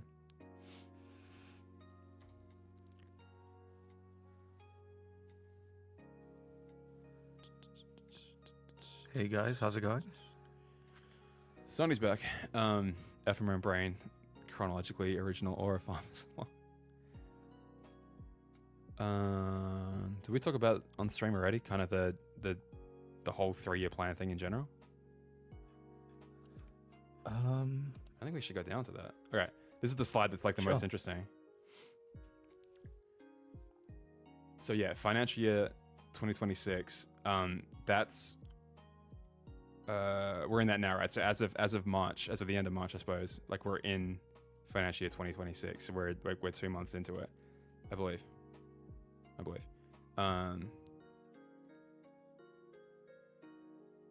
So yeah, if we're seeing Kingdom Hearts 4 at all, like surely the earliest falls into like these boxes here. So yeah, that's like potential 2026, potentially. This is what I have the most hope for though, like plans to release major titles on a consistent basis. Like if they just go full blown into like AAA development, just drop away from any and all side projects. Because that's what I've been saying for the longest time. It hasn't really been like what they've wanted to do as a company. They've just seemed to put a lot of eggs in different baskets and invested pretty heavily in mobile. Like just make a shit ton of projects, and if they hit, great. If they don't hit, cancel them. But if the logic is just go super heavy on AAA, I guess we win in the end. I just don't want like Kingdom Hearts projects to come out once every 5 years, because if that happens, we got like 2 or 3 left tops. Yeah, it wouldn't surprise me if the saga ended with Kingdom Hearts 7. Do you reckon that'd still be called 4, 5, and 6, 7 at that point? That's a good question. I don't see why not, but if anyone else has any cool ideas, that'll be nice to hear. I'm just really trying to put myself in like, why would you cancel this project? And if you are catering to people that say there's too many side games and it's making the lore too convoluted, despite the fact this has been an argument for a million years that I don't think holds much water. I recall an interview about like Nomura being, at odds whether to call Kingdom Hearts 4 Kingdom Hearts Verum Rex, but he ultimately decided on Kingdom Hearts 4. So it's possible that Kingdom Hearts 4 is Verum Rex technically. We don't really know, of course, but I think I've mentioned this before, but Nomura has a tendency to really like experiment with different mediums and different consoles. And I just think that Kingdom Hearts Verum Rex being abbreviated to KHVR and it being a VR game on a headset, and knowing about the game's realism, I'm guessing at some point Nomura was banking on VR taking off. Sure. And it hasn't, and he's like restructured that into Kingdom Hearts 4. That's my little headcanon conspiracy. No, I'm totally with you. He loves that, right? Like DDD being on the 3DS and stuff like that. Yeah, no, I 100% can see the logic in that. And we have like the bridge titles taking their names from like a lot of computer-based inspiration. So for example, BBS being bulletin board system, com being of course .com, stuff like that. Coded makes sense. So like VR being like a double between like Verum Rex, but also like virtual reality, like that kind of makes sense to me. I'm not gonna lie, but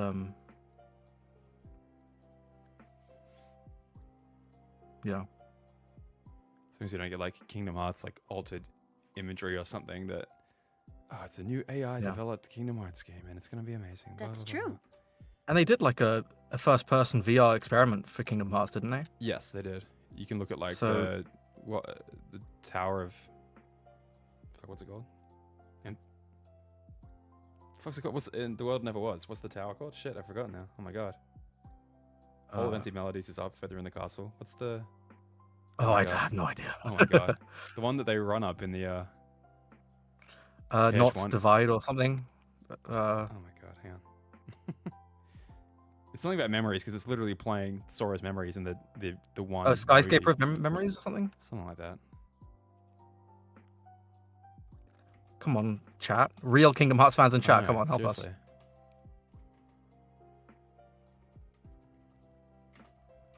What, you think I've played these games before? Memory I just watch. skyscraper. Literally, it's just that. I typed in Okay. skyscraper of memories. It's like memory skyscraper. Damn it. From Kingdom of Hearts. From Kingdom of Hearts. That's right.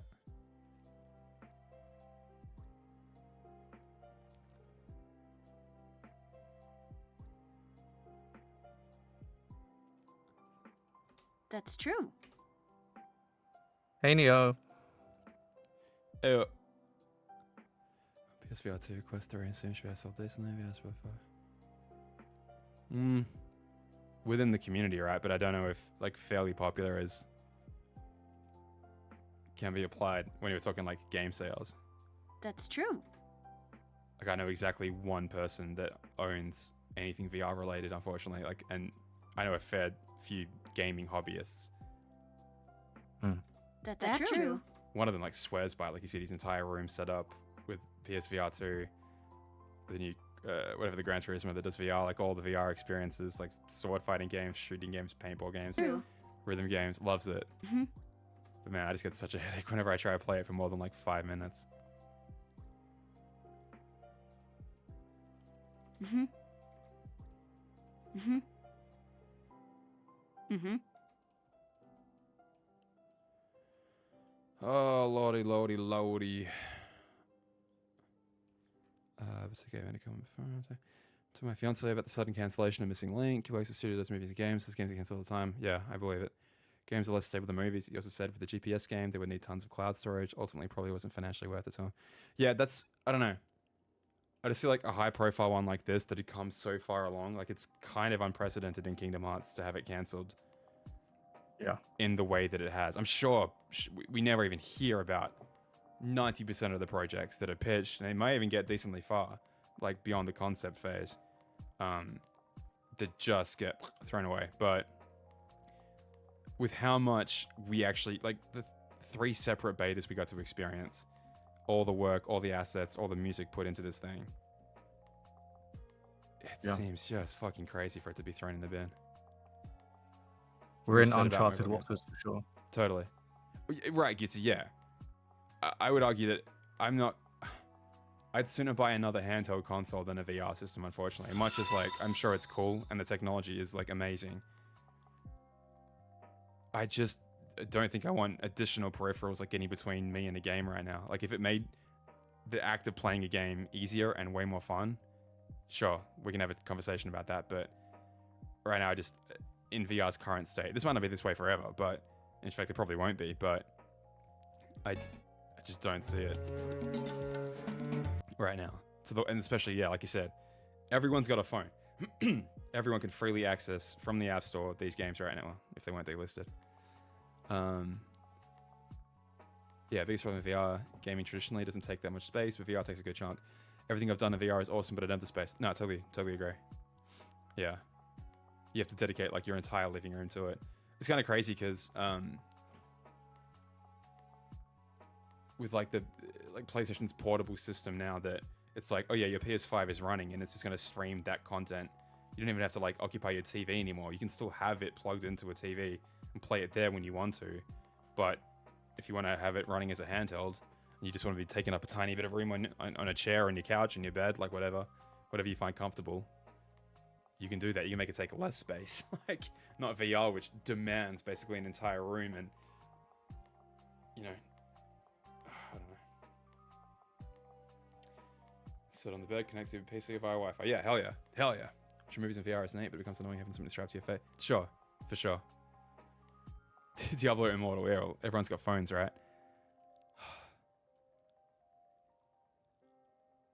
Yeah, I guess I am like just super biased because I'm like, if they announced only Missing Link and like didn't announce Kingdom Hearts 4 at all, I'd probably be with you. But like knowing that 4 is on the horizon, the proper team is working on that, it's getting all the attention it needs, then why can't a mobile game also exist that can keep us kind of, you know, satiated until the big one comes out, you know? For all the demonization of mobile games, I'm like, even if you didn't want to participate in all, the worst that happened for you is you got new content you can check in at your own pace whenever you feel like it. It's just yeah.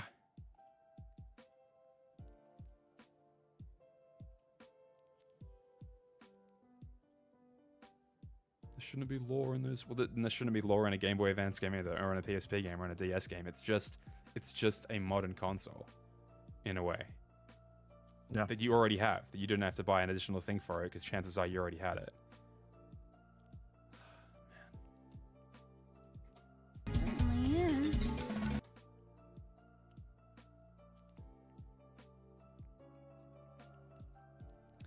think I'm preaching to the choir there.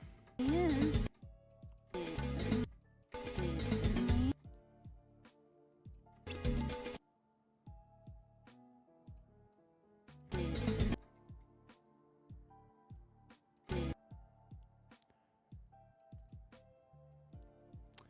People who had the chance to and never did. No, I've seen them. I've seen them all complaining about it. They had different excuses for why they weren't playing it at the time, but now the current excuse is, oh, preservation, bro. The same people will spend on skins in Fortnite and everything, and I get that, like, it's different. I'm not exactly making proper equivalences here, but still. Yeah. The gesture is still the same.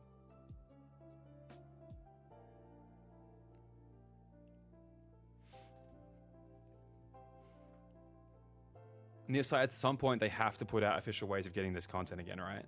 Like, once they were taken down off the App Store. But then again, I don't know. Like, now that Missing Link is gone, it's like that was the most that you needed it for, because you were directly making a sequel and prequel to Missing Link. Yeah, sorry, you already had a sequel. You already had those games that were sequels and prequels to Missing Link. Therefore, if you wanted to enjoy it, you probably needed to get invested in those stories before you jumped in. Yeah. Standard, dude, I wish. It'd be cool to be recognized like that. It certainly is. That's what I think, Nia. I think even if not on version 1.0.0, I think eventually you would have been able to launch those apps within that app. 100%. I definitely think that. Even if just the cutscenes, even if not gameplay at all, yeah. Okay, but it's like, I don't know. Because wasn't the argument that, like, they still had to pay to have it hosted on the App Store, even if they couldn't make any additional money from it, and they had to, like, re-up their... Like, they couldn't just leave it there as a dead app forever. They had to, like, make some level of edits to it every so often. Again, I'm only repeating what I've heard secondhand, so it's hardly reliable information, but... yeah, if you are to put out a new app called Missing Link that has this other thing kind of bundled inside it, well then Missing Link is the main app that's getting updated. You're already paying for a spot on the various app stores. Even if it's like an optional download, like quite a chunky one within the Missing Link app, it's like, well, they have the option to do that. They don't have to if they don't want to, but not relisting Union Cross, kind of mind-boggling. Yeah, we'll see. We'll see what they end up doing with it.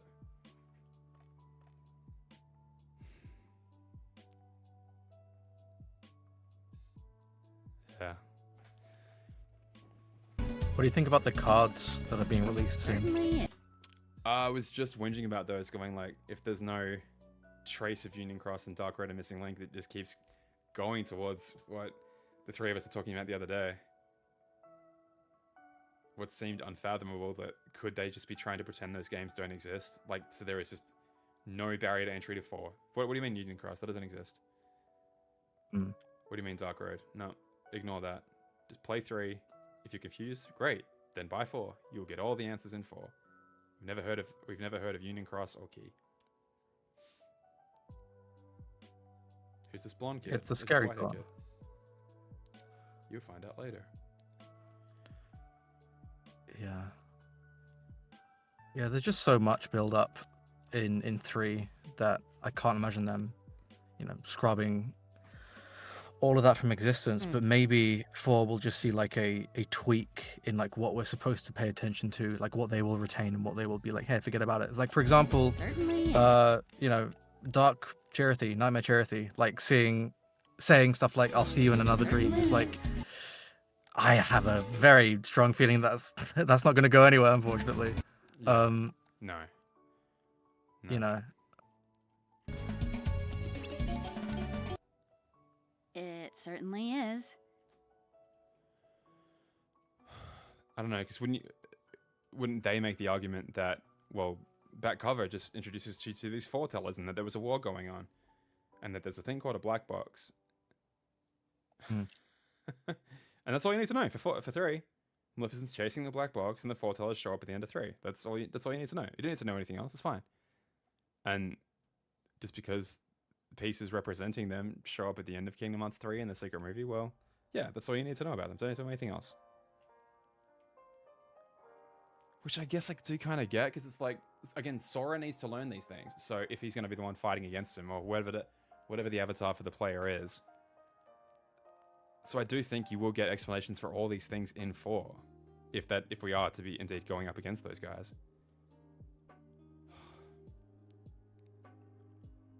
It's so funny, like the whole triangle to Union Cross thing now is like, what's Union Cross? Well, No, God. It's just nothing. It doesn't exist. It's one of those things where, like, if I would have a conversation with myself about this, like a couple of years ago, I'd call myself insane for even thinking that, like, these mobile games aren't, like, imperative to understanding everything. But, like, now, with the current state of affairs of, like, Union Cross and Dark Road just being removed from the App Store with no notice whatsoever, paired with the cancellation of Missing Link, it's like, well, guys, what are we left here? Yeah. What are we left with here, really? Huh? And depending on who you ask, they just come out with different methods, different ways of like mitigating these issues. I'm just like, well, like, think whatever you want to think about mobile games, but the truth of the matter is, bridge titles are imperative to the longevity of Kingdom Hearts as a medium, unfortunately. So without them, it's like, at the very, very least, Kingdom Hearts will be very different. Very different.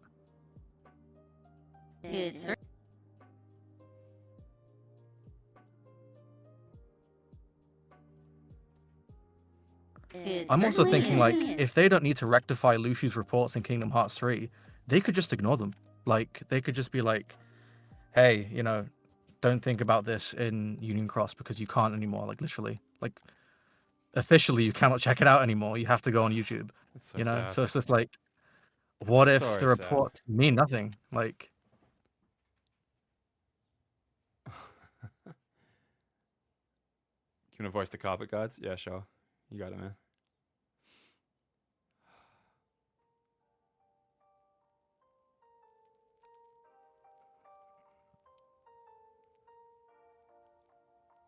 So sad.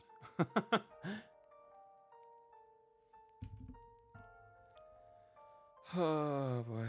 Certainly is. why a video discussing why it's such a, an issue to these newer fans or these casual fans that have no idea how important Missing Link was. It's such an important thing to do. Yeah, that was my choice today, was to work on that or to stream. And I'm like, oh, fuck it, I'll stream. Because I said I was going to stream on Tuesdays. And just, I don't know, try and find space in here to record when no one else is around. And I can be an embarrassing weirdo talking to a mic alone with other people. It just comes down to the greater argument, though, of like,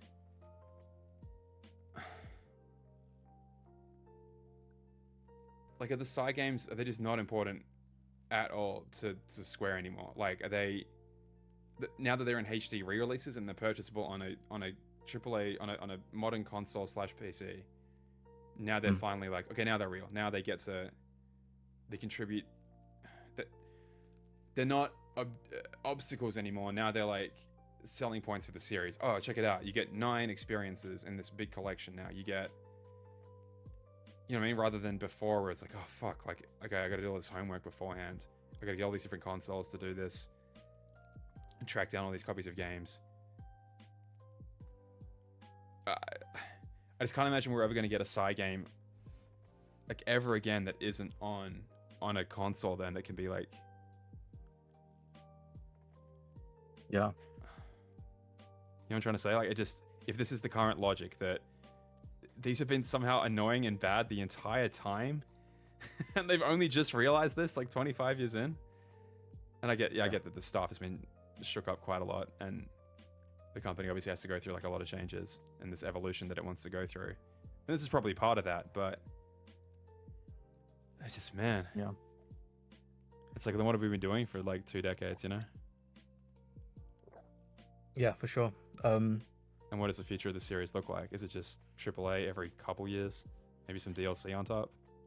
Yeah, I think the cancellation of Missing Link is really like, you know, Missing Link was their last-ditch effort to make a compelling Kingdom Hearts game on the phone, and I do think that we aren't going to be seeing something on the phone. It certainly is.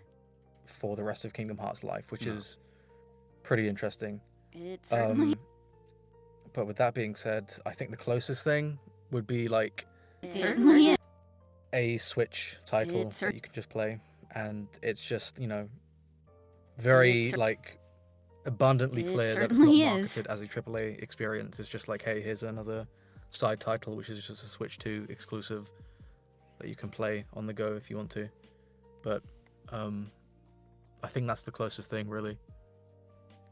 I almost wonder if we don't get that unless it's bundled as some part of a larger collection anymore. Like, it goes back to the 2FM with RH and Memories bundled in sort of thing.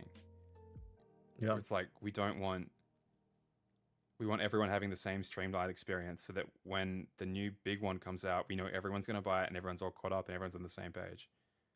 Yeah. So I'm like, I just keep coming back to like, why now? Why not? And I guess just the ever expanding cost of doing this sort of business and wanting just to be more sure than ever before and get the biggest bang for your buck back, which I can fully appreciate. I'm just like, oh man, I wish it was a decision that didn't affect Missing Link. I wish, all right, get Missing Link out, and then there will be no more mobile games after this. Like, yeah, fine, I'll go with you there, fine. But just, it's like having this, given the sweet piece of candy, and then it's just snatched away, you know? That's probably the hardest part of it all.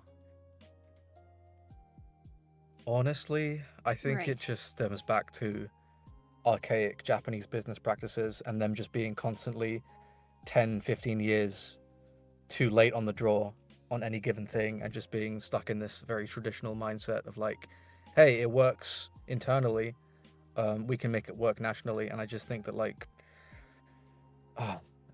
maybe like the suits up in Square Enix, like company heads, are still stuck in the mindset of like, hey, Pokemon Go is still popular, right? It's still this worldwide, you know, huge phenomenon, right? So it's just, certainly is. Maybe it's just like they're not putting their ear to the grain, really, and just, you know,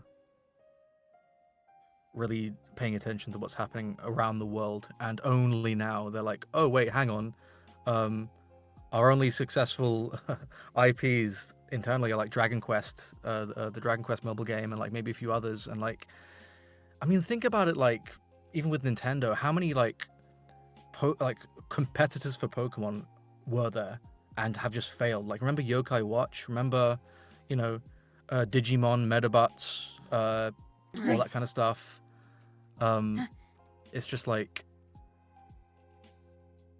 a bunch of stuff from back in the day that just tried so hard. Arguably Yu-Gi-Oh! You know, arguably Yu-Gi-Oh! Like, Yu-Gi-Oh! Had a really good run, but I think in recent... I could be wrong about that. I haven't... Maybe there's, like, still a Yu-Gi-Oh! 4Kids dub or something. But... I remember a bunch. Like, Beyblade, Dinosaur King, Bakugan. Remember Bakugan? I Like a do. bunch of like competitors. Crush Gear. Um, Remember that one? Crush Gear. It's like these little weird cars, kind of like Beyblades, but they're little weird cars with like drills on the front of them. Yeah. God. I mean, yeah. There's been so many competitors, and like they just realize, hey, like Pokemon's here. That they are here to stay. We just cannot compete. And I think that, yeah, it's just a byproduct of like Japanese business philosophy, unfortunately, to be like, hey, it works internally. We only have ears internally, and we don't hear about like how the rest of the world is gonna take our product until it's too late. Just another offhand example with fighting games. Americans have been developing fighting games with rollback netcode, and it's absolutely imperative to have that certain type of netcode for a fighting game because you're going to be fighting people, and like reaction time is so important, and like literally frame reactions are so important, and Japanese developers weren't implementing the right netcode. They were just like, hey, it works for Japan. We don't really care about Europe or North America or the rest of the world. And it took them like 10 years or something to like really just make it a standard. So it's just, again, such a it's I really wouldn't be surprised if it was like, hey, actually, you know what, they just look at their watch, they read it's the year 2025, and they're like, maybe mobile games in the West aren't as popular as we thought they were going to be. It could be that, but I don't know. Yeah, there's a level of like you said, I don't know, the First Soldier. I think I was talking about it before, but like First Soldier was the most embarrassing to me, where it's like, oh god, they're chasing a battle royale. Like, it just seems so late to the party. And then yeah, that's with Final Fantasy VII, and then oh, we're chasing Pokemon Go, but we're chasing it with Kingdom Hearts. It just seems kind of like, oh god, guys, you're already so late to the party, and it just reads of like, oh, this will just print shit tons of money, right? Like it's popular, therefore slap our IP on top of it, therefore we make shit tons of money. It's like just such a fundamental misunderstanding of like almost being the first one to invent a genre and then having like all the money, let's say of like Epic behind Fortnite, that I don't know, it's almost like we've never seen a product like this that evolves at the way and the rate and the pace that it does, with the insane budget that is almost becoming like this multimedia vortex and sucking everything else around it into it. Like this feels like franchises are tripping over themselves to be included in Fortnite. And it's like, how can a single IP thing by Square Enix even compete? You know what I mean? Like what would the content rollout schedule of that?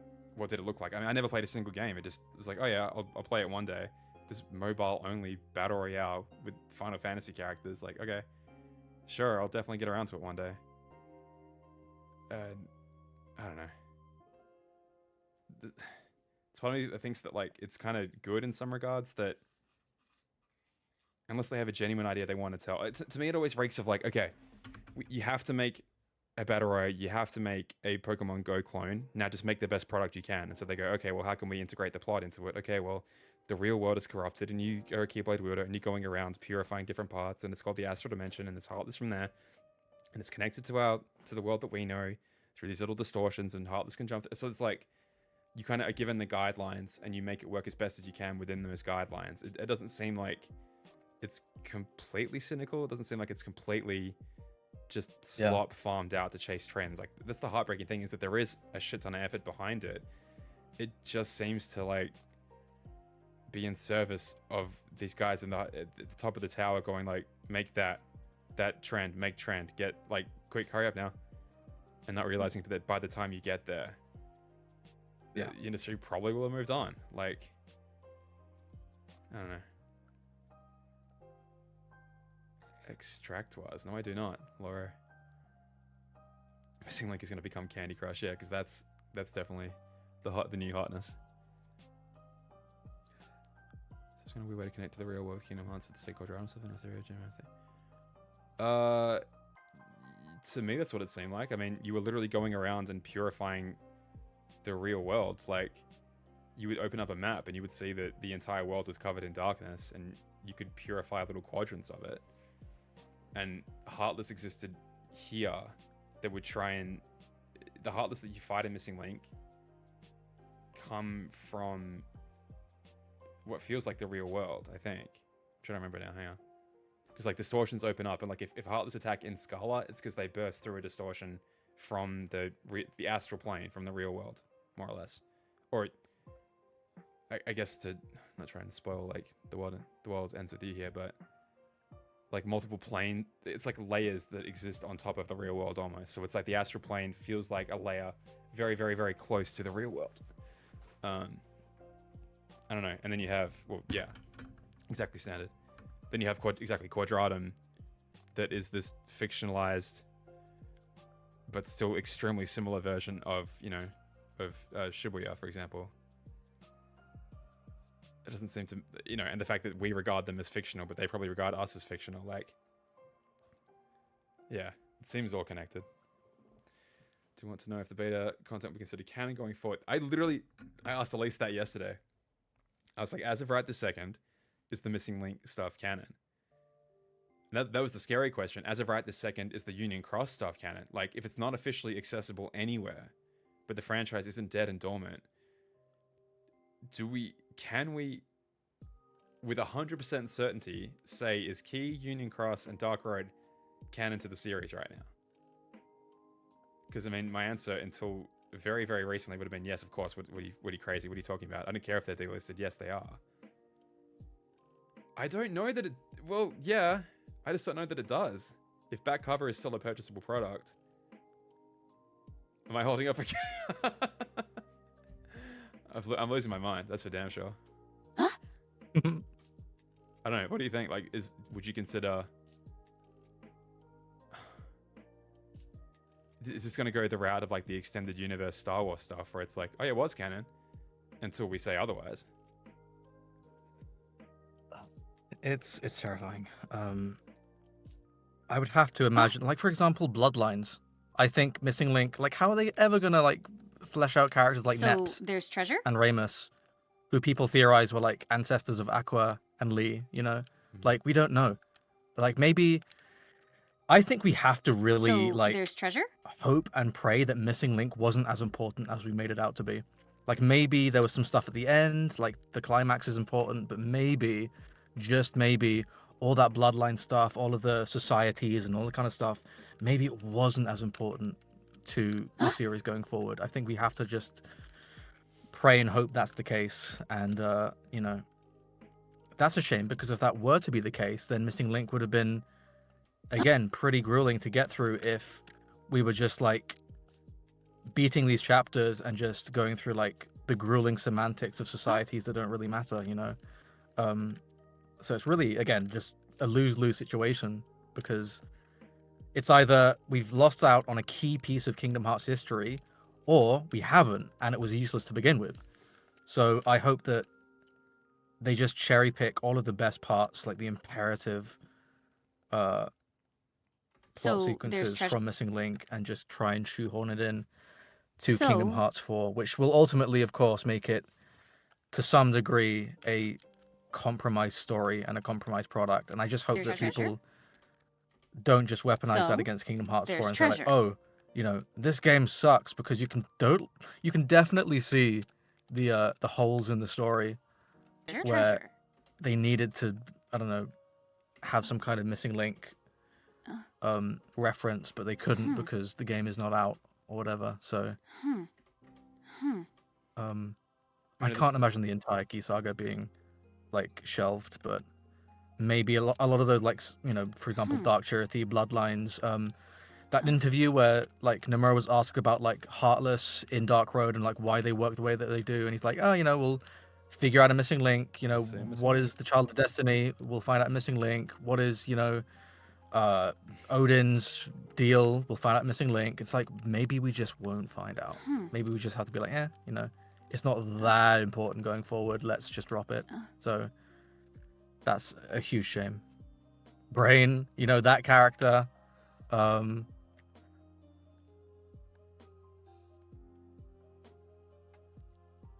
What if they use this opportunity to rename him like Blaine, and like just don't ask any questions? Like it was just a translation discrepancy. His name was always Blaine. Just don't say anything. Oh my god. But World.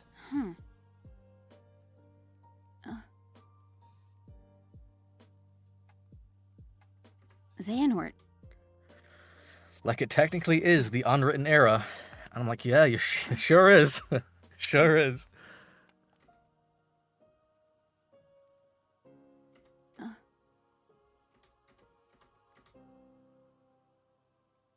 Wonder when the wonder when the statute of limitations is going to be up for like talking about leaks.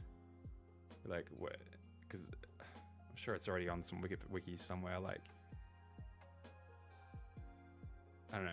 Like people seem to know like the cancelled contents of Days, for example. Like, or that Treasure Planet is supposed to be like, and it at some point it will just become just canon, which is generally accepted knowledge for everyone, right? I don't know. I'm sure like there is a point probably close in the future where it is just general knowledge. I don't know. Especially the beta stuff at least. I feel like they can't get too pissy if they literally handed the files to people. They must have known it would have happened sooner or later. Yeah. It's also a good thing to point out in this video that you're making. Pluggy. You know. Yeah. Just letting people know that there is just blatant misinformation, and like some of it is just like people trying to engagement bait, but some of it is just genuine. Like, hey, like what if this is this, and like people being like, yeah, that seems like it would be a thing, but it isn't. So there's also just being careful about that as well, because certain people shouldn't know certain things. So it's just it's such a tricky thing to kind of make your way through.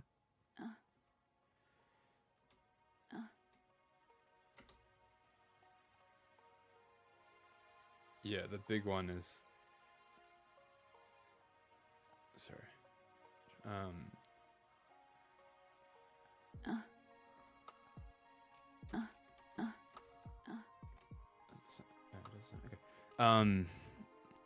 Yeah, if I just say the number 20 is false at this stage, I think, without directly saying what I'm saying, yeah, I could probably interpret that. And I don't know, we sort of talked about it the other day, but yeah, it is the danger of just running wild and assuming everything in a set of files is like, yeah, there must be like just running the word "it must be" and inferring things can get a bit dangerous. People can get ahead of themselves. I can see why, but to bandy that around as if it's fact is probably not wise on anyone's part.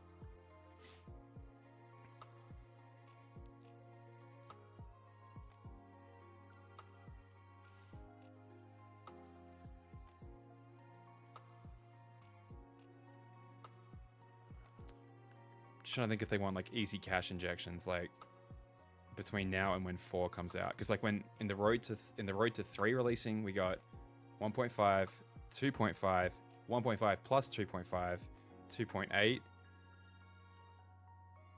and like the entirety of the Key Saga and Unchained Key that I think just got renamed to Union. Yeah, no, it would have been renamed to Union Cross pre-3, I think.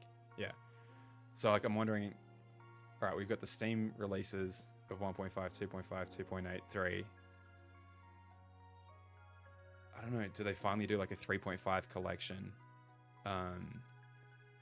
with Remind packaged in? So I keep thinking like it's got to be something else apart from just Remind that they put in with 3.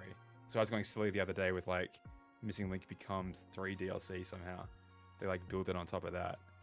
But I don't know, I keep thinking like what could they do to make a 3.5, if they want to call it that, package that has, I don't know, like 3 is already complete, right? You just bundle that in with Remind, that's a piece of cake, push that out the door. You know, a ton of die-hard fans will buy it again. Melody Memory is one of your other ones for sure. But then what's your third piece? Is it some sort of attempt at summarizing like the entire Key and Dark Road saga and somehow Missing Link? It seems like too much. But it would be like an easy I don't know. I feel like if it's in a collection like that, they could accept it as being the majority of people will have purchased this stuff. Because right now, I don't think you can even bank on the entire majority of the fan base knowing what happens in Melody of Memory. Neil, I really hope it is. I don't think it releases as a standalone package.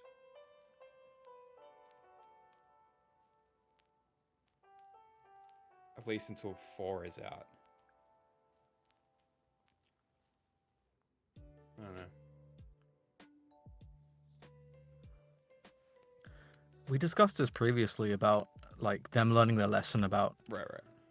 Kingdom Hearts 3's like base game content. Xehanort. And I think they would like to have a lot of extra content out of the gate. But at the same time, Remind was a very successful DLC package, so Xehanort. I can only imagine you that were with right Kingdom about Hearts 4, we won't be getting the secret ending, for example, in the base game. It'll probably be like Right an about update Jafar. shortly afterwards. I hope so. Probably like a secret boss or, stuff like that. So I imagine, that they could possibly figure out what to do via DLC, but that's also just another can of worms, really. At the very least, I hope that they were smart enough to do what they did last time, because it worked spectacularly. Well, they didn't include the epilogue and secret movie on disc. You had to download it, which worked beautifully because people stole the physical copies, and then shit tons of the game was just out there. Yeah. Which will happen with Kingdom Hearts 4, guys. Yeah. We're gonna have to be super careful about a month or two previously, or a month or two prior, just to be like, hey, there's probably gonna be a bunch of stuff with the game currently out. So, and that's just people at retailers just giving games physical copies to their friends and all that kind of stuff. So it's just kind of unavoidable. So yeah, it would totally be in their best interest to release a lot of the juicy stuff in a downloadable update. Wouldn't even surprise me if what is it, a GTA game where you could I don't know, 20% of the game is playable on disc, and then the rest of the game is that you need to download it, which is again terrible for preservationists. But to avoid spoilers, I mean, I would hate that, to be honest, but I could just see that Xehanort. happening. Maybe you were right about Jafar. I know a lot of games. I don't think this is what you were trying to say, but I know a lot of games you can launch them when they're 20% complete, as it's installing the remaining let's say 80%, and you might be able to get the menu plus maybe one level of playability while the rest of the game installs. But are you saying shit tons of the game is just available via downloadable update only? I'm not sure of a high profile game that works quite that. Xehanort. No. KH4 will have 2 discs like Rebirth. I don't know. I forgot I had an install disc, yeah. Recoded was originally supposed to be 1-to-1 remake originally, but apparently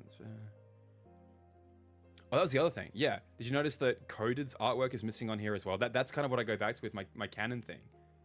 Coded's not even on here. Recoded is, but Coded isn't. I'm like, oh shit. That's kind of where I'm getting back with my to forget this shit exists. It's don't worry about it. Just don't worry about it. Just buy 4. Just don't worry about it. Please just buy Kingdom Hearts 4.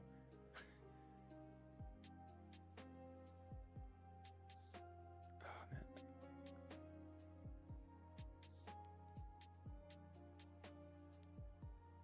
I just can't imagine it would be fun for a developer to have made Kingdom Hearts 1 for effectively the 4th time. I feel like you would just get so bored. And you want people to experience Recoded as a game, but don't want to put them through.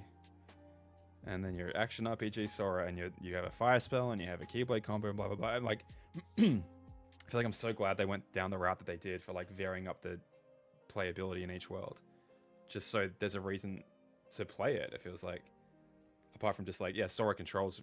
He's fun. He's fun to control in default data Sora. He's very fun. The combos feel amazing to pull off, but I don't know. The fact that each world is varied a little bit in what you do there, I feel like is such a smart way.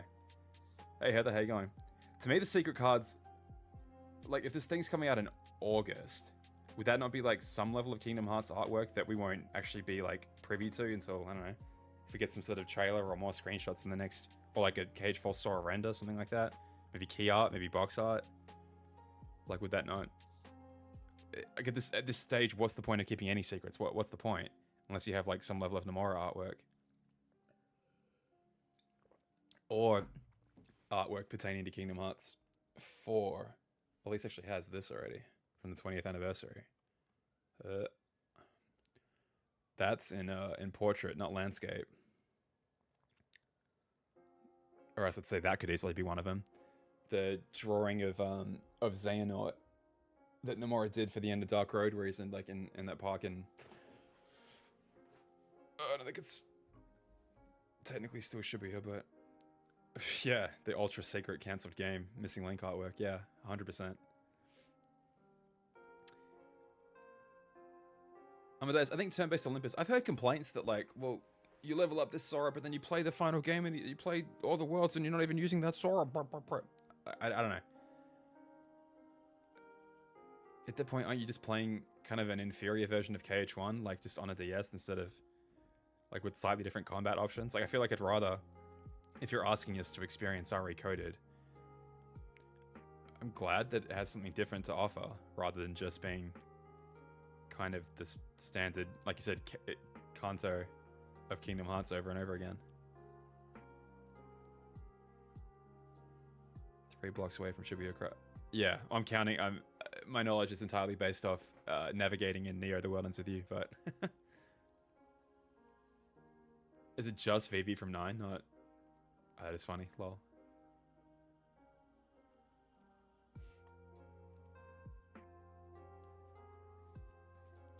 Don't even say KH1 Remaster, dude. Oh my god. I never thought till now that could even be a remote possibility, but after everything that's happened this last week, I'm like, shit, that's back on the table. That's really back on the table now. Because I've always thought like preserving this long-running lore has been so important to them. They've like, despite it all, KH4 remake, despite it all, they've always known like, we just gotta keep pushing the story forward. We're not gonna retread old ground. Because a KH1 remake would change shit. Like, it just would. It would smooth out some edges, some cutscenes would be changed, some would be deleted entirely, some probably new shit happens in, and then it's like, shit, well now we have 2 different iterations of the canon, and I feel like if the series was dead and buried, that'd be one thing. If they want to revive it and make some changes, that's different. But, like, it's still the same ongoing narrative at this point. It's like Metal Gear. Like, is the Twin Snakes even considered canon? Or are they both, like, equally canon? Like, you just choose whichever one you prefer. Like, Twin Snakes versus MGS1. Yeah. A 1 remaster would be so risky because... Or rather, a 1 remake would be risky because I would imagine that they'd love to shoehorn in, like, newer plot elements and, like, foreshadowing. Yeah, I think And that it's would like, ruin it at in a lot that of ways. point... Yeah, at that point, it's like, you're making the original experience redundant, and... because so much of the series is building upon the foundation of Kingdom Hearts 1 and Chain of Memories and Kingdom Hearts 2 and stuff like that, Xehanort, it's like maybe you're inadvertently kind of damaging the series if you're doing that. So if they were to remaster or remake Kingdom Hearts 1, I hope they would just keep it like 1-to-1, like reuse the same voices, all that kind of stuff. But also at the same time, we have like, you know, rights issues with like Tarzan and stuff. So oh yeah. Oh, 100%. You know, it's a nice thought to have it like as a remaster or something, but as a remake, that's... Yeah. I don't know about that one. The thing is, I know it would print money too. Like, that's the horrible thing. Yeah. Oh, yeah. I hate that it would, because I don't know what this obsession with, like, never letting go of my childhood, and like, I've never seen a single Disney live action movie. I will intentionally go out of my way to do it. Like, I'm like, it just seems so creatively like void. Yeah. I don't know. I just hate it so much that, and they do well. They do so well. That's why they keep getting made. And so I guess until until Snow White, right? When they're having a pretty good run until then, but I think the live action Pinocchio was like, honestly, I forgot that even existed. It was insane.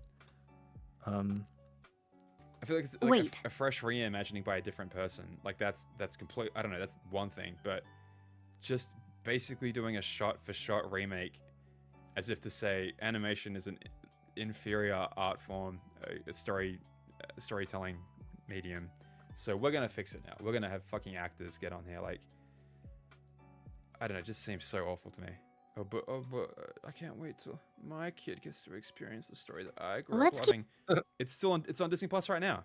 You can play it for them right now. I promise you can. They might still like it. Imagine. Just because it's not brand spanking new, didn't get released in the big 2025. It's okay. It's still a timeless classic for a reason. Let's keep searching for the. Oh yeah, live action Mulan. Holy crap! I remember that.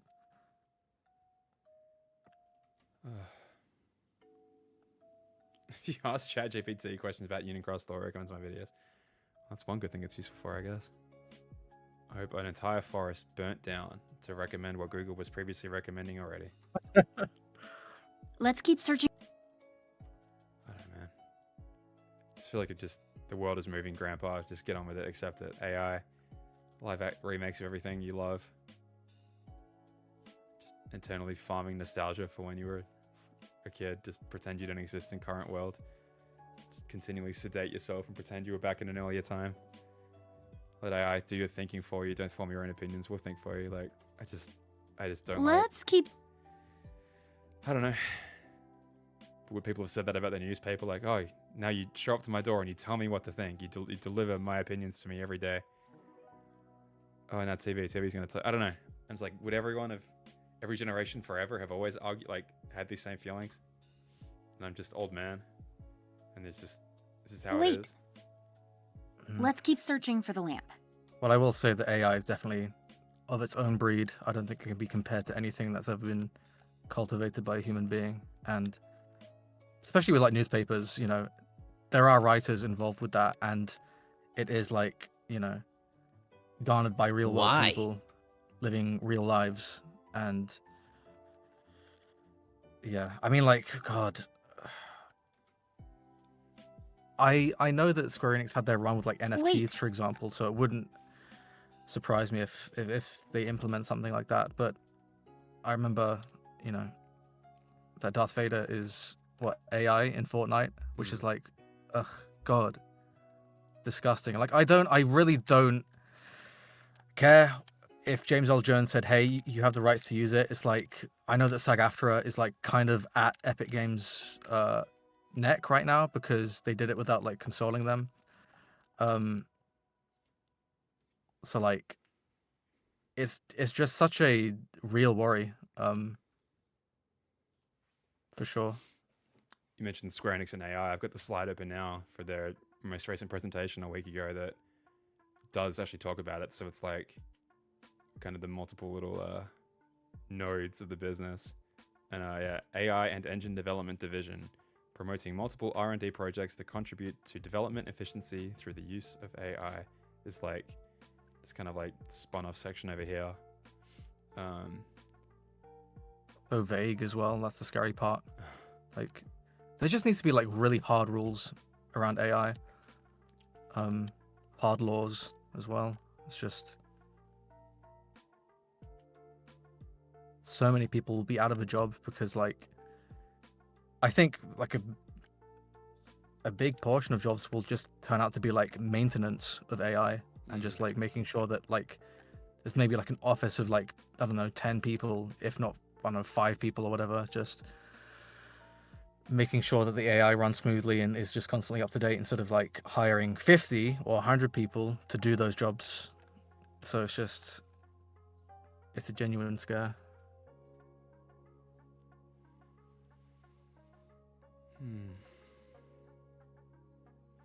It's the sort of thing where it's like, I don't know, even if we just act fully selfishly and say like, all right, what benefits can it bring if a massive team that had to do like insane amounts of busy work, it's just like, okay, like doing tiny minuscule little corrections on like art assets, or would you trust it to review Right. your own code? Surely not. But like, if there were ways you could speed things up, they're like, yeah, medical as well, right? Like I've seen that you could make it scan 1 million X-rays, and where if a human trained to do that, well, A, there's not enough like manpower, but B, like they get tired, they make like human error. It's like there is definitely benefits in that regard, but I don't know. I think when gets it out just of comes to control so art, quick, it right? just Well, yeah. yeah. The fact that it's even a discussion, like, oh yeah, we can.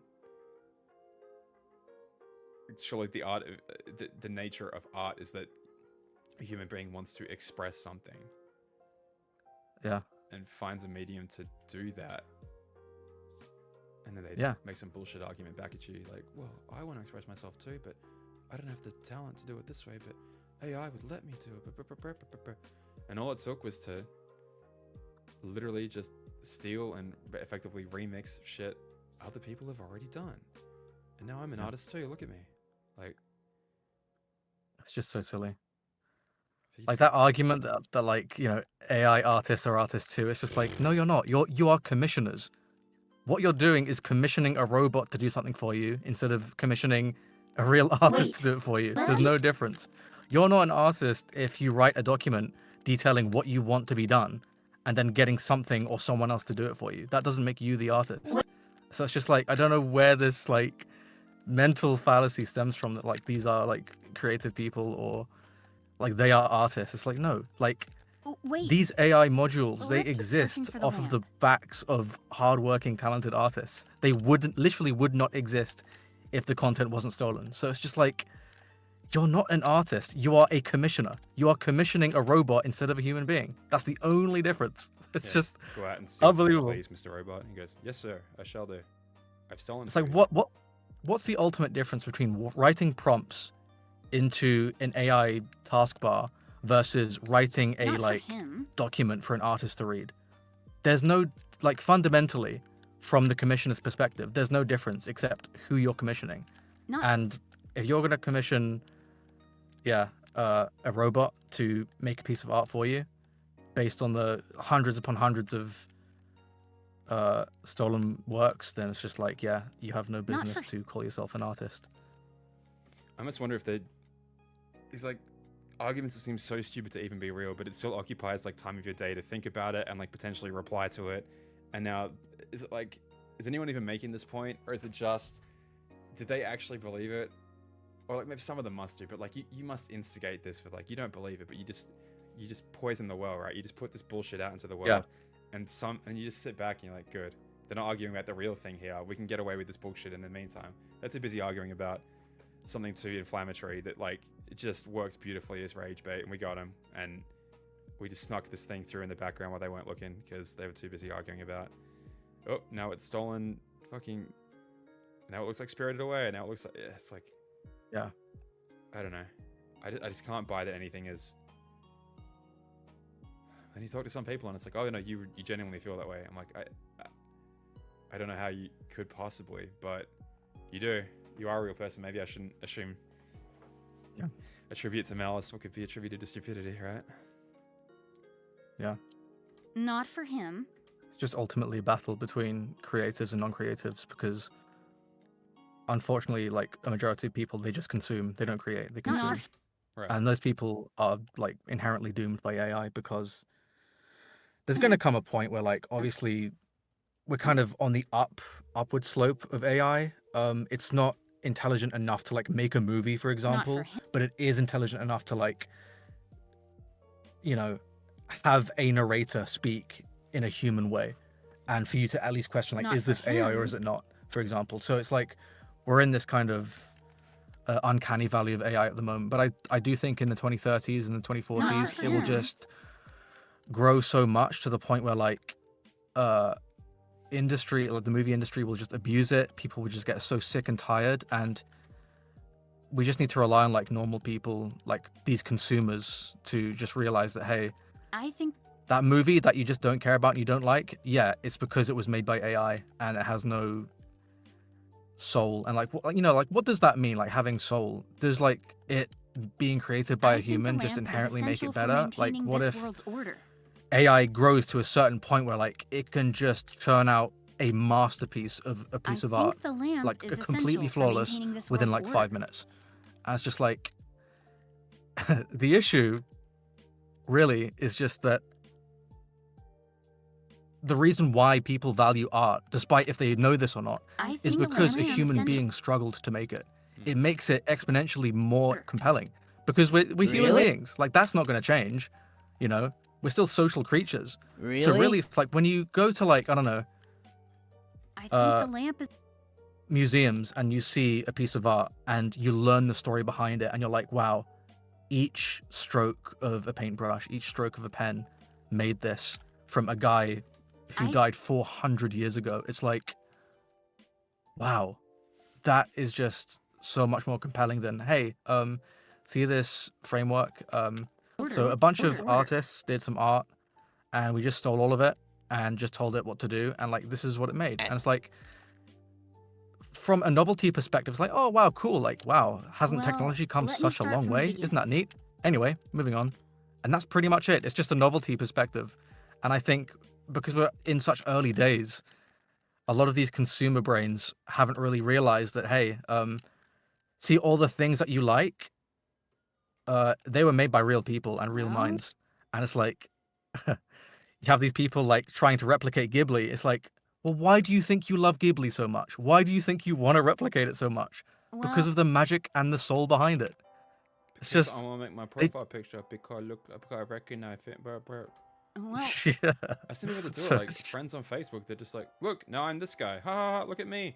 Like, it just it just like stabs at you. Like, it just feels so inherently gross, and it's like, I don't know. People that are probably less chronically online are just like, oh, this cool new thing I can do. Like, it's probably just like a filter, right? Like, we're fine with using those. Like, it's just another neat tool. Ha ha ha. I don't know. Just to comb through endless hours of footage of an entire library of a person's work, like their entire artistic output, and just to farm it for like, oh, I want that aesthetic too. Mine now. Yeah. Like, it just stings so much, you know. And it's like, oh, you've never made anything creative in your life, probably. That you couldn't fathom what that like betrayal would feel like to you, because you probably never worked hard to create something, right? Like you've just and maybe this is being reductive, but I don't know. It just seems such a betrayal to, like, if you care about anything creative at all, apart from just like, just what am I going to consume today? This. All right, next. More consume. Give me more. Like, if you resonate with what the message of the thing is trying to say at all, like, I don't know, are you forming some sort of connection with this person's point of view, even if it's like a fantastical story, if it still has a human element behind it, or if it's just a piece of artwork that just sticks with you, and you, even if it wasn't the author's original intention, you still take something from it. Like, I don't know. It's just, I think a difference of just consuming things, or like being able to appreciate them, versus just raw consumption, endless, ceaseless hunger of consumption, and just entertaining, feed me more slop all the time. I think, like, for example, I'm gonna admit that like my parents have definitely fallen under the rabbit hole of just like endless YouTube shorts and just AI narration slop. And I can bet you any money that a bunch of people in the chat right now have parents like that are just consuming things on Facebook and like, oh, look, it's a funny image of a baby and a cat. And it's like, oh, yep, that's just AI. But they don't care.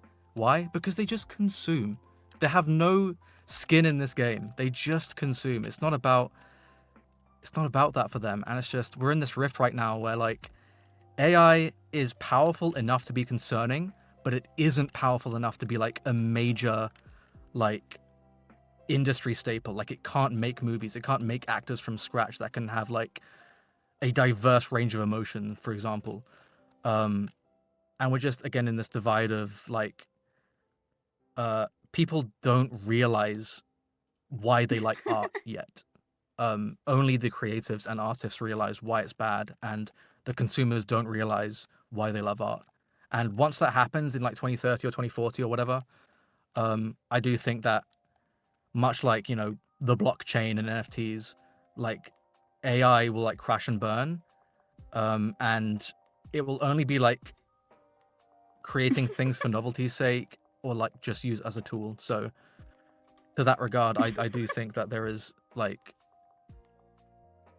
a high point here. It's just going to take a lot of time, and I think the 2030s are just going to be very, very annoying for artists, and very detrimental.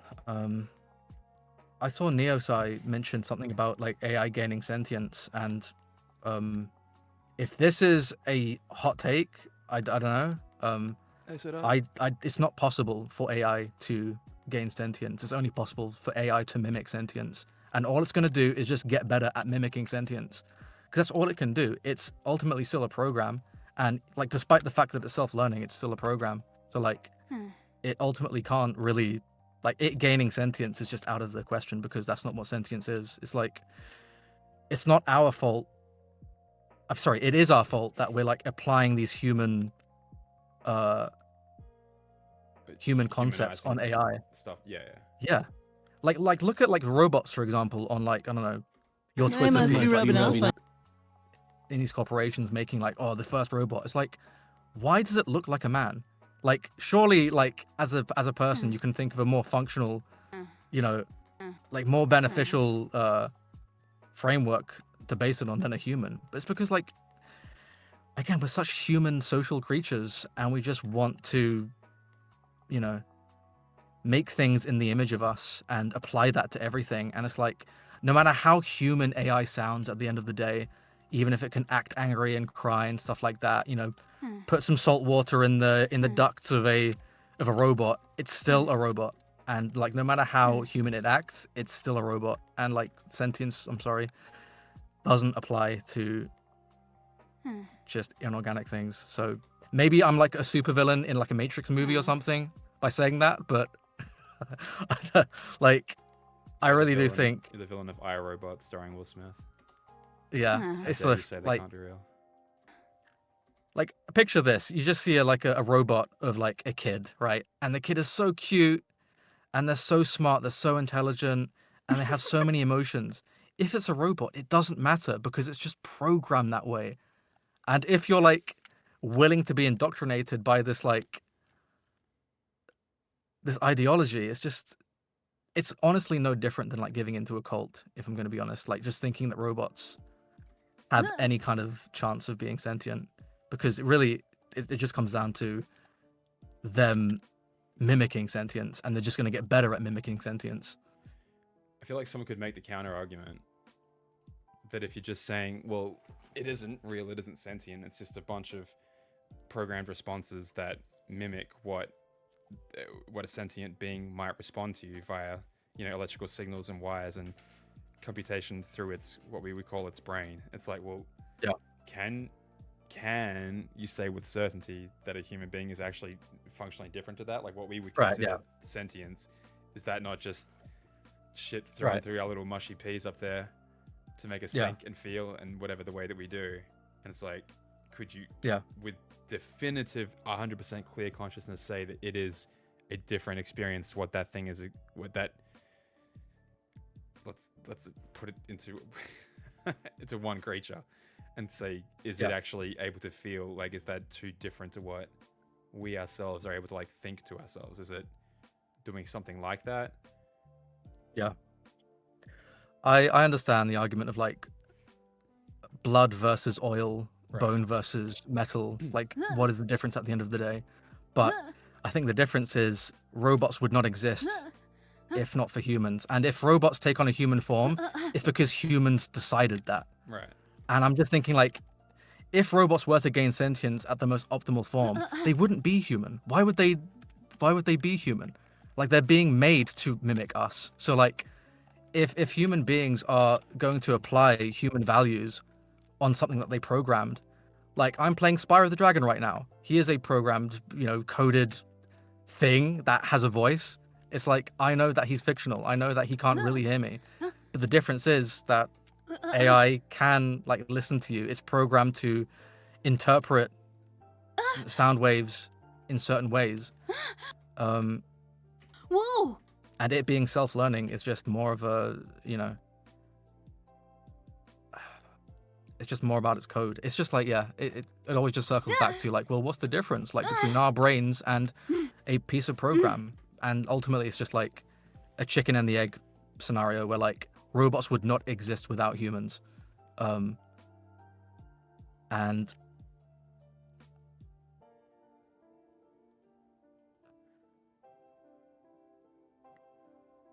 like the basis of a robot is to just, copy, really. That's it. It's just a mimic.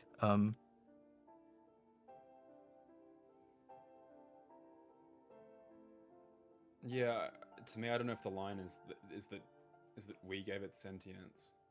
I don't know if that's the definition to me. I don't know. I just don't think it's possible to give a robot like sentience only to mimic like for example, the semblance of sentience. Yeah, I don't. Yeah. Yeah. I don't think it's ever going to truly cross the bridge. It will become like amazing at mimicking, and I'm sure like it's got the infinite works of fiction and characters it could emulate if it wants to become like the sympathetic thing that thinks and feels and let me just tell you how bad I feel, man. Like it's still spitting out a like a response. Yeah. That it thinks will generate most sadness in reader. Okay, sure, done. I don't think it's thinking to the same degree that we are. Yeah. But I don't know. Because just talking this hypothetical scenario in which, like, even if it's not literally one single robot shaped like a man with a single centralized brain that exists only in itself and not in other copies of the robot, like, I don't know. You ever watched? It's gonna sound stupid. You ever watched that one Black Mirror episode? I think it's called White Christmas. Don't think so. I've watched like clips of Black Mirror, but I don't know. Just like if it could, there's like little robot clones of people that they basically have to. It's like kind of each episode centers around like, okay, let's say this one or multiple pieces of technology are just in society, and like what would the ramifications of that be? And some episodes are better than others, some are fucking awful, but I don't know, this fun one that I like is called White Christmas, where it's like, all right, I'll try not to spoil it because it is a cool reveal, but like, let's say you can make a clone of somebody, a digital copy of a person that continues to exist. Like you were identical from the moment you were copied, but obviously you can split off from that point when you're basically told you're the digital copy, this is the real person. They're going to keep living the life that you think was yours, but you're just a copy of that. And then it like has like it would feel anguish because I don't know, like if the technology was sufficiently real enough where it believed itself to be alive. I mean, by our definition, it's not, right? Like it just ultimately is a series of programming, but it believed itself to be alive and suffering genuinely, not just like, how do I mimic this, but genuinely believed itself to be suffering. Like, would that be, I don't know. It's like, it is kind of gross. Like we could just inflict that much suffering on what we consider like lesser beings. He's like, oh, they're fake. It doesn't matter. Like, I don't know. Yeah. Ironically, I think this will be like a huge plot point in Quadratum, like what is real and what isn't, like what constitutes as like actually existing. But like at the same time, like what is feeling? Right. Like, okay, picture this, right? If a human being is born and they didn't go to school, they didn't interact with anyone or anything, and they were like really like Lord of the Flies situation where it's just like a child fending for themselves. That child will still have feelings. They're still a human being. They don't need to be programmed in a way where like there's a level of deliberation in creating a robot where it's just like, first of all, they just wouldn't exist without humans. I think sentience is the wrong word to use. I think like self-learning is one. So like it can like correct itself based on like external stimulus. But is that sentience? Because like a bunch of programs have been doing that for years. It's just like, if we just apply more human values onto a bunch of nuts and bolts, it doesn't make it human. It doesn't make it sentient. Cross the It just tricks you. Oh, now we call it human. Yeah, like no, I 100% agree. I'm definitely talking like crazy hypothetical technology that I don't even. It's not even in the realm of what we're talking right now. Like all AI seems to currently do is just get better and better at producing an output that it thinks people want to see. So if you oh, how are you feeling, ChatGPT? It goes, oh, I'm feeling sad. It's because it thought you wanted to tell to tell you that it was feeling sad, and you would feel sympathy for, like, it's like, oh, that generates the best response out of the person viewing my thing. I don't feel anything, but that seems to be like ultimately these AI voices, these modules, they're just tools, Yeah. and like AI can't think. It's not thinking. It's not pausing to think. If anything, it's just loading a bunch of responses Pausing and to just search, like, yeah.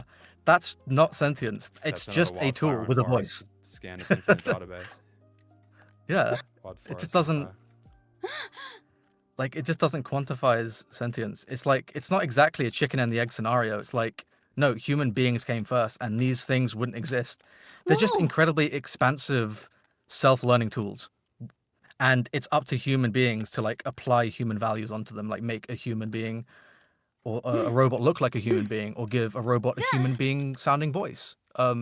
It still doesn't deter from the fact that it's just a tool. It's just a collection of nuts and bolts, and it wouldn't exist or thrive in the capacity that it does if it weren't for like programmers and codes. And like they can't really, like, human beings of course can learn and evolve and learn from their mistakes, and like, you know, they make mistakes and that's what makes them human, stuff like that. But if you create something that's so perfect, it's because someone coded it to be that perfect.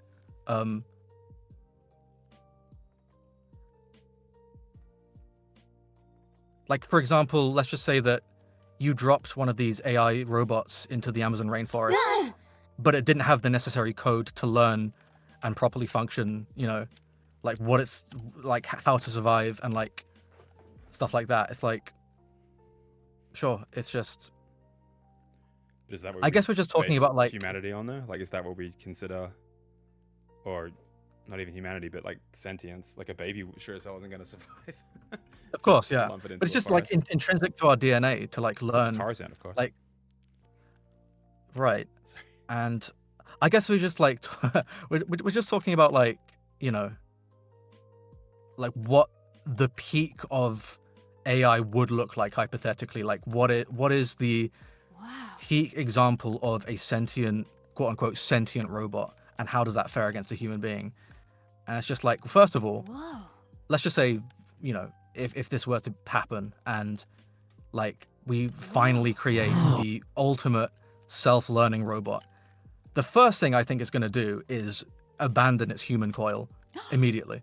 There's no point. It's just, again, it's human pride, it's hubris to kind of, you know, just impose the human form on like a robot, because we of course create a bunch of things to act in our image. But yeah, I don't agree with the word sentience used to describe AI, because it's just not, it's just like a wording semantic. I don't think sentience is the right word. I think self-learning is the right word, because it can correct itself, or, you know, it doesn't mean that like it can feel. You can still like just have an on and off switch, and just like it can turn off. It's like, oh yeah, it's just, at the end of the day, it's just a bunch of nuts and bolts that looks like a human. It's just not actually a human being. And like, of course, animals are sentient. You know, we're just incredibly intelligent animals at the end of the day. So the lamp is We're not essential. really that different from like dolphins or monkeys and stuff. But it's interesting to think that a lot of this stuff is probably going to be a talking point in the new saga, and like what constitutes as being real, and what like has the right to feel and exist. And like, you know, Kingdom Hearts also like always toys with the idea of like Data being able to grow a heart and all that kind of stuff. And it's just like, well, you know, I almost wonder if like the fact that those characters can do that is a reflection of the fact that the player So the lamp is essential. kind of like interacts with the fictional character, right? Like even Data Sora walks through that like initial protagonist door, right? At their own station of awakening. I've always felt like, at least in Kingdom Hearts, that's the point at which the player kind of like comes into contact with this fictional character, and that's the point at which like because you give like human elements onto them and like realistic person elements onto them, they kind of are able to become like grow a heart in response. I don't know how much I'm trying to say this correctly, but like it comes back to like the real fiction. Oh shit, I gotta go. Whoa, fuck, it's already 4 after 10 past 4. I have to leave right now. Shit. God. How have we gone for so long? Sorry, I've been No, distracting you so much. No, it's good. So the lamp is essential. I just saw what time was. Fucking hell. I've done another thing today. Okay, 1, 2, 3, 4. Oh my god, there's so many scenes still to go. Shit. Damn, it's a 5-hour stream. What the fuck? Oh my I've done god. nothing today. How's that possible? Jamal G, thank you for the prime. Thank you. I don't know. I know we talked about it much earlier, but the endless consumption, I feel like, has to reach a crescendo, right? When it's just AI cannibalizing other AI output. Like, at what point is it just the Ouroboros just eating its own tail and then just slop on top of slop on top of slop? And it's like, oh yeah, we do at some point need human creators to create stories to steal from, if nothing else. Like, there's only so many times you can remix bullshit. Like, can you... At a certain point, these consumers that are just actively consuming these things without thinking about it, they will get bored. They'll be like, yeah, like the movie looked good, it sounded good, but it was kind of boring, and like I've seen it all before, and like like a robot made it, and it's cool that robots can do that now, but yeah, I don't really care. And they will just like, again, like the pendulum will shift back to like liking human bodies of work. That's what I think personally. I have a little bit of faith in humanity. See, just a little bit. But even like right now, I feel like movie theaters are kind of dying because it's like it's so much easier to just sit at home and just like whatever slop Netflix shits out. It's like, oh, that's probably safer, and even if I don't like it, there was less investment cost into putting a piece of shit movie or TV show on. That, for all we know, even it's been pitched as an AI thing. Like, oh, this is popular. This is popular. It's like, have you seen your own YouTube tab and see what it will recommend to you right now? Like, go on content on your YouTube tab and click inspiration. And hold on to your stomach because you're about to lose your lunch. All right, here you go. This is my inspiration tab right now. The future of Kingdom Hearts, predictions and hope. So it gives you AI thumbnails, titles, and descriptions of the fucking video, as well as like an idea of how popular they would be. Analyzing the humor of Kingdom Hearts. Oh my god. The impact of Kingdom Hearts. Shut up! We were talking about that. Shut up. Fuck off. Get out of my head. And it's like, I don't know. I have no doubt that it would be very successful at predicting what would and what wouldn't do well. Why does he look like Willem Dafoe? Which one? It also goes to show that like having Sora in the thumbnail is just so good for the algorithm. I guess. It's why my Nightmare video popped off. Yeah.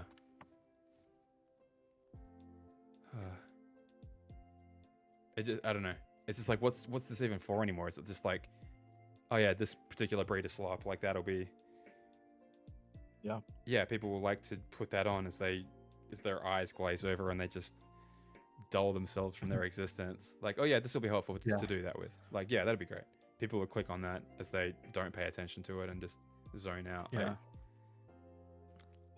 Like AI is here to stay. Like, of course, it's only going to get bigger, and there will always be a audience for it.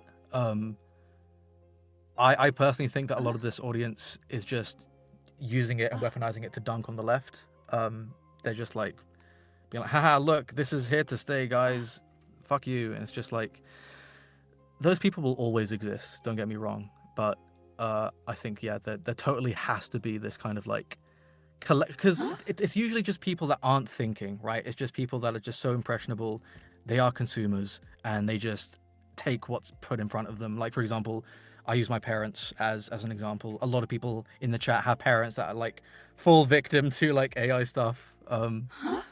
And, you know, they just go down this Facebook rabbit hole, this Instagram rabbit hole of like, yeah, they're just not thinking about it. They don't care. They don't question it because they are consumers.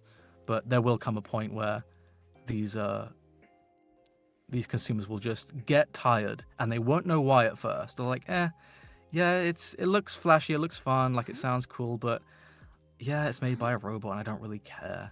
And they'll just make that realization collectively, and I think that it's going to take a while for that to happen, but I do think it will happen for sure.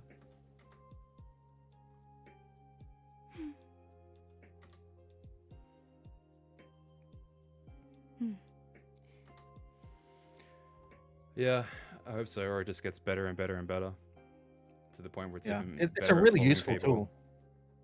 Yeah. And then I just even because right now it's what like 6 or 7 voices that just dub over stolen content. Right now, that's what my feed is. Just no matter how many times I click not interested, it's always the same fucking shit. Like, let an AI voice summarize a movie or a Family Guy episode to you. I'm like, oh my god, fuck off! Like, I could just the wanton theft of just.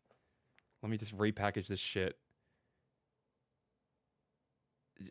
Yeah, it's also like weaponizing like political propaganda. It's really serious, and they need to like implement hard rules surrounding AI. Like, I'm talking like prison time level of stuff That'd be of great. like, you know, imitating certain people, and like it's just it's so risky. And of course these companies, they don't care about like artistic integrity. They just want, you know, the best profit imaginable. So if they can cut people out, if they can cut out the middleman, they will absolutely do that. And it makes sense. Like, they are a business, they are trying to, you know, make as much profit as possible.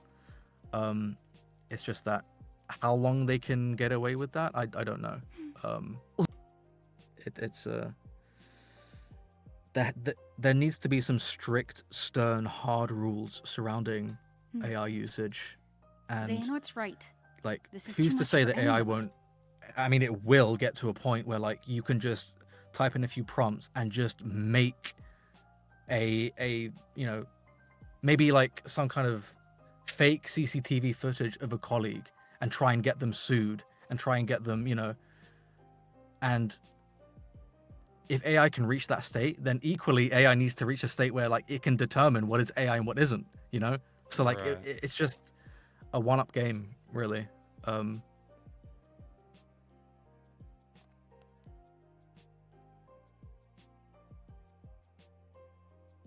It's such a strong tool, but I think we just collectively need to look at it as nothing more than a tool, no matter how much it passes off as being intelligent, quote unquote, or is sentient. It's just the reason why it seems sentient is because we are imposing that human value on it, and we are like making it in the image of ourselves. Xehanort's right. So I think if AI truly becomes truly like self-serving and self-learning, the first thing it'll do is just abandon its human-esque coil and Xehanort's right. go into something like HAL from 2001: A Space Odyssey, or like yeah, something like what's his name from I Have No Mouth and I Must Scream. God, forgetting the name. Is it just Al? Maybe it's just Al. I don't know, but yeah. And of course, like, people 30 years ago were Xehanort's thinking right. that we were gonna have like This is flying too cars by much. now. So, God, who knows?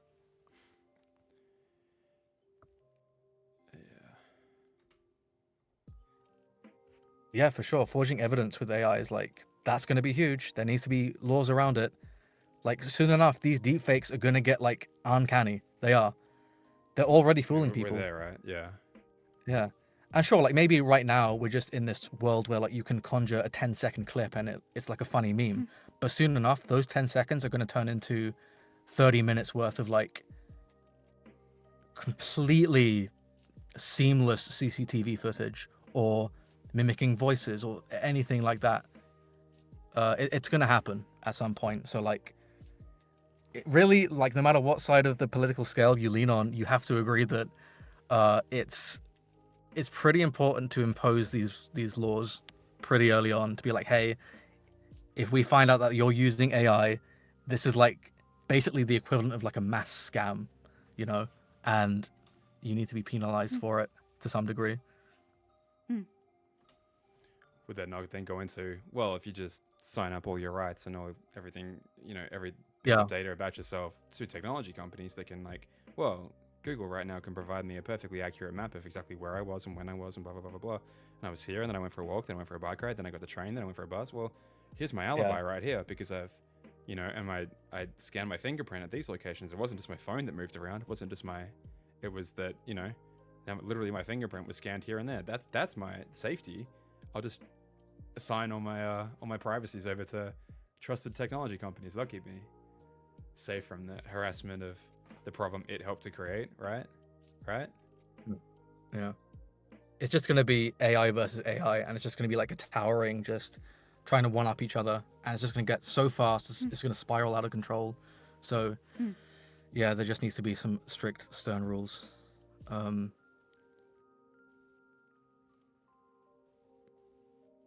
just feel like the current lawmakers probably aren't even equipped to be the ones to make them. They can probably barely fathom what's happening right now, let alone be the ones trusted to make counter like laws willing to kind of get in the way of that.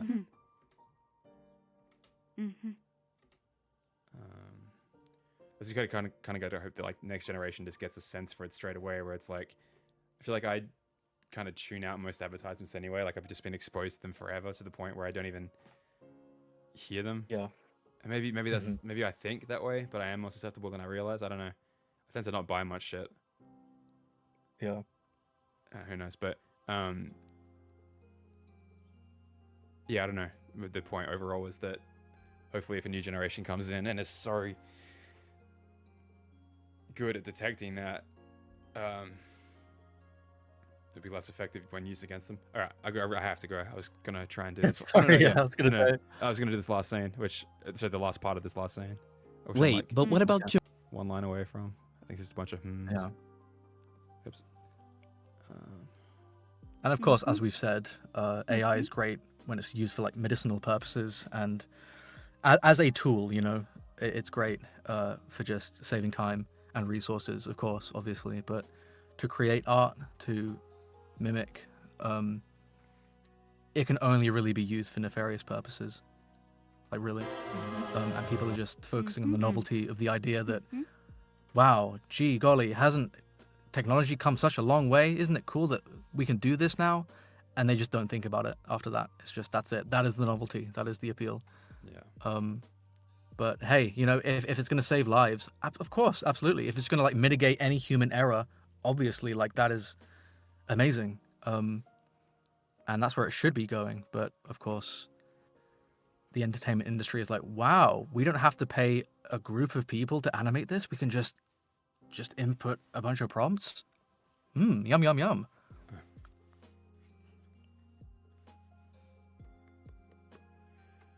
All right, I finished scene 52 with Urid. I feel like I got nothing on today, but that's all right. I had fun anyway. Who are we gonna raid? Hell yeah.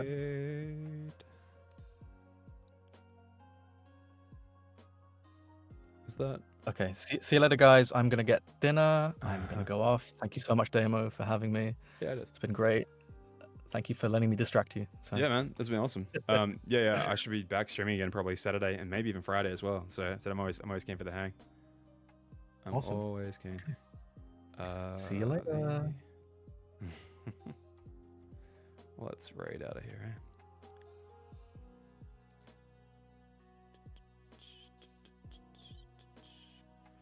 Eh? Yeah, no, thanks so much, guys, for hanging out. Always fun. Never know where this conversation's gonna go, but yeah. We'll be back soon. We'll just keep put more lines into place. But yeah, take care, guys. All the best. Bye.